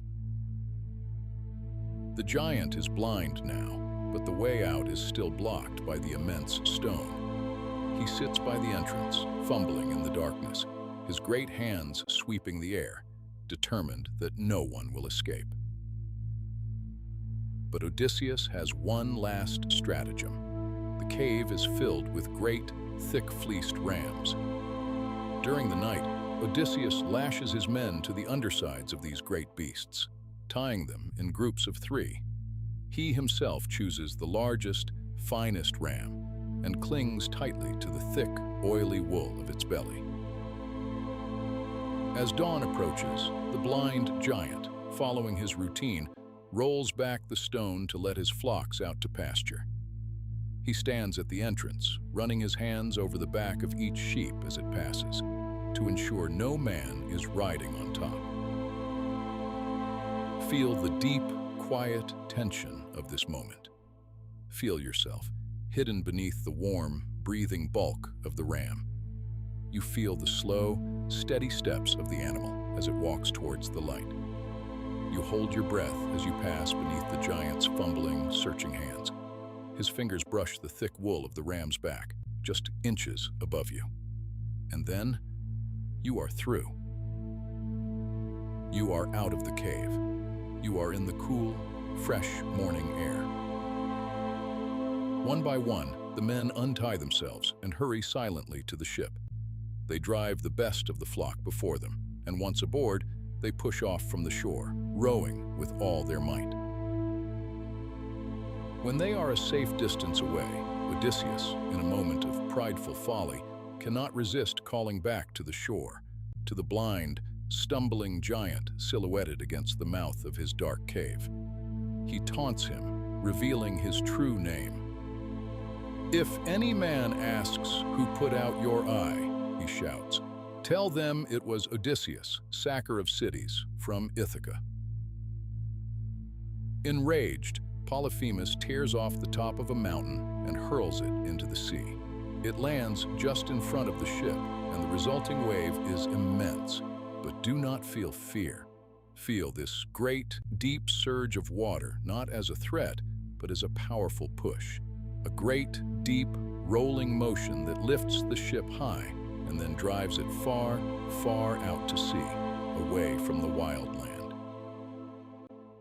The last thing you hear from the shore is the voice of the blind Cyclops, raising his hands to the sky and crying out to his father, Poseidon, god of the seas. It is a prayer for vengeance, a curse that will follow Odysseus across the water for 10 long years. The sound is a distant, mournful rumble, like the thunder of a storm far out at sea. But for now, you are safe. You are moving. The ship is once again cradled in the deep, endless rhythm of the ocean.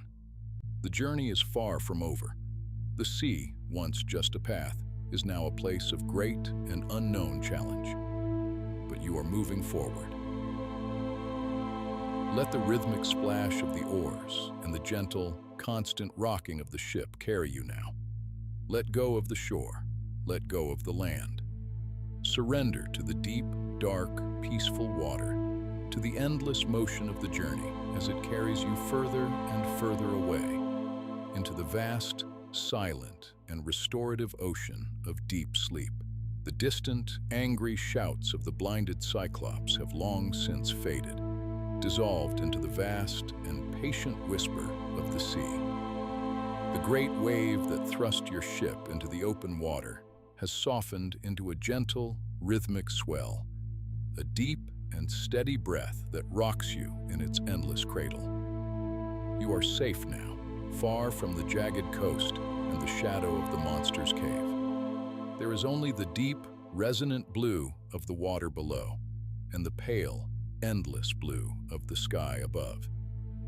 The sun is warm on the weathered wood of the deck, and a soft, salty breeze skims across your skin, carrying with it the scent of distance, of journeys yet to come.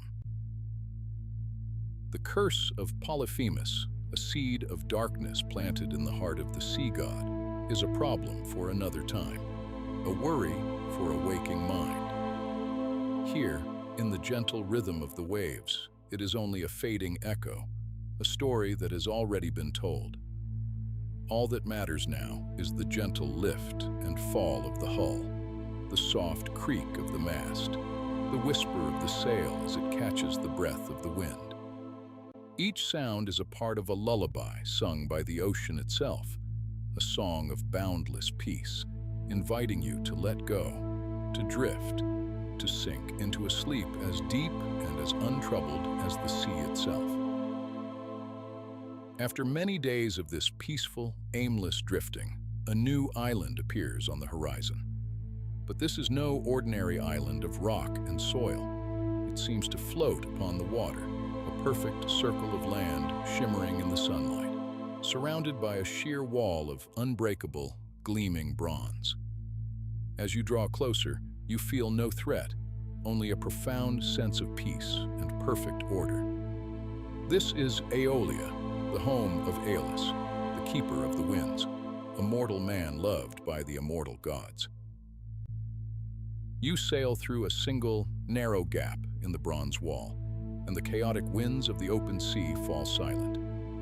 Here, inside this perfect kingdom, the air is still and warm, fragrant with the scent of flowering trees and roasting meats. Aeolus and his 12 children live in a state of perpetual joy and feasting, their days filled with gentle music and soft laughter that drifts from their polished palace. Odysseus and his men are welcomed, and for a month, you rest in this place of perfect tranquility. You are invited to their endless banquet, to sit on silver-studded chairs and listen to stories that are as light and pleasant as the still air around you. There is no urgency here, no memory of hardship. It is a world of gentle comfort, a soft and welcome pause in a long and weary journey. You feel your own weariness dissolve in the warm, fragrant air. Your muscles unclench, your mind grows quiet. This is a place made for rest, a sanctuary from all striving.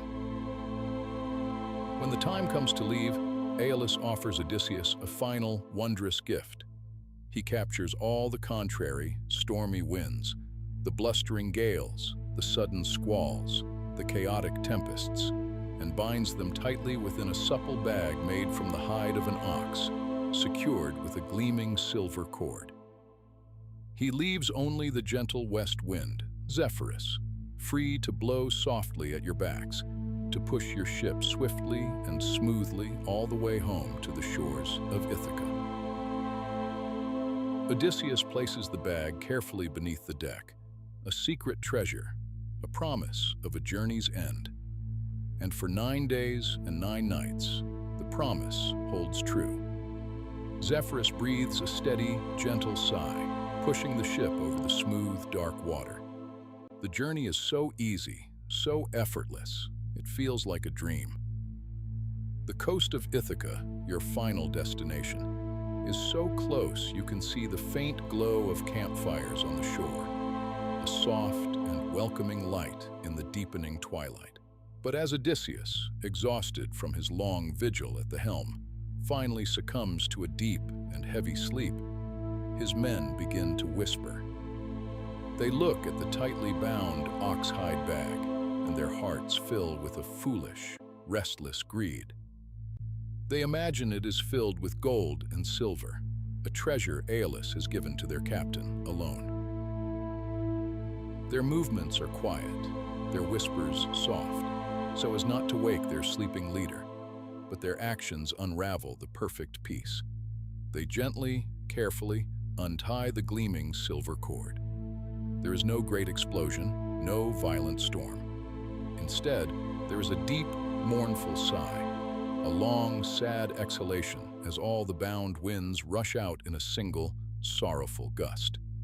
The gentle west wind is overwhelmed, and the ship is spun around, pushed back by the very storms it was meant to escape. The homecoming fires on the shore shrink and vanish. The dream of rest is broken, and you are once again adrift, pushed back across the endless sea, back to the floating, bronze-walled island.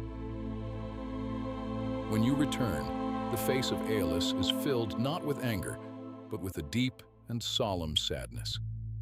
He sees now that your journey is cursed, that some god must be working against you. He cannot help you again, and so you are cast out from that perfect, windless harbor, back onto the open sea, with only the strength of your own arms to move the heavy oars.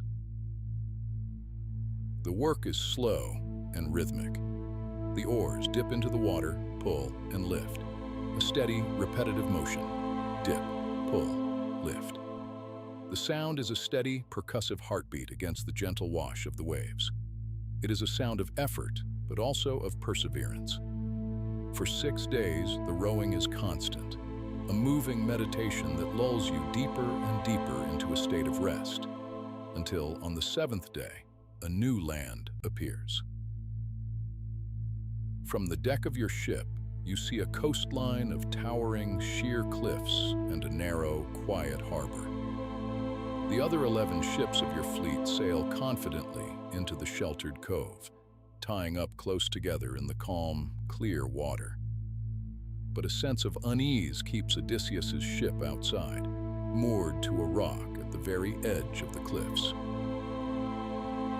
From this distance, everything is quiet. The land is unnaturally still. Scouts are sent ashore, but they do not return. Soon you see them, small figures running back towards the harbor. And then you see what pursues them. The Laestrygonians, giants, tall as mountains, who do not shout or roar, but move with a silent, terrifying purpose. You do not hear the splintering of wood or the cries of men. From your safe distance, the destruction is silent, like a dream you are watching from very far away. You see the giants lift massive boulders and drop them into the harbor. The water does not splash so much as it heaves, and the ships simply disappear. They are crushed and sunk, vanishing beneath the still, dark water without a sound. It is a silent, swift, and complete erasure. Odysseus, his face a mask of quiet horror, cuts the mooring ropes. Your single ship turns and pulls away, the oarsmen rowing with a desperate, silent urgency. You glide away from that terrible, quiet shore, the last ship of a great fleet, now utterly alone on the vast, empty sea. The silence that follows is more profound than any sound. It is the silence of loss, of solitude. A deep, heavy quiet that settles over your vessel, wrapping around you like a thick woolen blanket as you drift once more into the unknown. Alone, you sail on, your heart heavy with a quiet sorrow. The sea seems larger now, the sky more vast. The world feels empty, and in this emptiness, you find a strange kind of peace. There is nothing to do but surrender to the current, to the slow journey forward. Eventually, you come to another island. This one feels different. It is low and wooded, covered in a deep, ancient forest. As your ship glides into a quiet, hidden bay, the only sign of life is a thin, gray plume of smoke rising from the very heart of the island, climbing straight into the windless air. The silence here is watchful, ancient. The air is thick with the smell of damp earth, unknown herbs, and a strange, sweet perfume that seems to hang in the trees. After 2 days of rest, a party of men is chosen to explore. They walk into the deep woods, their footsteps muffled by the thick carpet of fallen leaves. The trees are old, their branches tangled together, blocking out the sun and creating a perpetual twilight. The air is warm and still. Deep within the forest, they find a clearing, and in it, a house built of smooth, polished stone. And all around the house, wild animals roam. But they are not wild. Great wolves and mountain lions with eyes of amber and gold pad silently through the trees. When they see your men, they do not growl or attack. Instead, they rise on their hind legs, placing their heavy paws gently on the men's shoulders. They whine softly and wag their tails, fawning over these strangers as a loyal dog would greet its master. Their fur is thick and soft, their presence unsettlingly gentle. It is a silent, dreamlike welcome that fills the men with a quiet dread. From within the stone house, they hear a sound. It is the sound of a loom, its shuttle clicking back and forth in a steady, hypnotic rhythm, and the sound of a woman's voice, singing. Her voice is beautiful, weaving through the still air like a thread of shimmering gold, a sound so pure and enchanting that it seems to calm their fears, to draw them forward. They call out, and the singing stops. The great stone door swings silently open, and a woman appears. She is impossibly beautiful, with long, dark, braided hair and eyes that hold the ancient wisdom of the forest. This is Circe, the sorceress, daughter of the sun god Helios. She smiles, a warm, welcoming smile, and invites them inside. All but one, the cautious Eurylochus, enter her home. The hall is filled with a soft, magical light. The chairs and tables are exquisitely carved. Woven tapestries depicting strange beasts and forgotten landscapes hang on the stone walls.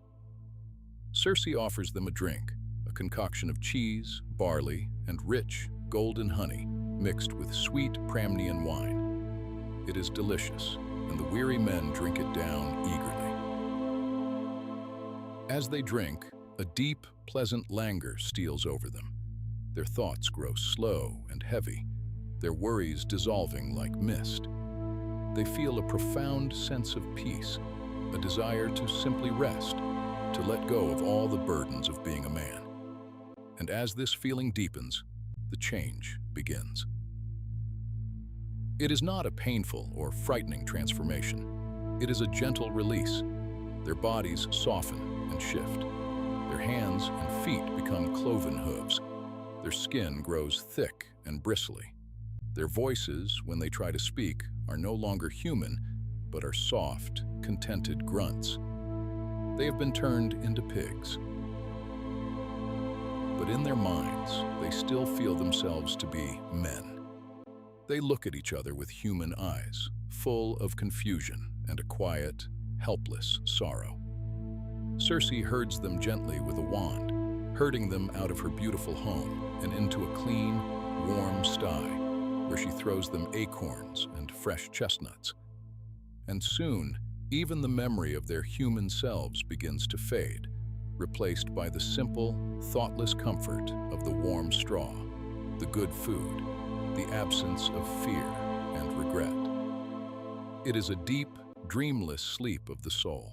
Eurylochus, having watched this from the woods, runs back to the ship, his face pale with terror, and tells Odysseus what he has seen. A cold stillness settles over the captain's heart, but it is the stillness of resolve. He takes up his sword and sets off alone, walking the same quiet path into the heart of the enchanted woods. As he walks through the deepening twilight of the forest, a young man appears before him, as if stepping out of the shadows of the trees. He is beautiful and radiant, with a golden staff in his hand and a knowing, gentle smile. It is Hermes, the messenger god, sent to help you.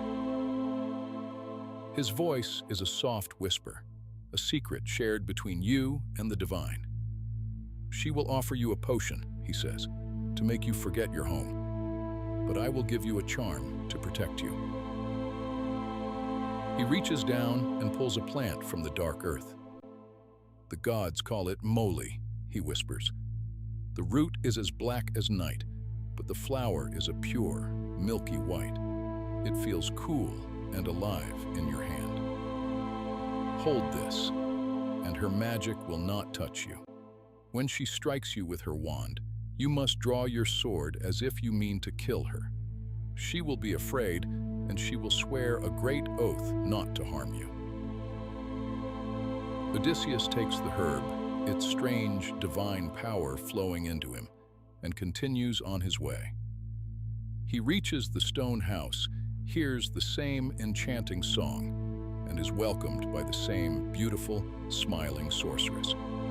He sees the strange, gentle wolves and lions, who look at him with knowing, mournful eyes. Inside, Circe offers him the same honeyed wine in a golden cup. He drinks it, the sweet, drugged liquid touching his lips, but he feels no change. The moly in his hand protects him. His mind remains clear, his purpose firm. He watches as Circe draws her long, slender wand and touches his shoulder, her voice a soft, commanding purr. Go to the sty now and lie with your companions. But nothing happens. He does not change. He remains a man. And in that moment, as he draws his silver-hilted sword, the enchanting smile falls from her face, replaced by an expression of pure, unadulterated awe. She gives a soft cry and falls to her knees, looking up at him with her wise, ancient eyes. "You must be Odysseus," she breathes, her voice filled with wonder. "The one Hermes told me would come, the man whose mind could not be enchanted." She swears the great oath by the waters of the river Styx that she will do him no more harm, and she is true to her word. She leads him to the sty and anoints each of the pigs with another potion. And as she does, their bristles fall away, their bodies reform, and they become men again, younger and more handsome than they were before. They weep with joy, a soft, cathartic sound that echoes through the quiet halls of the enchanted house. And so begins a long, strange, and peaceful year on the island of Aea. Circe bids you all to stay, to rest, and recover your strength. Your ship is dragged ashore, and your gear is stored in a deep, cool cave. You are led to her magical house, where you are bathed in warm, fragrant water and given soft, clean robes to wear. That year passes not like a sequence of days, but like a single, long, unbroken dream. It is a time outside of time. Every day, the halls are filled with the bounty of a magical feast. The tables are laden with roasted meats, sweet fruits, fresh bread, and endless cups of dark, rich wine. There is no toil, no worry, no thought of the past or the future. There is only the pleasant, dreamlike present. You spend your days wandering through Circe's quiet, sun-dappled glades, or resting in her halls, listening to the soft music played by her handmaidens, who are nymphs of the streams and forests. The air is always warm. The light is always soft. It is a deep, profound, and healing rest, a gentle magic that soothes the soul and mends the weary heart. You feel the knots of tension in your shoulders and back finally release.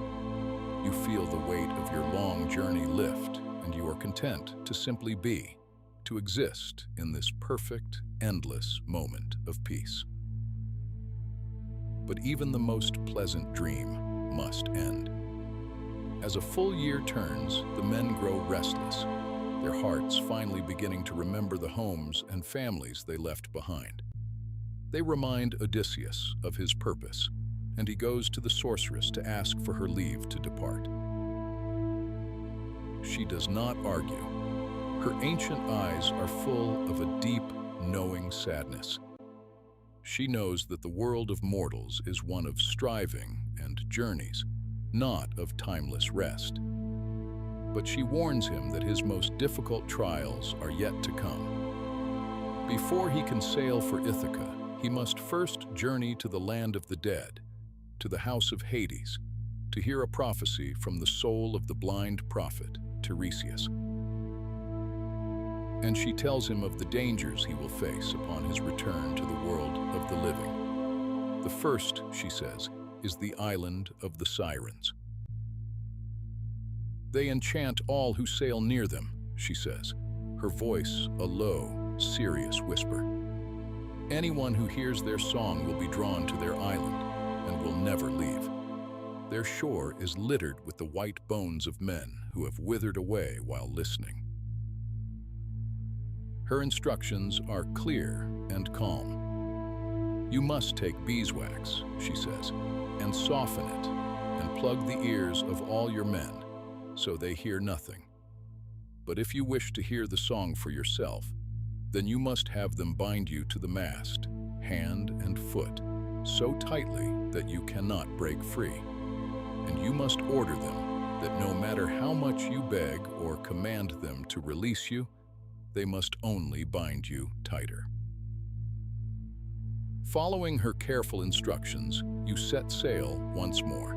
The air is clear, the sea is calm. As you approach the island of the Sirens, Odysseus takes a large cake of beeswax and works it in his strong hands until it is soft and warm from the sun.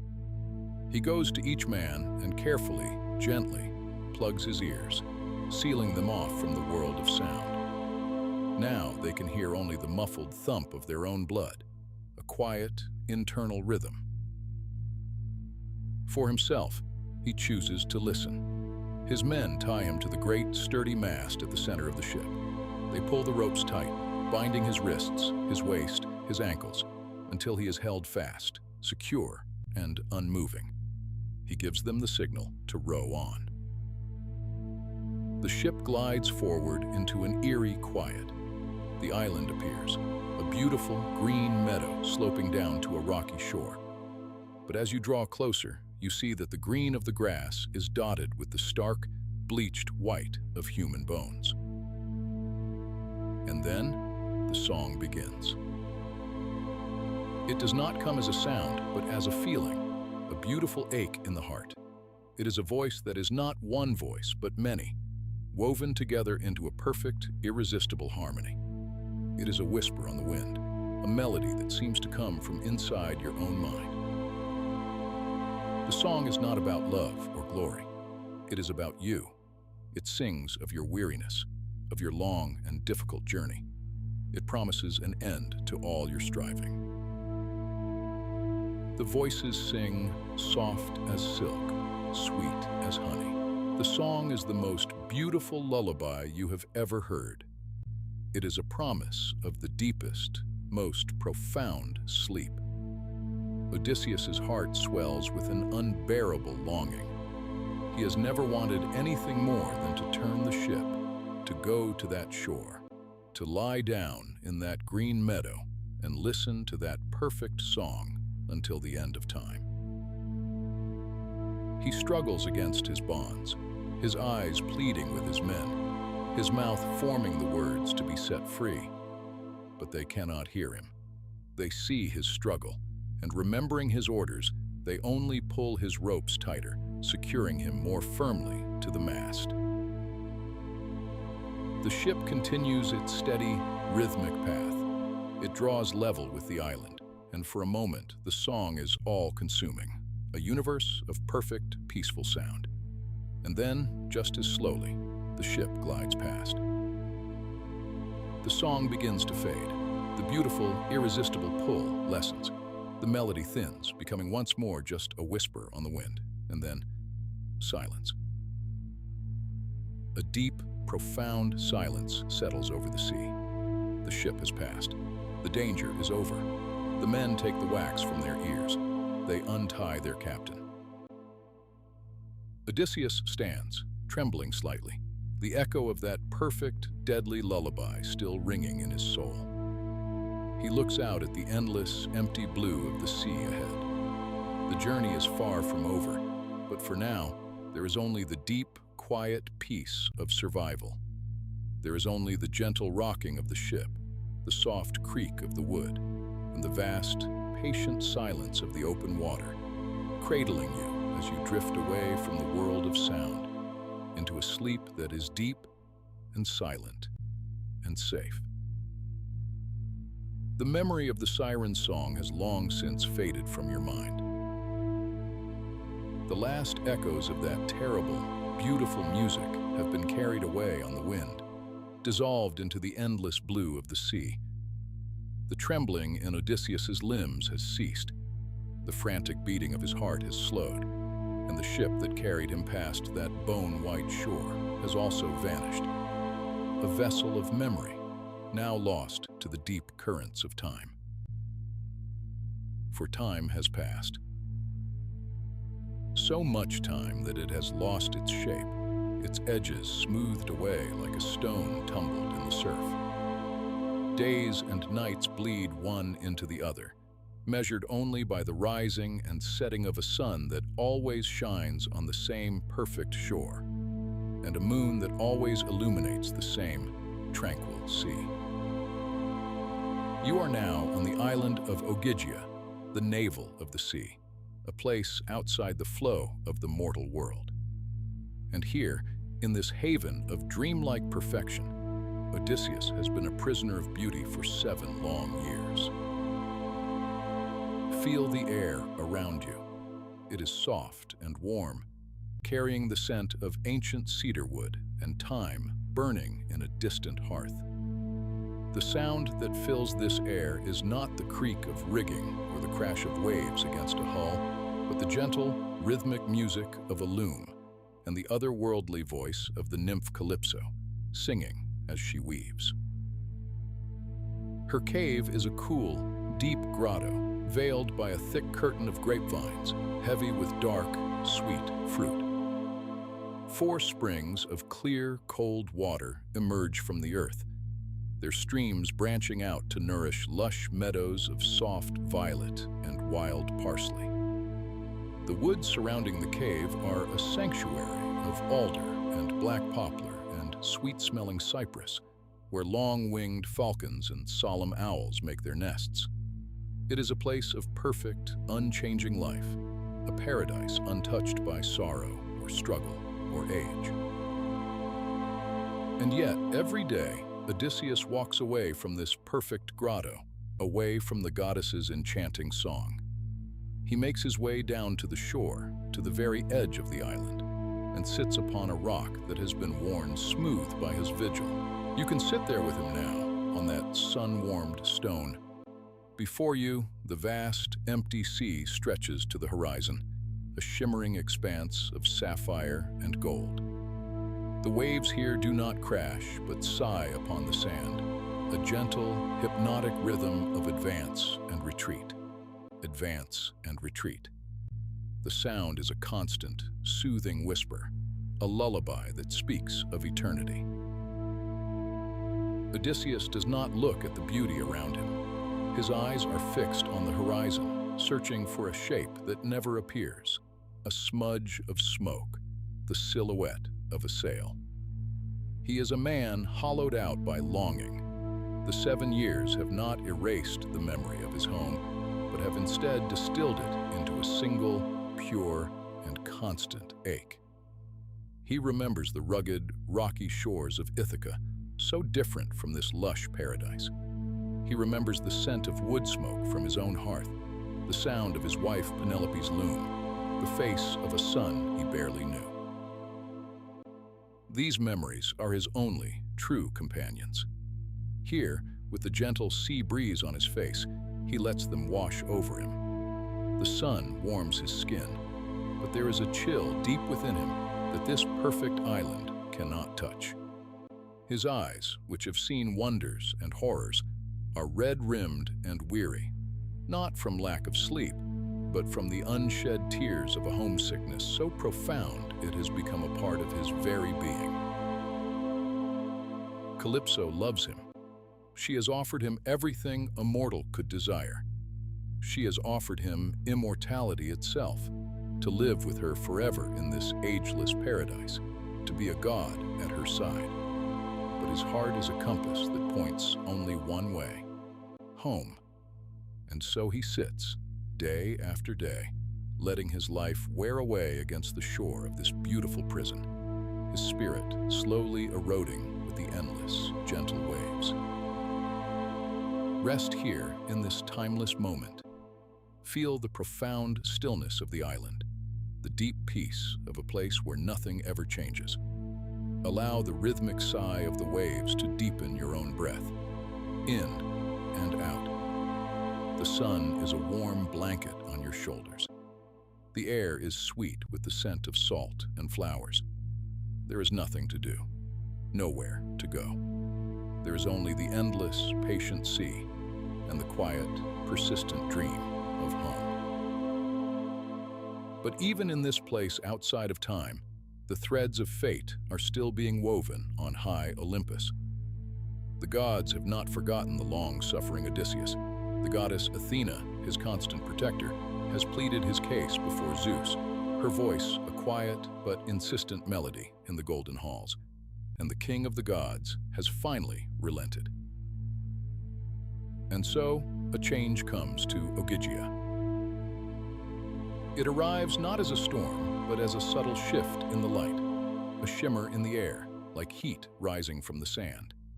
And then, a figure coalesces from the sunlight.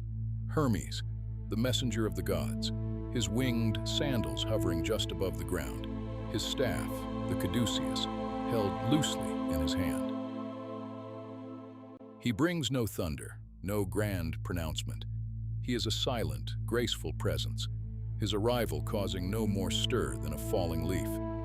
He finds Calypso at her loom, the golden shuttle flying through her fingers as she sings her lonely, beautiful song. She knows at once why he has come. A deep sadness touches her immortal face. Their conversation is not one of anger, but of sorrowful resignation. The will of Zeus is absolute. She must let Odysseus go. Hermes departs as quietly as he came, a flicker of light that vanishes into the blue sky. And Calypso is left alone with the decree of the gods, her song silenced, the rhythmic clack of her loom falling still. She finds Odysseus on his rock by the sea, his shoulders slumped, his gaze lost in the vast emptiness of the water. She stands behind him, and the scent of ambrosia and nectar, her divine perfume, surrounds you both. Her voice is soft, laced with a pain that spans centuries. She tells him he is free. She tells him she will help him build a raft and provision it with food and water and wine and set a fair wind at his back to guide him home. Odysseus does not rejoice. He is too weary, too accustomed to despair. He fears it is another trick, another trial.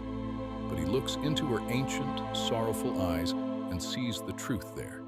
A great, slow wave of relief, so profound it is almost painful, washes through him. The hope he had almost buried is rekindled, a tiny, fragile flame in the hollow of his chest.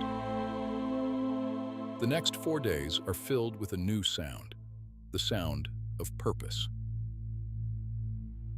Follow Odysseus into the deep woods of the island, to the place where the trees grow tallest. Calypso has given him a great axe of bronze, its handle of smooth olive wood fitting perfectly in his hands. The air is cool and still beneath the canopy of leaves. Listen to the sound of the axe. A steady, rhythmic echoing through the silent forest. It is a sound of breaking, but also of building. With each swing, he fells a tree, alder, poplar, fir, their woody, resinous scent filling the air. He works with a deep, focused energy he has not felt in years. The work is hard, but it is real. It is a physical manifestation of his journey, beginning anew.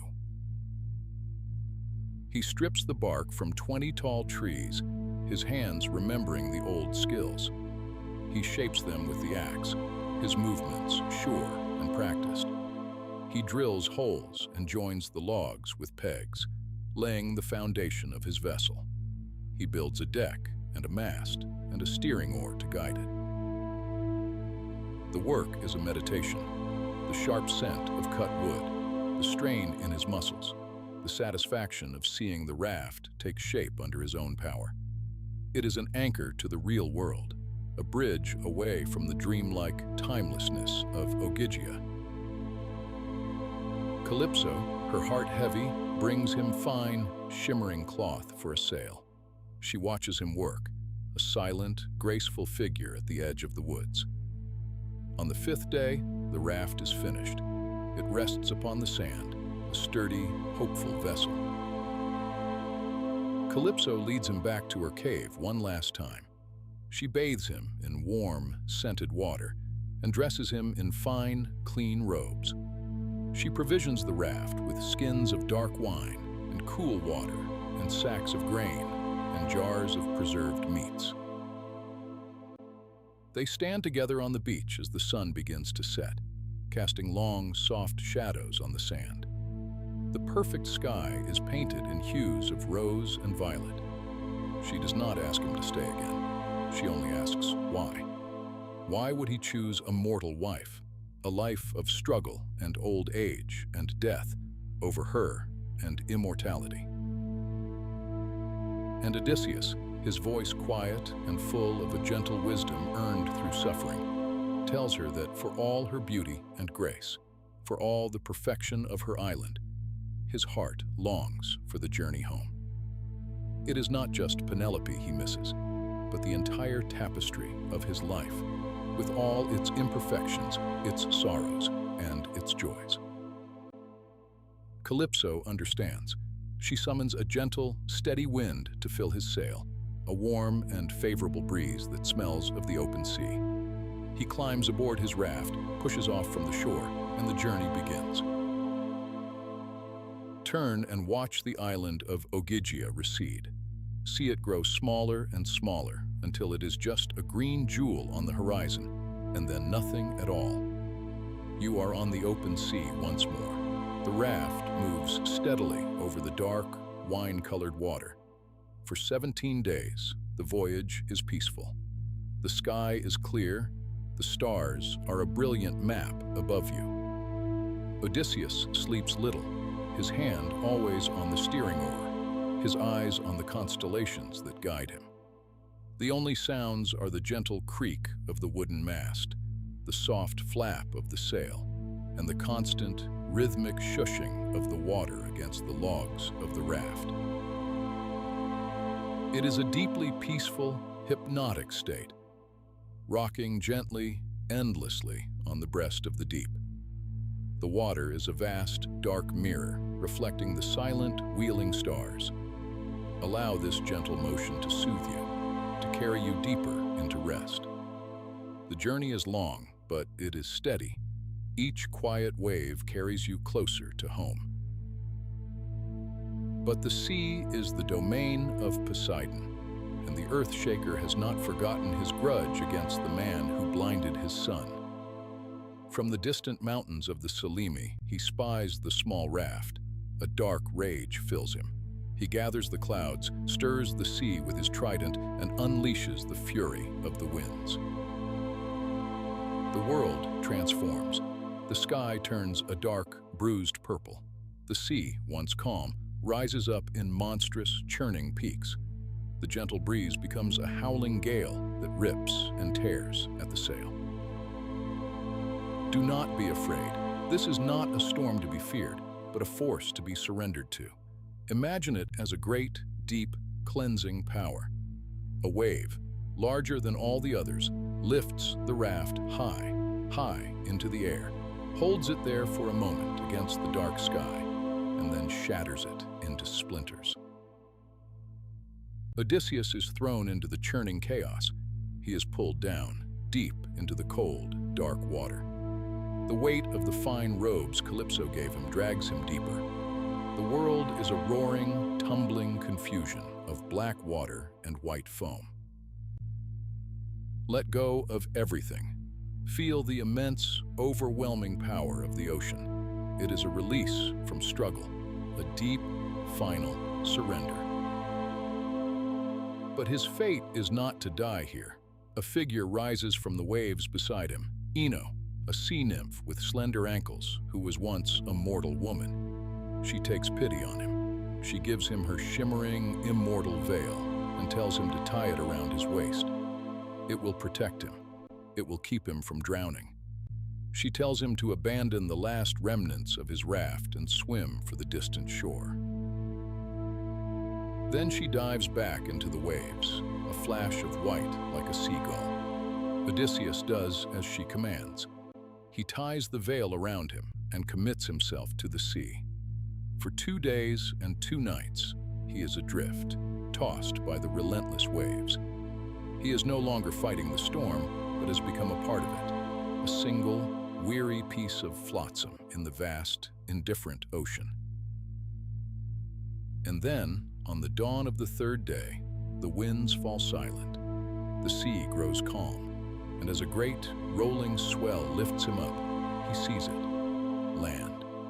A shore shrouded in mist, with the sound of waves breaking against rock. Hope and the last of his strength carries him forward. He is thrown against the sharp rocks, his skin torn, his bones bruised, but he holds on. He finds the mouth of a gentle river and swims into its calm, fresh water. Here, he finally pulls himself onto the bank and collapses onto the reeds, the immortal veil slipping from his waist and being carried back out to sea. He is exhausted beyond measure. The world is a blur of green and gray. He finds a thicket of 2 olive trees, one wild, one cultivated. Their branches so densely intertwined that they form a natural shelter from the wind and sun. He crawls into this small, dark space, heaps a great pile of dry leaves over himself like a blanket, and falls into a sleep so deep, so profound, it is like a temporary death. Rest with him there, in the deep, quiet dark of the earth. Feel the immense weight of exhaustion and the profound relief of release. You are safe. You are sheltered. The storm is over. All that remains is the deep, healing silence of sleep. He is awakened by a sound he has not heard in many years, the sound of laughter. Young, female voices, light and clear as bells. He is on Sharia, the land of the Phaeacians, a people beloved by the gods. The voices belong to the princess, Nausicaa, and her handmaidens, who have come to the river mouth to wash their linens. Odysseus emerges from his shelter, a terrifying figure, caked in dried brine, his hair matted, a leafy branch held for modesty. The handmaidens scatter in fear, but Nausicaa, given courage by Athena, stands her ground. Her kindness is a balm to his weary soul. She gives him food and wine and fresh clothing. After he has bathed in the river, washing away the salt and grime of his long ordeal, Athena sheds a divine grace upon him, making him seem taller, more handsome, his hair flowing down like hyacinth flowers. He follows the princess to the palace of her father, King Alcinous. The palace itself feels like a waking dream. Its walls are of gleaming bronze, topped with a frieze of blue enamel. The doors are of solid gold, the doorposts of silver. Inside, golden statues of youths hold flaming torches, illuminating halls filled with a soft, magical light. The hospitality of the Phaeacians is legendary. They welcome the stranger without question. Queen Arete and King Alcinous offer him the seat of honor. They give him a soft chair with a purple fleece, a silver basin to wash his hands, a golden pitcher of cool water. They bring him bread and wine and platters of roasted meat. Feel the profound comfort of this place, the warmth of the hearth, the softness of the fleece beneath you, the taste of good food after long starvation. It is a place of absolute safety, a gentle haven between the hardships of the past and the uncertainty of the future. Here, for a time, there is only peace. Odysseus, his heart overflowing with gratitude, tells them his story. He speaks of Troy and of the Cyclops, of Circe and the underworld, and the Sirens and Calypso. The court listens in rapt silence, captivated by the tale of his long, sorrowful journey. When his story is finished, King Alcinous promises that he will see him home. The Phaeacians are master sailors. Their ships are like no others. They have no helmsmen, no steering oars, for the ships themselves know the thoughts of their crew and can navigate to any land on their own, flying over the water shrouded in mist and cloud, never fearing wreck or ruin. They load a black ship with gifts for Odysseus, cauldrons of bronze, gleaming tripods, fine robes, and ingots of gold. They prepare a soft bed for him on the deck, a rug and a linen sheet, so that he may sleep undisturbed on his final voyage. Odysseus boards the ship as the sun sets. He lies down upon the bed, and a deep, sweet sleep falls upon his eyelids. A sleep that is profound, unbroken, and very much like death. The ship is untied from its moorings. As the rowers dip their oars, the vessel leaps forward, a great wave rising at its stern. It flies across the sea, faster than a soaring falcon. It moves with an impossible speed and smoothness, cutting through the dark water under the silent stars. You are there, with him, on that magical ship. You are not awake to see the journey, but you feel it in your deepest self. A sense of swift, effortless passage. The world is flying by, but you are held in perfect stillness. The cares of the long voyage, the memory of struggle, all of it is being washed away by this deep, healing sleep and the silent speed of the ship. You are being carried safely and gently to your final destination. There is nothing for you to do but rest, let go, and trust the journey. Before the first light of dawn touches the sky, the ship arrives. It glides into a quiet harbor on the coast of Ithaca, a place sheltered by two great jutting headlands. At the harbor's head, a long-leafed olive tree stands watch. The Phaeacian sailors do not wake Odysseus. He is still lost in that profound, God-sent sleep.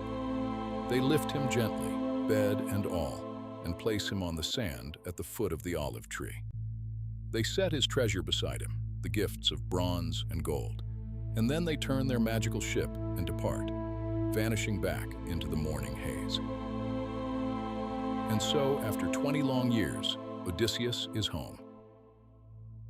He lies there, asleep on the shore of his own country.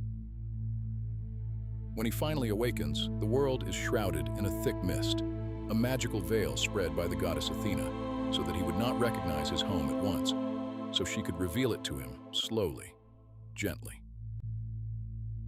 He sits up. The air is still. The only sound is the gentle lapping of water nearby. He does not know where he is. The landscape is unfamiliar, transformed by the mist and by the passage of 2 decades. A deep despair washes over him. Has he been abandoned again on yet another strange shore? And then a figure approaches through the mist. At first, it is a young shepherd, a boy with a gentle face and a staff in his hand.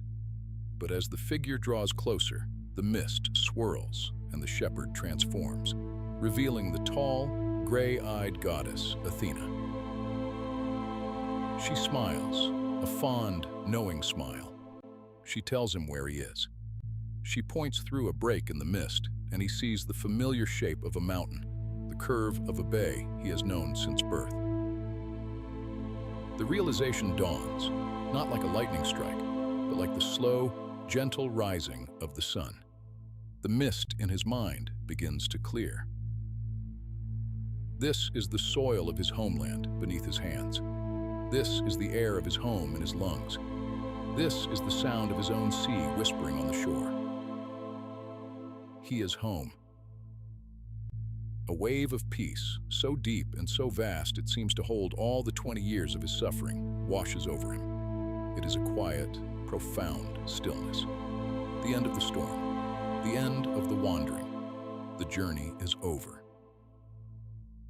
Rest here, in this moment of quiet arrival. Feel the solid ground beneath you. Breathe in the cool, misty air. Let the profound sense of peace settle into every part of your being. You are home, you are safe, all is well, and you can drift now into your own deep and final rest. The goddess Athena's hand, cool as moonlight on stone, rests for a moment upon your shoulder. The heavy mist that had shrouded your mind and the shores of Ithaca now thins, not vanishing entirely, but swirling and coalescing around you. It is a divine mist, a weaver's tool, and it begins to work its magic upon you, Odysseus, the long-suffering king. You feel a strange, weightless sensation, as if years you do not own are settling upon your bones. The goddess touches your face, and you feel your skin draw tight, then loosen into a network of fine lines, a map of a life even harder than the one you have lived. The mist clings to your hair, bleaching the dark strands to the color of sea foam and ash. Your shoulders, broad and strong from years at the oar and the bow, seem to stoop, to curve inward under the invisible burden of this new, feigned age. Your fine Phaeacian robes, a gift of royalty, shimmer and fade, their rich purples and blues dissolving into the coarse, earth-brown tatters of a beggar's tunic. Even the light in your eyes, that keen, intelligent spark that has seen through the wiles of gods and monsters, is veiled, softened, dimmed to a weary glimmer. Athena places a gnarled olive wood staff in your hand. It feels ancient, familiar, as if it has grown from the very soil of your home. You are no longer Odysseus, the sacker of cities, the great tactician. You are a wanderer, an unknown elder, a supplicant whose story is etched in the deep lines of his face and the weary bend of his back. You are a shadow, returned to your own home to move unseen. The goddess smiles, a flicker of starlight in the morning air. Go now. Her voice is a whisper in your thoughts, a rustle of leaves in a sacred grove. Make your way inland to the loyal swineherd, Eumaeus.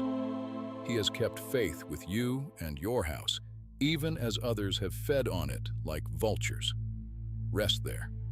I will go to Sparta to call your son, Telemachus, home from his search for you. The threads of your family are scattered, but we will now begin to weave them together again. And with that, she is gone. The air where she stood is merely air, yet it feels purer, charged with a quiet purpose. The last of the mist dissolves, and the world comes into focus. Your Ithaca.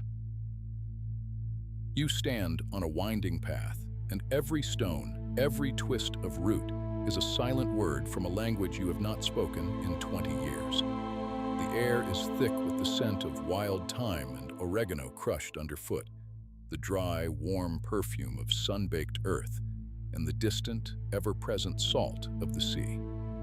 It is the scent of your childhood, the scent of peace, and it fills your lungs with a profound, aching sense of belonging. You begin to walk, your new staff making a soft, rhythmic tap, tap, tap against the rocky ground. It is a slow, meditative sound, the only sound besides the gentle sigh of the wind through the gnarled branches of olive trees. These are your trees. Their silver-green leaves shimmer in the morning light, their trunks twisted into patient, enduring shapes by centuries of wind and sun. You feel you know each one, as a shepherd knows his flock. This one, with the deep scar in its bark, you climbed as a boy to watch the ships sail out from the harbor. That one, standing alone on the crest of the hill, was a meeting place for you and your father, Laertes, on long, sun-drenched afternoons. To see them now, as a stranger, a beggar, is a quiet agony and a secret joy. You are a ghost in your own memory, walking through a landscape that has waited for you, unchanged. Your steps are slow, deliberate. There is no hurry now. For 20 years, you have been driven by the desperate need to return. Now that you are here, you must learn the art of stillness, of waiting. You must become like the ancient stones and the patient trees. The path leads you upward, away from the coast, into the rugged heart of the island. You pass by farmsteads, their stone walls sleeping in the sun, but you remain unseen, just another weary traveler on a dusty road. The sun climbs higher, warming your stooped shoulders. A lizard skitters across a hot rock. A hawk circles lazily in the deep blue sky. Each simple sight is a treasure, a piece of your stolen life returned to you. The world of monsters and enchantresses, of endless, wine-dark seas and wrathful gods, feels like a dream from which you are slowly, gently waking. This is reality, the feel of the sun, the smell of the earth, the sound of the wind. After a long, slow journey, a sound drifts to you on the air. It is the sound of dogs barking, not the pampered hounds of the palace, but the deep, ferocious barks of working animals, guardians. You follow the sound, and soon the scent of wood smoke and livestock reaches you. You have arrived. Before you is a clearing, surrounded by a rough-hewn stone wall. Inside, you can see the swineherd's hut, a humble but sturdy structure of wood and stone, thatched with reeds. Pens and enclosures are laid out with care, and within them, the pigs, hundreds of them, snuffle and root in the earth. It is a place of order, of diligent work, of loyalty. As you approach the gate, 4 huge dogs, bred to fight off wolves and thieves, erupt from the hut, snarling, their teeth bared. They rush toward you, a storm of fury. For a moment, the old Odysseus almost reacts, his hand instinctively reaching for a sword that is not there. But you are not that man. You are a poor, helpless old beggar. And so, with the cunning that has always been your truest weapon, you sink to the ground, letting your staff fall from your hand. You make yourself small, non-threatening, a gesture of submission. Just as the dogs are about to fall upon you, a voice, deep and commanding, rings out. "Ho, old one! A moment more and my dogs would have torn you to pieces." A man emerges from the hut, a stout, weathered man with kind eyes and a beard touched with gray. It is Eumaeus. He looks older, worn by grief and long waiting, but the core of his decency is unchanged. He scolds the dogs, and they immediately fall silent, slinking back, their tails wagging sheepishly. He helps you to your feet, his grip strong and steady. "Come inside, stranger," he says, his voice rumptious and warm. "You must eat and drink, and then you may tell me your story and who you are and where you have come from. It is a sacred duty to welcome a guest, especially one who seems to have suffered as you have."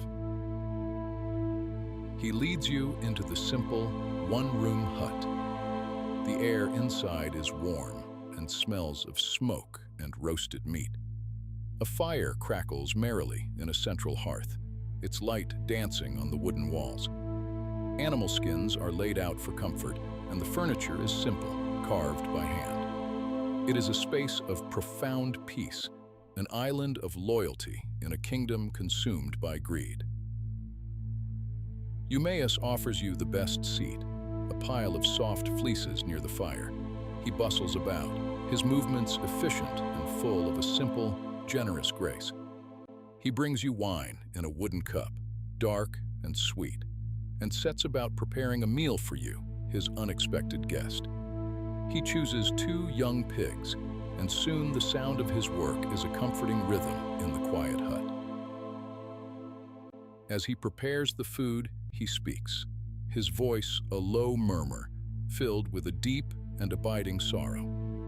He speaks of his master, the great Odysseus, who he fears is long dead, lost on some distant shore. He speaks of the queen, Penelope, trapped in her own home, weaving and unweaving her grief while fending off the suitors who devour her husband's wealth.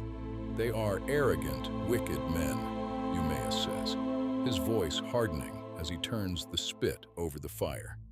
They feast day and night, draining the palace of its wine and slaughtering the best of the livestock. They have no fear of the gods, no respect for the house they dishonor. Ah, if only my master would return. He would scatter them like leaves in a storm. You listen in silence, your heart a knot of grief and rage, and a soaring secret pride for this man's unwavering faith. You, the master, are here, sitting by his fire, and he does not know it. The disguise holds, the plan holds. He serves you the roasted meat, the choicest cuts, and fresh bread.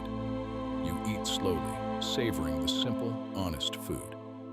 It is the best meal you have had in 20 years, for it is seasoned with loyalty. When you have eaten your fill, he looks at you, his eyes full of a gentle curiosity. Now, old father, he says softly, tell me your story. Who are you? Where has your hard journey brought you from? And so you begin to weave. You spin a tale, a long and winding story of a warrior from Crete. You tell of fighting at Troy, of a long and disastrous journey home, of being shipwrecked, of being sold into slavery in Egypt, of escaping and wandering for years. You craft a life of hardship that mirrors your own, a tapestry of lies stitched with the silver threads of your true suffering. You tell him that in your travels you heard news of Odysseus, that he was alive, that he was gathering treasure, and that he would soon be home. Eumaeus shakes his head, a sad smile on his lips. Many wanderers have come here with such tales, old friend, hoping to win a new cloak and a meal from the queen. But I do not believe them anymore. My heart has grown hard with waiting. My master is dead. The gods willed it so. But still, he treats you with kindness. He insists you stay, that you take his own warm cloak for the night. As darkness falls outside the hut, a deep, star-dusted darkness that only the countryside knows, you lie by the embers of the fire, wrapped in the warmth of your servant's loyalty. The sounds of the sleeping pigs, the soft sigh of the wind in the thatch, the crackle of the dying fire. These are the sounds of home. And for the first time in 2 decades, you feel a profound sense of safety, of being in the right place at the right time. Here, in this humble hut, a kingdom will be reclaimed. You close your eyes and let the gentle, rhythmic sounds of the night lull you into a deep and peaceful rest. Far away, across the sleeping sea, another journey is reaching its end. On a swift, dark ship, your son, Telemachus, stands at the prow, his eyes fixed on the horizon. For a month he has been traveling, seeking news of you, his lost father. He has sat in the halls of Nestor in Pylos and Menelaus in Sparta, listening to the stories of old heroes. He has grown from a boy into a man on this journey, his shoulders broadened, his gaze more steady. Now, he is sailing home, and a divine wind fills his sail. It is the breath of Athena, guiding him, hastening him.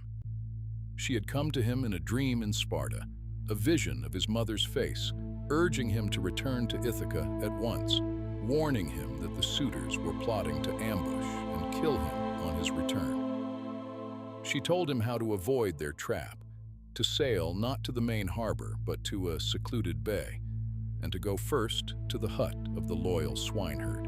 The ship glides through the water, a silent shadow under a canopy of brilliant stars. The sea is calm, a vast expanse of dark, shimmering silk. The rhythmic creak of the mast and the soft rush of water along the hull are a hypnotic lullaby. Telemachus feels a strange sense of peace, a feeling of being guided, of being a piece in a much larger game. The stars above seem to be aligned in a new pattern, a map that leads only to home. The journey is swift, unnaturally so. The ship seems to fly over the waves, and soon, the familiar, rugged silhouette of Ithaca rises from the sea, dark against the first pale light of dawn. As Athena instructed, Telemachus directs his crew to the hidden cove. The ship slips into the quiet water, the anchor splashing softly.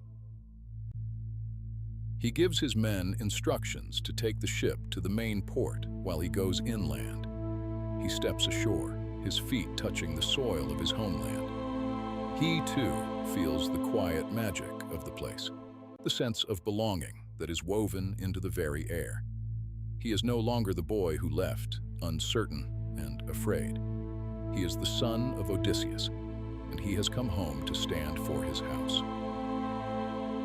He follows a path he knows from his childhood, a path that leads up into the hills, toward the pastures where the swine are kept. The morning is cool and quiet. Dew glitters on the leaves of the olive trees. The world feels fresh, new, as if washed clean during the night. A sense of anticipation hums within him, a feeling that he is walking toward his destiny. Back in the hut, you are awake. Eumaeus is already outside, tending to his herd. You sit by the fire, lost in thought, when you hear the sound of footsteps approaching. The dogs, who had barked so fiercely at you, do not bark now. Instead, they whine and fawn, wagging their tails. Eumaeus comes back to the doorway, a look of astonished joy on his face. "A guest in the night and another in the morning," he exclaims, and behind him, a tall, handsome young man steps into the hut, his face illuminated by the firelight. "It is your son." You look at him and your heart stops. 20 years. You left a babe in the cradle, and here stands a man, with your eyes, your jaw, but with a youth and hope that you have not felt in a very long time. He is the living image of your past and your future. He looks at you, the old beggar, with a polite but distant curiosity. Telemachus greets Eumaeus with the warmth of a son, and the swineherd weeps with joy to see him returned safely. They speak for a moment, Telemachus asking after his mother, Eumaeus recounting the endless arrogance of the suitors. And then a shimmer of light fills the hut, a light that only you can see. Athena is there, standing beside you, her form a radiant whisper. "The time is now, Odysseus." Her voice echoes in your mind. "Reveal yourself to your son. It is time to begin." She touches you with her golden wand, and just as the mist descended, now it lifts. The beggar's rags dissolve back into the fine robes of a king. The stoop in your back straightens. The years fall from your face, and your hair darkens to the color of the night sea. Your eyes, clear and keen, blaze with their old fire.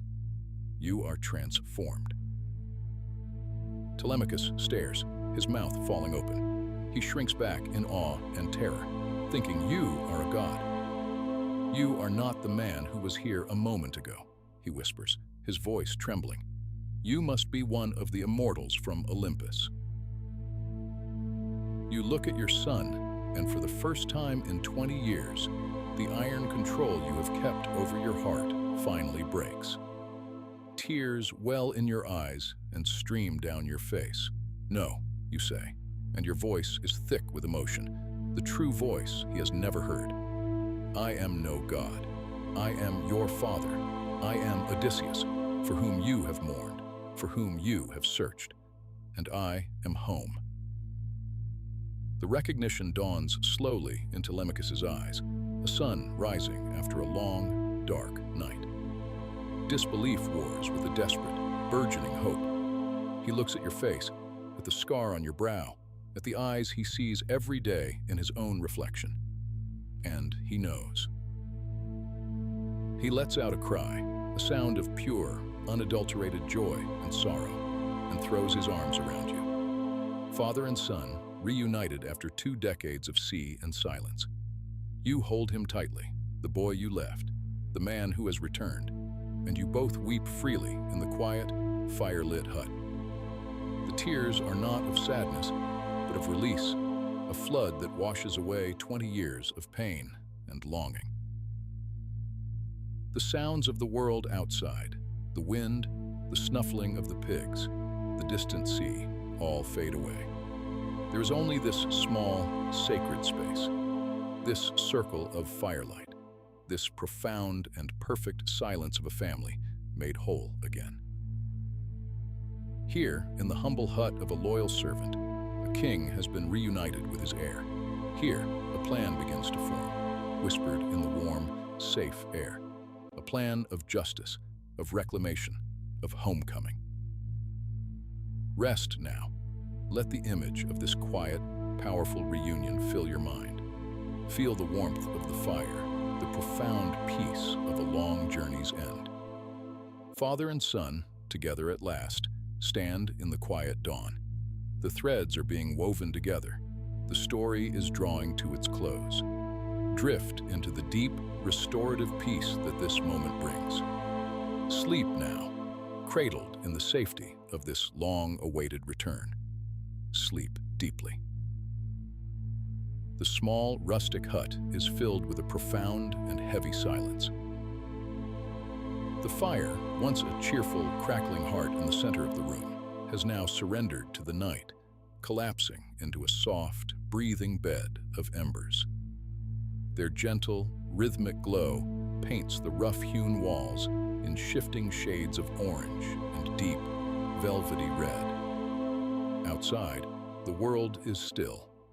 The wind has died down, and the only sound is the distant, peaceful sigh of the Ithacan night. You are resting here in this humble sanctuary, enveloped by the warmth and the quiet. The air smells of wood smoke, of earth, and of the simple, honest companionship that now fills the space. Odysseus and his son, Telemachus, sit together, the storm of their reunion having passed, leaving in its wake a calm and settled sea of understanding. Their plans have been made, their strategies whispered into the heart of the night. Now all that remains is the patient waiting for the dawn. Telemachus has drifted into the light, easy sleep of youth, his breathing slow and even. But Odysseus, the man of many sorrows and many journeys, remains awake. His eyes, which have seen wonders and horrors beyond mortal imagining, are fixed upon the glowing coals, as if reading a story in their fading light. His mind, a vessel that has carried the weight of 2 decades, does not rest. It drifts backward, not through the years of wandering, not through the smoke and fury of the war itself, but further still, back to the very beginning. And as his thoughts unspool, like a thread of gold pulled from a loom, you drift with him. The warm, close air of the hut seems to thin, to become lighter, and the scent of wood smoke gives way to something else, something ancient and fragrant, like wild thyme and sun-warmed marble. You are no longer in the hut.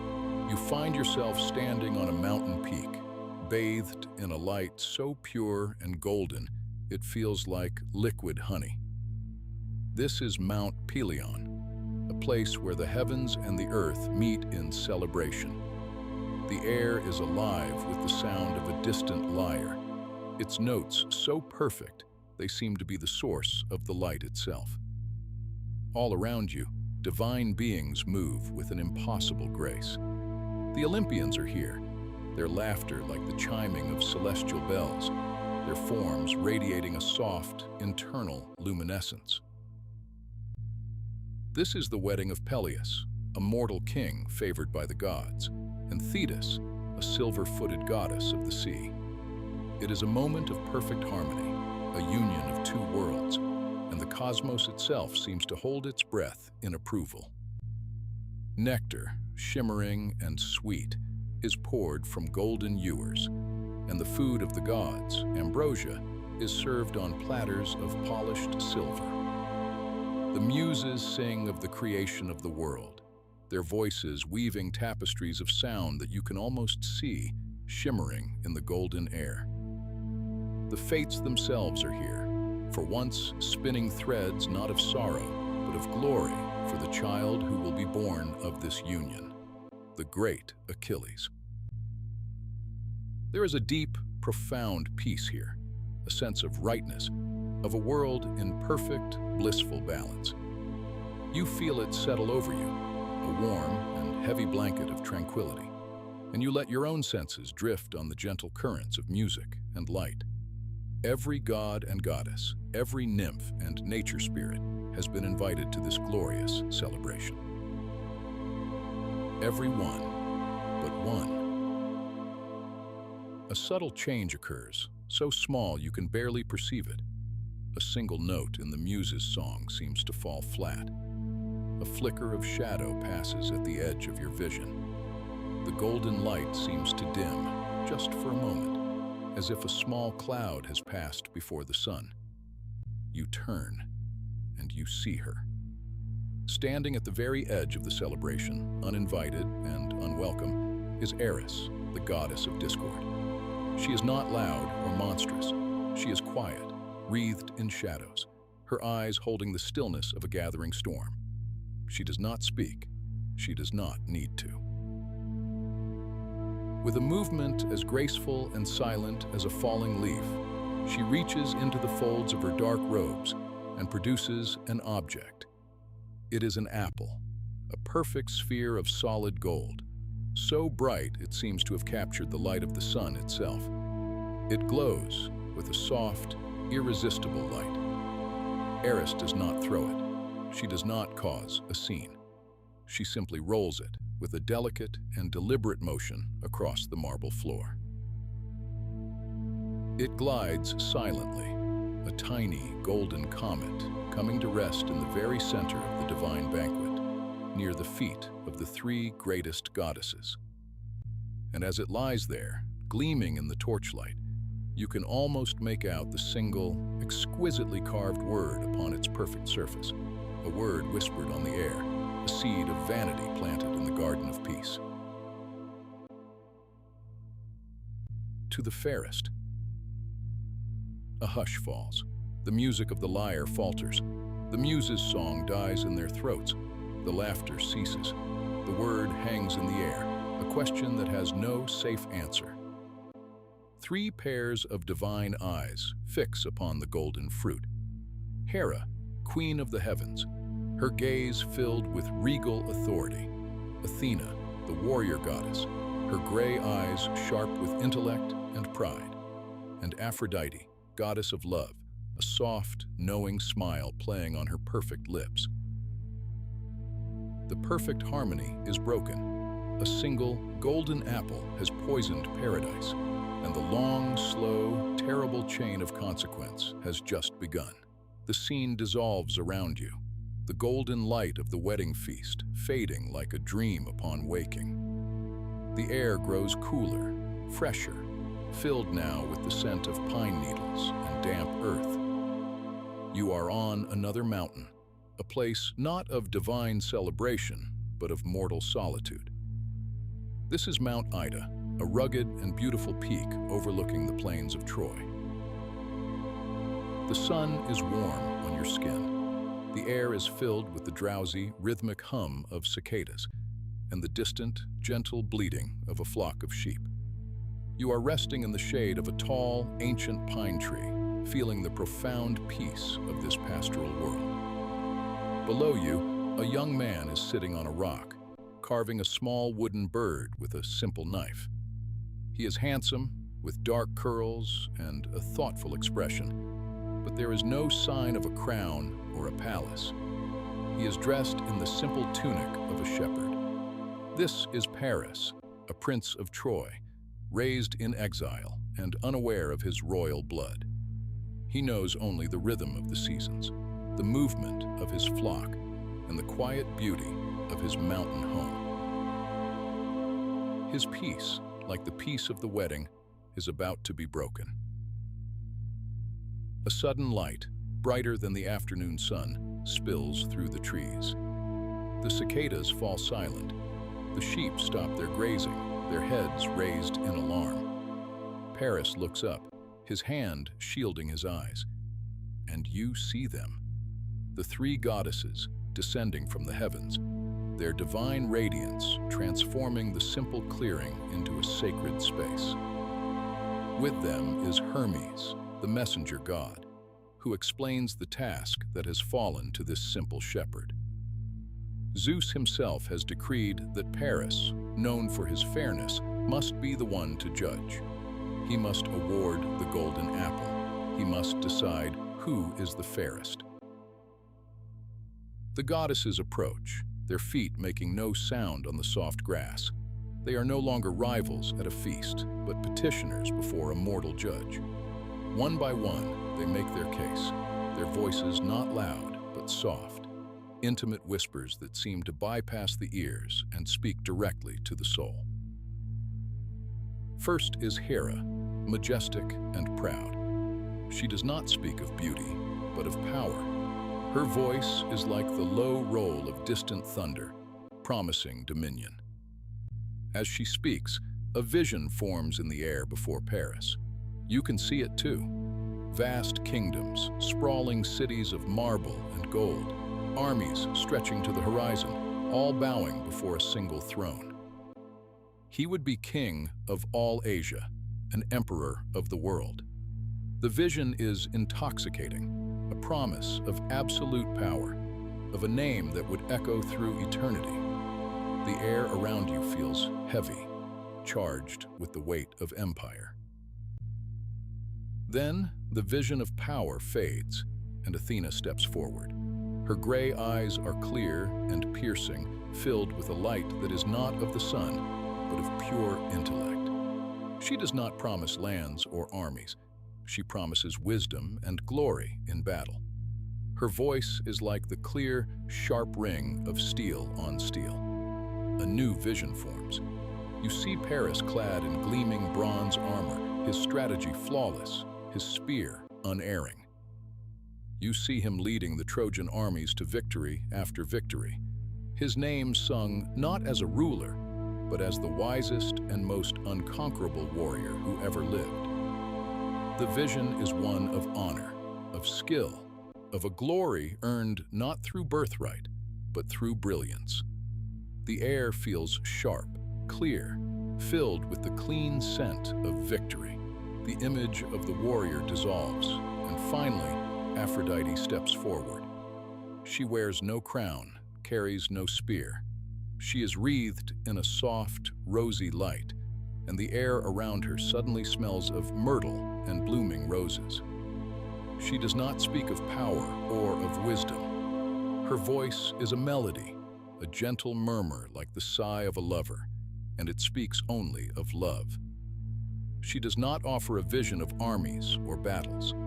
She offers a single image, a face that materializes in the air, so beautiful it makes the heart ache. The face of a woman with eyes like the deep summer sea and hair like spun gold. Helen of Sparta, the most beautiful mortal woman in the world. Aphrodite promises not that Paris will have her, but that Helen will fall in love with him. She promises not a conquest, but a connection, a passion that will become a legend. The air around you grows warm, soft, filled with an impossible longing. The promises of power and wisdom feel like cold, hard stone compared to this. This is a promise of the heart.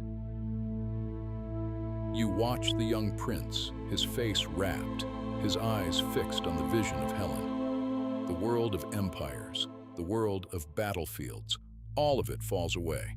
There is only that face, that promise. With a hand that barely trembles, he extends the golden apple. he places it gently into the waiting palm of Aphrodite. A profound silence descends upon the mountain clearing. Hera and Athena do not rage or scream. Their disappointment is a cold, silent force. They turn, their divine forms seeming to draw all the warmth from the air as they depart, leaving behind a chilling sense of foreboding. But Paris does not notice. He is bathed in the warm, triumphant glow of the goddess of love. The golden apple now hers, the promise now his. The world seems to hold its breath, balanced on this single, fateful choice. The choice is made, the path is set, and the shepherd on the mountain has just, unknowingly, condemned his city to fire and his people to ruin. The mountain air dissolves, and you feel the gentle, rhythmic rocking of a ship at sea. The water is a deep, placid blue, the sky above clear and endless. A warm, favorable wind fills the white sail, pushing the vessel steadily onward.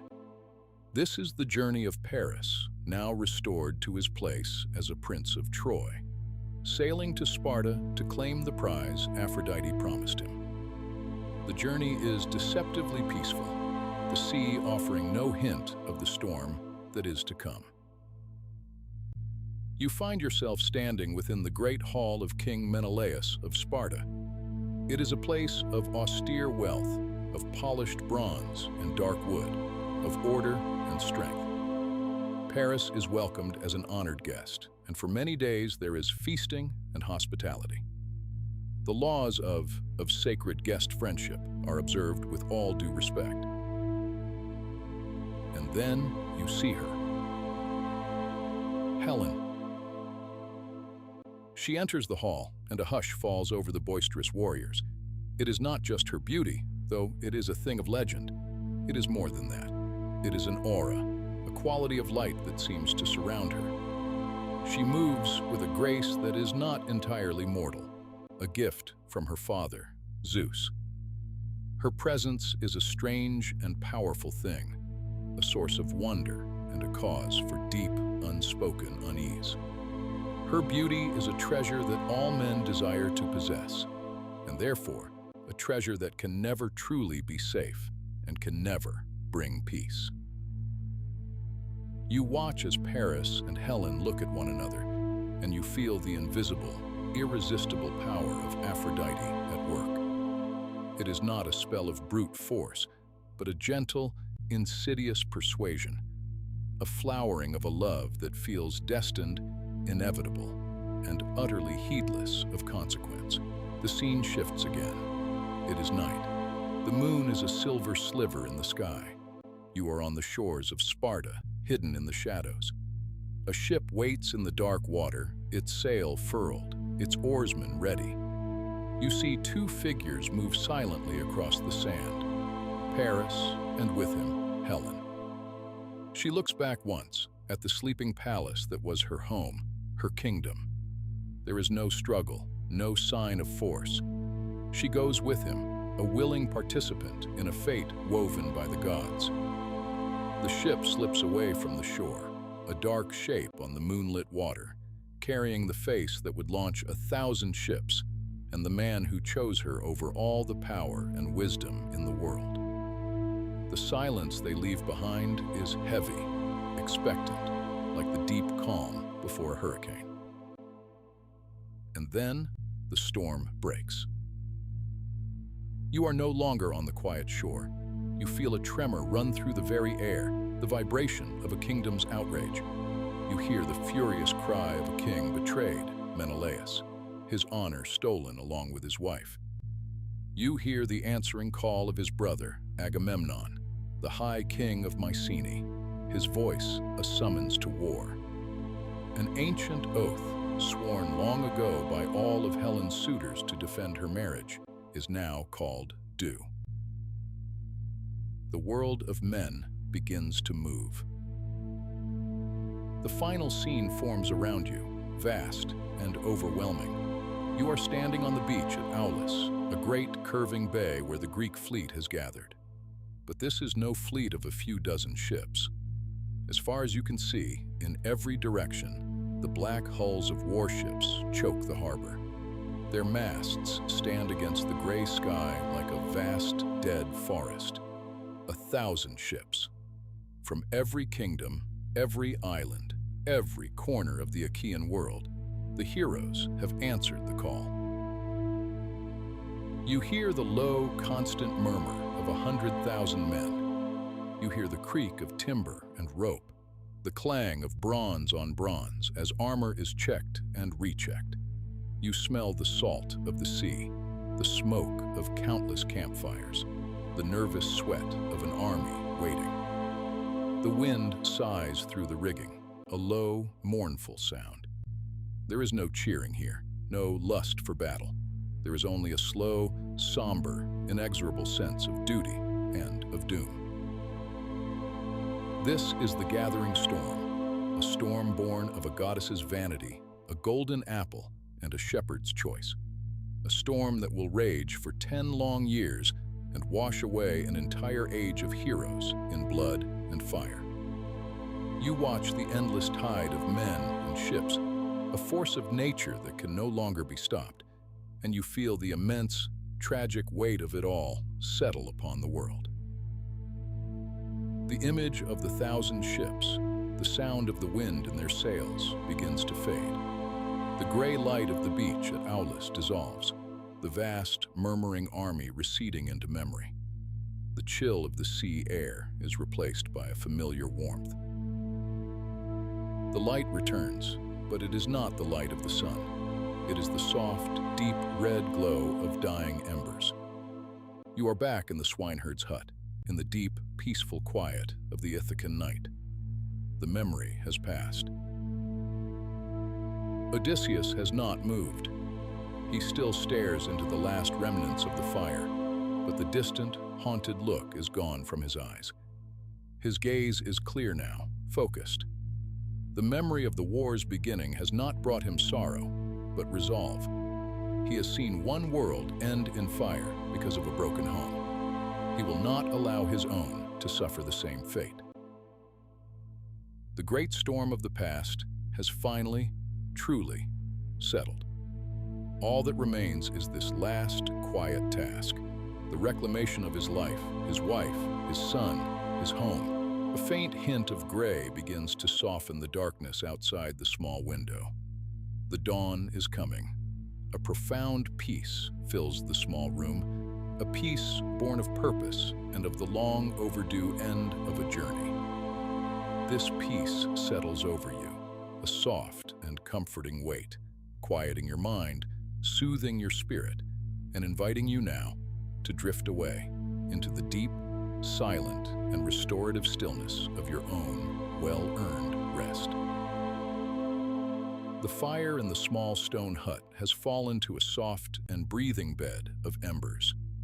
Their deep, ruby glow paints the undersides of the lowest roof beams and casts long, gentle shadows that sway with the slow rhythm of your breath. The stories are done. The long, winding tale of Troy, of its gilded beginnings and its fiery end has been told. And a new stillness has settled in the air, a stillness filled not with emptiness, but with purpose. Outside, the world is held in that deep, velvet dark that comes just before the dawn. The stars, which have wheeled across the sky all night, now seem to hang low and heavy, their silver light growing soft, preparing to yield to the coming day. You can feel the shift in the air, the cool, damp scent of dew on stone and olive leaf. A decision has been made in the quiet. A resolve has been forged in the telling of old sorrows. And now, it is time to walk the final path. It is time to go home. Rise slowly, gently from the warmth of the hearth. Feel the cool air on your skin as you move with Odysseus and Telemachus toward the simple wooden door. There are no words now. Everything that needed to be said has been spoken, and what remains is a silent understanding that flows between father and son, as deep and as sure as the sea. The door opens with a low whisper of wood against stone, and you step out into the pre-dawn hush of Ithaca. The air is cool and clean, carrying the scent of wild thyme and the rich, dark soil of the island. The path that leads down from the swineherd's shelter is uneven, worn smooth by years of footsteps. You follow the two figures, one tall and straight in the pride of his youth, the other bent and weathered in his disguise, yet moving with a quiet, certain strength. Each footstep on the path is soft, a gentle crunch of gravel, a whisper of a sandal on stone. The world around you is a symphony of quiet sounds, the distant, lonely call of a night bird from the high ridges, the soft rustle of leaves in an olive grove as a slight breeze passes through, a sigh from the sleeping land. As you descend, the sky before you begins to change. The deep, inky blackness softens at its eastern edge, bleeding into a pale, translucent gray, then into the faintest blush of violet and rose. The stars begin to fade, one by one, dissolving into the growing light like grains of salt in water. You are walking between the worlds of night and day in a moment of perfect, peaceful transition. You reach the outskirts of the town. The stone houses are still asleep, their windows dark and shuttered. A lone dog barks from a distant courtyard, its voice muffled by the morning mist that clings to the low places. And then, you see it. Ahead, on a rise overlooking the town and the sea, stands the palace, your home. It is a silhouette against the brightening sky, a place of memory, of love, of deep and patient sorrow. At the gates, a creature lies on a heap of refuse, old and neglected. It is Argos, the dog Odysseus bred and trained before he ever sailed for Troy. 20 years have passed. The dog is impossibly old, worn down by time and sorrow. But as you approach, a flicker of life returns. An ear twitches. His head lifts slowly, painfully from his paws. He cannot rise, he cannot bark, but he sees his master through the beggar's rags. He recognizes the walk, the scent, the soul he has waited for. And in that moment of recognition, a long, long duty is done. He thumps his tail once, a faint, weak beat against the dusty ground, and then, with a soft sigh, he lets go, finding his final peace in the presence of his returned king. Odysseus turns his head away, a single tear tracing a path through the grime on his cheek. A quiet, heartbreaking farewell that is seen by no one but the dawn. You pass through the gates and into the great courtyard. The palace is beginning to stir. Servants move about, their faces drawn and weary. The air already carries the scent of roasting meat and spilled wine, the sour odor of carelessness and disrespect. You follow the beggar into the great hall, the heart of the palace, and the peace of the morning is shattered. The hall is a cavern of noise. 100 men, the suitors, are lounging on the benches, their voices loud and arrogant, their laughter a harsh, a grating sound that echoes from the high, smoke-darkened rafters. They are a storm of chaos in this sacred space, a discordant note in the song of the house. They feast and drink, shouting for more wine, their eyes filled with greed for a kingdom and a queen that are not theirs. You, as the old beggar, find a place by the door, unnoticed, a shadow in the corner. You watch as Telemachus takes his father's chair, his face a mask of calm authority that he does not feel. And then, a hush falls over the raucous crowd. Penelope is descending the great staircase. She moves like a dream, like a goddess, wrapped in veils of soft, sea-purple linen. Her face is beautiful, but it is a beauty carved by grief, her eyes holding a deep and distant sorrow, like the quiet surface of a deep well. She does not look at the suitors. Her gaze is fixed on a point far away, a memory of a husband who has been gone for 2 decades. She carries herself with an unassailable dignity, a quiet strength that has held this house together. She speaks, her voice clear and low, yet it cuts through the lingering noise of the hall. She tells them she will marry the one who can string the great bow of her lost husband, Odysseus, and shoot an arrow straight and true through the heart of 12 axe heads set in a row. A murmur runs through the crowd, a mix of excitement and doubt. The bow is brought forth. It is a thing of awesome beauty and power. It is carried by 2 servants, for it is heavy and laid carefully on a table. It is made of dark, polished yew wood, its tips capped in gleaming horn. It has rested in its chamber for 20 years, unstrung, asleep. It smells of cedar and olive oil and time itself. It is not just a weapon, it is a symbol of kingship, of strength, of the order that has been lost. One by one, the suitors try. They are strong men, arrogant in their youth and power. They swagger to the bow, they rub it with tallow, they warm it by the great central fire. They strain, their muscles bulging, their faces turning red with effort. But the bow does not yield. It is rigid, unbending, a piece of the ancient, unshakable world. It refuses them. It knows they are not its master. Each failure is met with curses and frustrated laughter, and the noise in the hall grows louder, more desperate.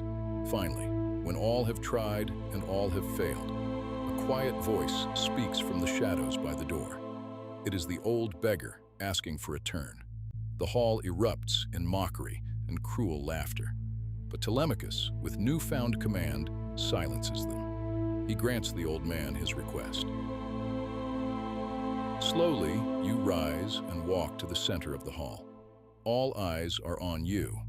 You can feel their scorn, their amusement. You ignore them. You are aware only of the bow. You lift it, and your hands know its weight, its perfect balance. It is an old friend. You do not try to bend it. You sit, and you hold it across your knees, and you examine it with the loving care of a master craftsman. You run your fingers along the smooth, dark wood, checking for wormholes, for cracks, for any sign of decay from its long sleep.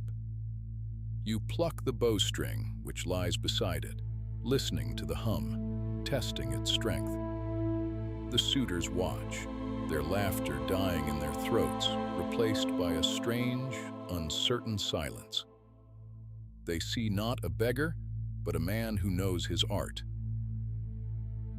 You handle the bow as a master musician handles his lyre. You are not fighting it, you are communing with it. And when you are satisfied, you rise. With one effortless, fluid motion, you set the base of the bow against the floor. You lean into it, and you loop the string into its notch. There is no strain. There is no great effort. There is only a perfect, practiced grace. And as the string settles into place, you give it a pluck with your thumb.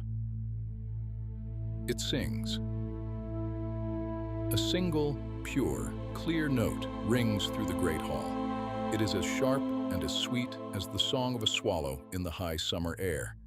The sound cuts through everything. It silences the whispers, the shuffling feet, the crackle of the fire. For a heartbeat, there is a perfect, profound, and ringing silence. In that one note, the king has announced his return. In that one note, judgment has begun. Before the echoes of the note have faded, before the suitors can shake off their stunned disbelief, you have knocked an arrow, the first arrow. You draw the string back to your ear, the movement as smooth and as natural as breathing. You do not seem to aim, you simply look, and you release. The arrow is a blur, a whisper of sound as it leaves the string. It flies through the air, a straight and perfect line of bronze-tipped death, and passes cleanly through the heart of all 12 axe heads. It thuds into the wall at the far end of the hall, quivering. And then the cleansing storm begins. Do not watch the chaos. Do not see the battle. Instead, feel it as a change in the air, a necessary tempest to clear away a long and stagnant sickness. The great doors of the hall are barred by the loyal servants. There is no escape. The beggar's rags fall away, and the king stands revealed, a figure of terrible and righteous power, the great bow in his hand. Athena is there, unseen, her presence a golden light that flickers on the high rafters, a sign of divine will. The flight of the arrows is a swift and relentless music. Think of it not as a slaughter, but as a purging, a fire that burns away the rot and the decay, a great wind that sweeps through the house, tearing down the cobwebs of insolence and greed, leaving behind a clean and empty space. The shouts and cries are not of men, but of a storm breaking against ancient stone walls, a furious, cleansing rain that washes the floors clean.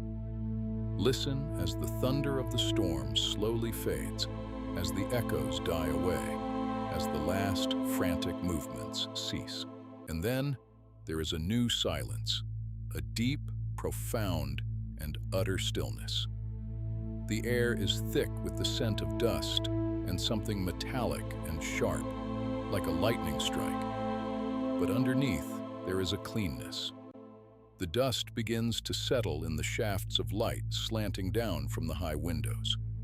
The house is quiet. The house is whole again. The fever has broken. The loyal servants move through the quiet hall, their movements soft, respectful. They wash the floors with water and purify the air with sulfur and fragrant herbs. The long nightmare is over. Penelope has been in her chambers, locked away, hearing only the muffled thunder of the storm below. Now, her old nurse, Eurycleia, comes to her, her face streaked with tears of joy, telling her that Odysseus has returned, that the suitors are gone. But Penelope's heart has been guarded for too long. It is a fortress, built stone by stone over 20 years of false hopes and cruel deceptions. She cannot believe. She will not allow herself to believe. She descends the staircase again, but this time the hall is quiet, clean, and empty, save for one man who sits by the fire, his face travel-worn and weary, his clothes simple and clean. She does not run to him. She sits on a chair on the opposite side of the hearth, and she studies him in the flickering firelight. Is it him? Or is it some god in disguise, sent to test her? Or worse, some trick, some final cruel twist of fate? They sit in silence for a long time, a man and a woman separated by 20 years of ocean and war and sorrow. Finally, she speaks, her voice steady. She will test him. She turns to her nurse and gives a command. "Prepare the master's bed," she says. "Move it out of our chamber and into the hall for our guest." The man by the fire looks up, and his face is transformed, not by anger, but by a deep, aching hurt, a sudden, raw pain that she knows is real. "Woman," he says, his voice thick with emotion, "who has moved my bed? No mortal could. I built that bed myself, and I built our chamber around it." And now he tells her the secret that only the two of them could ever know. He describes the great, ancient olive tree that grew in the courtyard of the palace. He tells her how he had built their bedroom around its living trunk, cutting its branches, planing and smoothing its wood to form the headboard of their marriage bed, inlaying it with silver and ivory. The bed is rooted in the earth. It is a part of the house a part of the island, a part of the living world. It cannot be moved. As he speaks, the stones of Penelope's fortress heart begin to melt. The ice that has encased her for 2 decades begins to crack and fall away. This is her husband. This is the man who built their world with his own 2 hands. Her face crumples, and the tears she has held back for a lifetime finally fall. She rises and she runs to him, throwing her arms around his neck, weeping, her body shaking with 20 years of released grief and a joy so profound it is almost painful. And he holds her. He holds her as a sailor, shipwrecked and lost, clings to the shore that he has finally, miraculously reached. He buries his face in her hair, and it smells of home. They cling to each other in the quiet, fire-lit hall, 2 halves of a single soul, finally reunited. Their long journey is over. The ship has come to its final harbor. There are no more monsters to fight, no more seas to cross. There is only this quiet, this warmth, this profound and unshakable peace. Now, let the story go.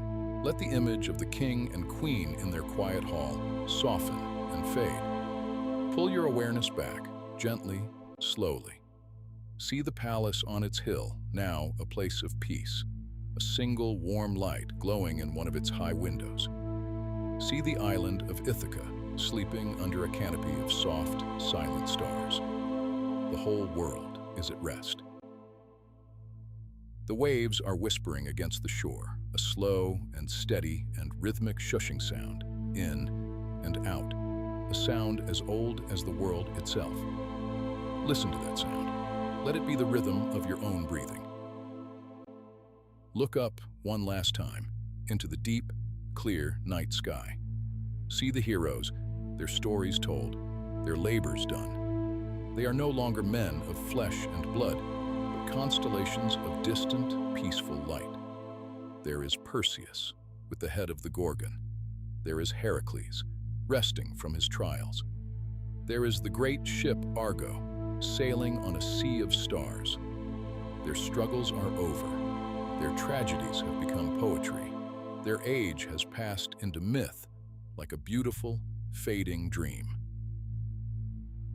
The world that began in the swirling, formless dark of chaos, that was shaped by the crushing wars of titans, that was ordered by the Olympians on their sunlit mountain, that saw the birth of mortals and the great deeds of heroes.